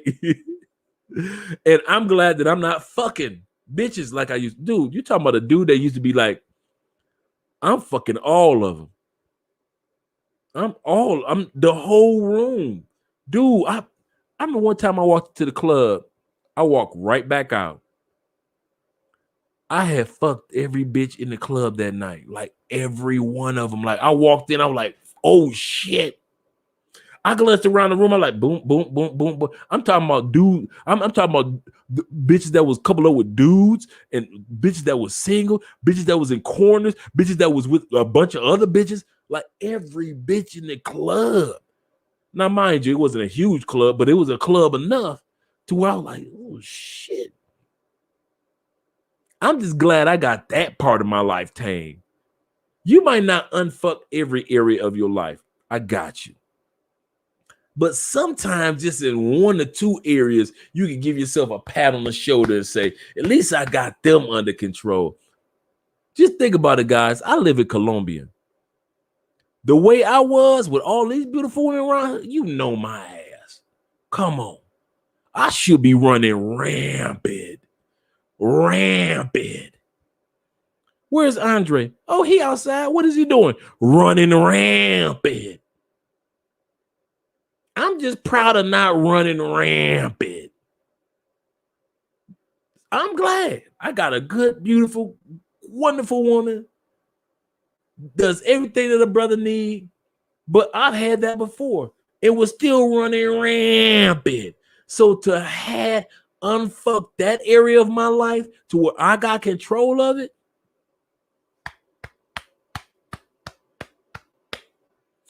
I finally at the place in life where I can make money, and I've learned from others to invest, and now I'm helping others.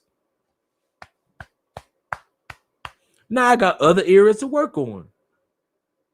But at least those 2 areas, goddamn.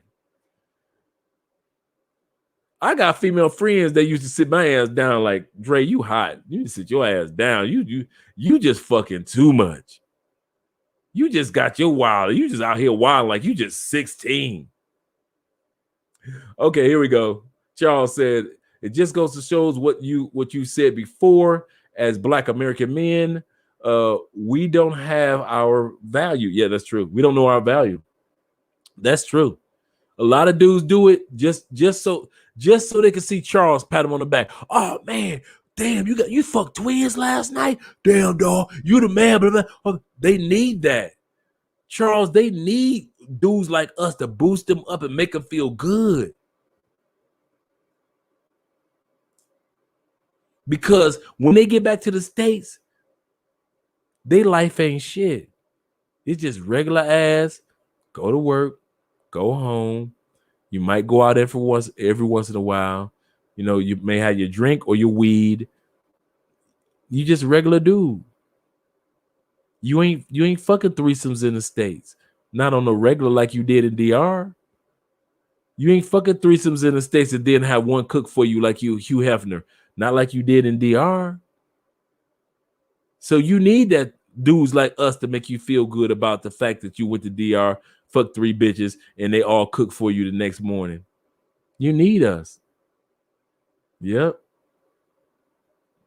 He said, black man, blah, blah, blah. We're like kids in Toys R Us. True.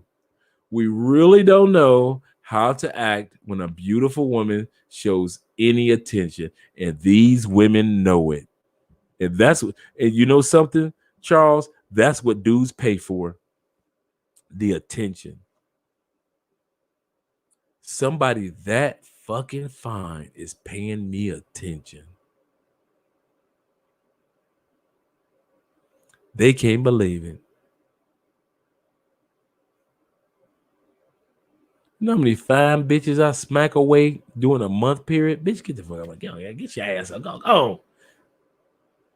I live here. I live in the country of bad bitches.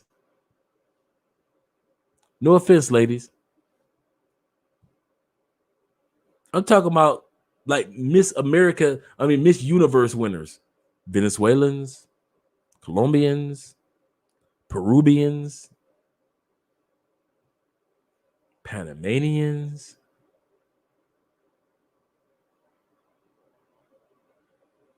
At the end of the day, I notice all day. I could say easily when I wake up in the morning, I walk out the door, I am guaranteed to see at least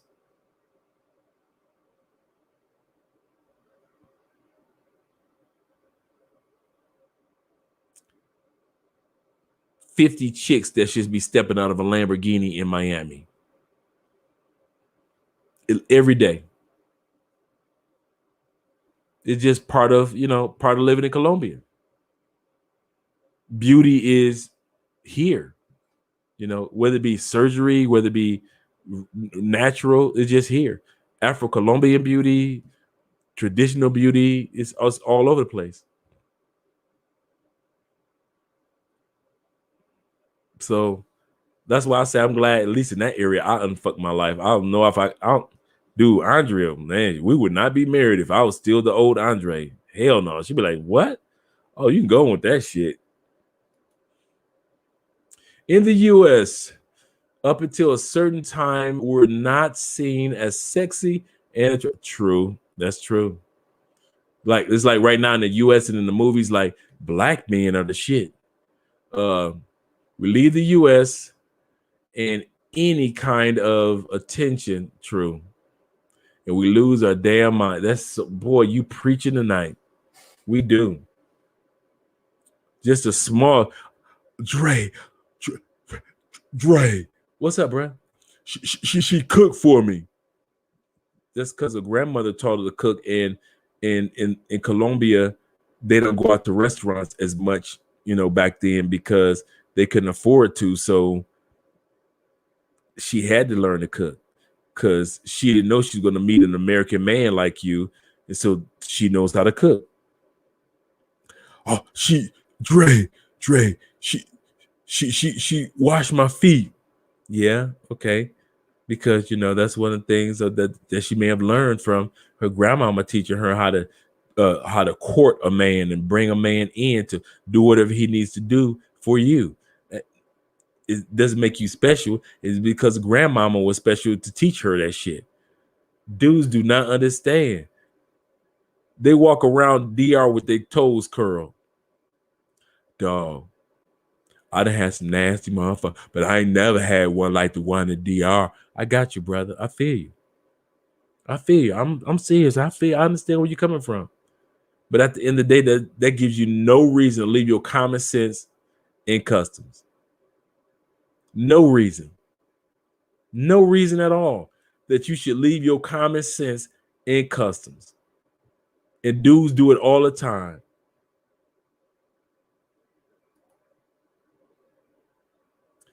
Oh, okay. Hello, man. The devil has possessed me. What can I do? I wouldn't know. Have a drink and think about that.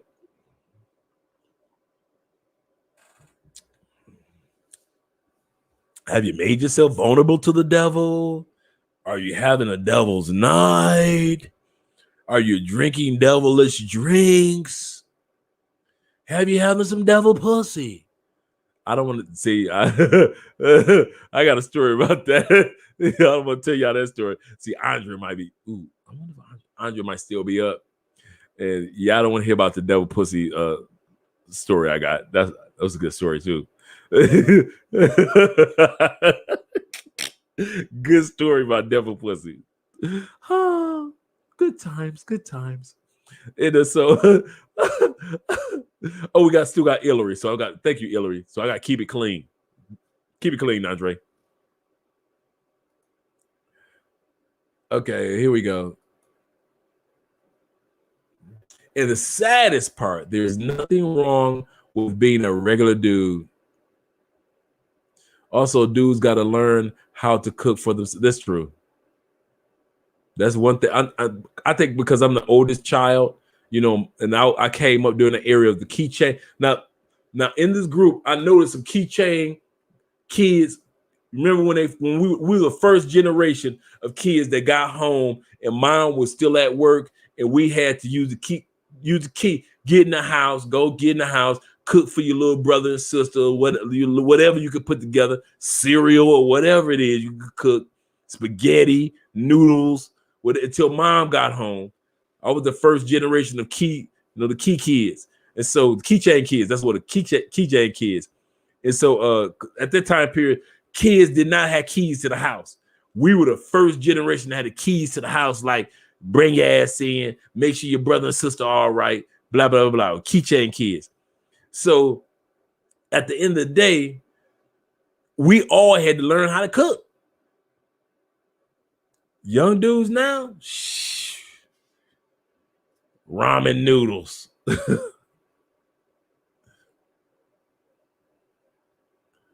You are very disciplined. Yeah, oh yeah. I'm at that point. I'm gonna say something to you guys. I'm at that point right now. There is so much beauty in Colombia that if a female walked past me with a fat ass, I don't look back anymore. Because I know a female coming that way is gonna have a fat ass. You don't even do the like, you know how we do we enjoy the pretty face, like she's coming near you, you enjoy the face and her curves and everything, and then when she walk past you kind of like do a quick glance like, damn, she got a fat ass. If you live here, you wouldn't even do that. There's so many fat asses, so many curves that you'll see going like this. You'll be a fool to sit back and be like, oh wow. Because it's gonna be 3 fat asses. By the time she walk past you, it's gonna be 3 fat asses going that way.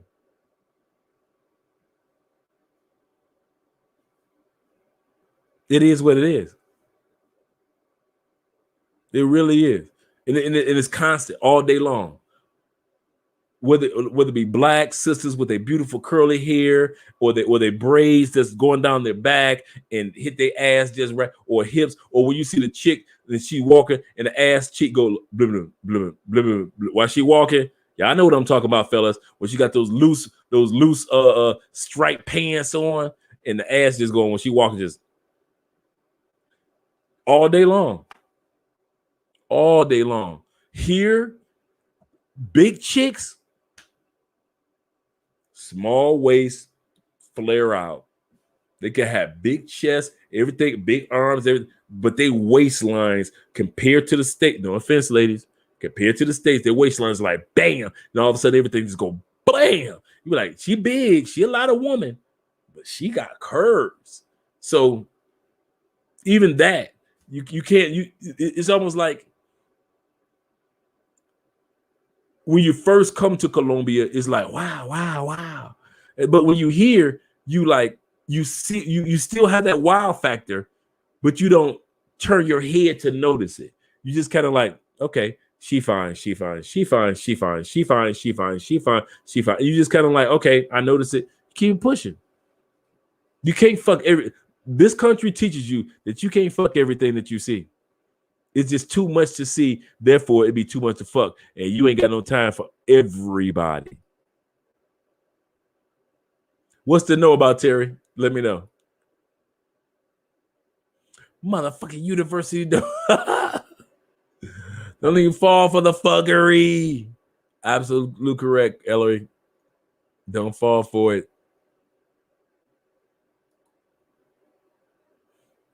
I'm a latchkey. That's what it is. Bam. That's it. Latchkey kid. That's what we were. Latchkey kids. Man, somebody need to come out with that. You know what? We need Here we go. I almost forgot I had an office. Latchkey. Somebody need to come on to Latchkey Kid t-shirts, and I am coming out with that motherfucker right there.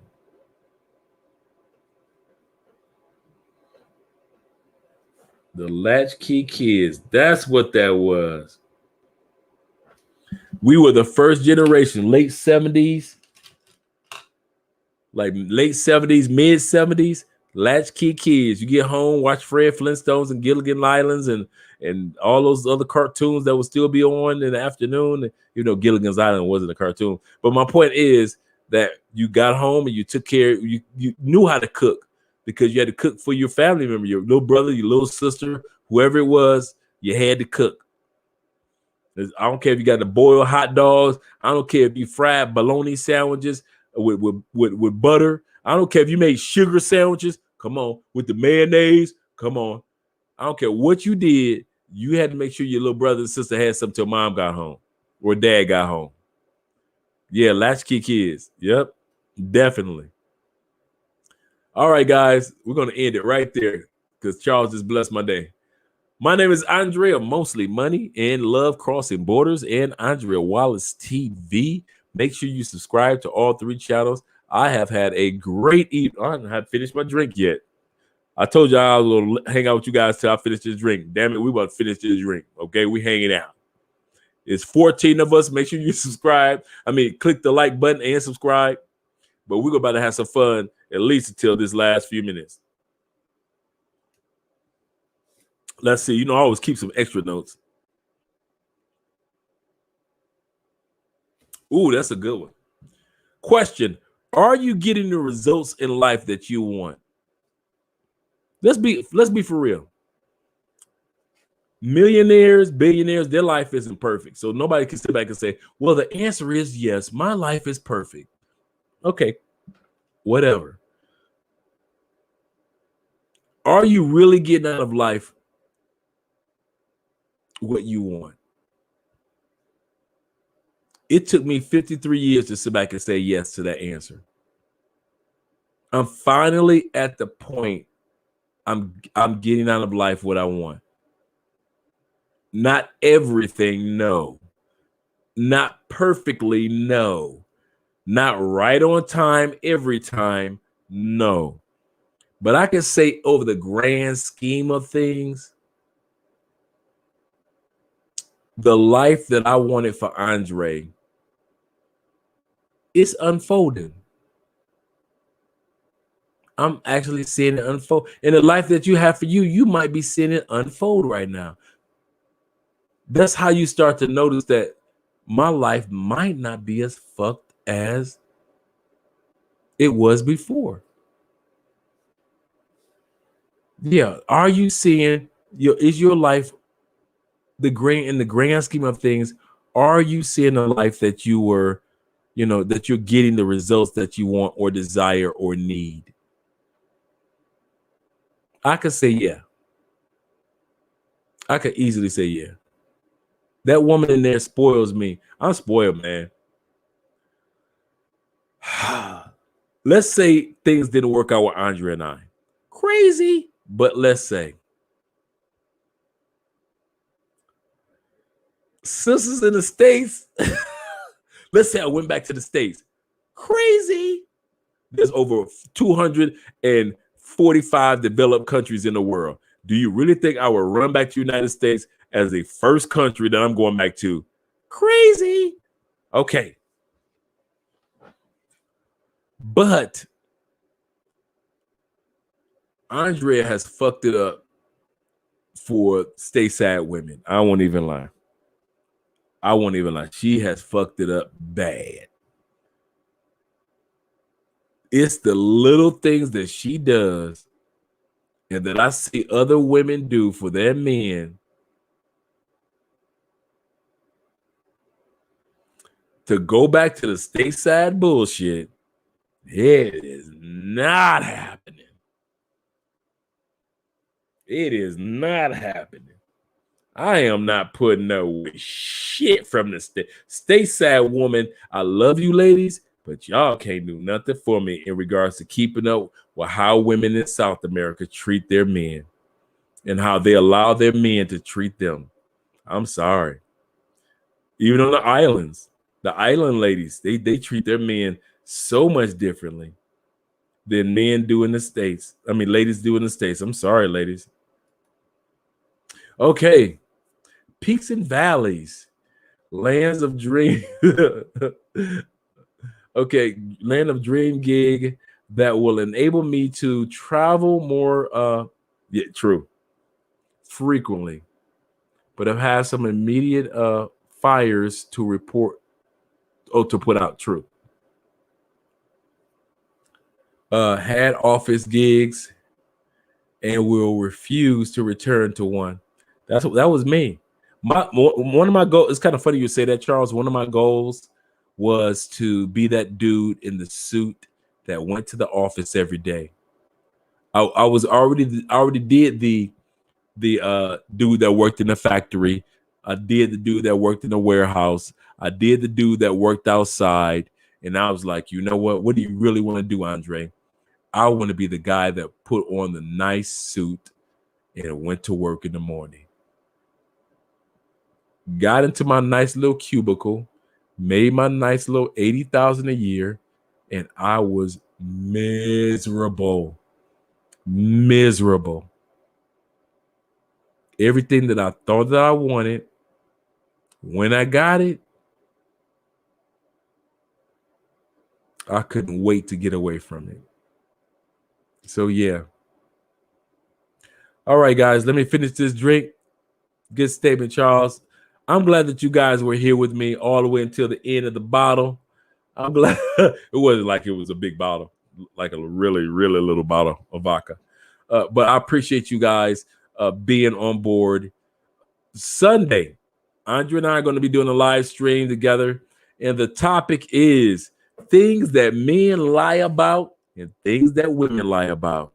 Why the hell are we lying about it? Whether it be our money, whether it be our height, whether it be age, we're going to talk about it Sunday on Love Crossing Borders. So we're going to talk about stuff. Yes, women do lie about that. Might as well admit it. In areas where men lie, yeah, we're going to talk about that too. So we look forward to seeing you guys on Love Crossing Borders. I appreciate you all, and I'll see you tomorrow on Mostly Money.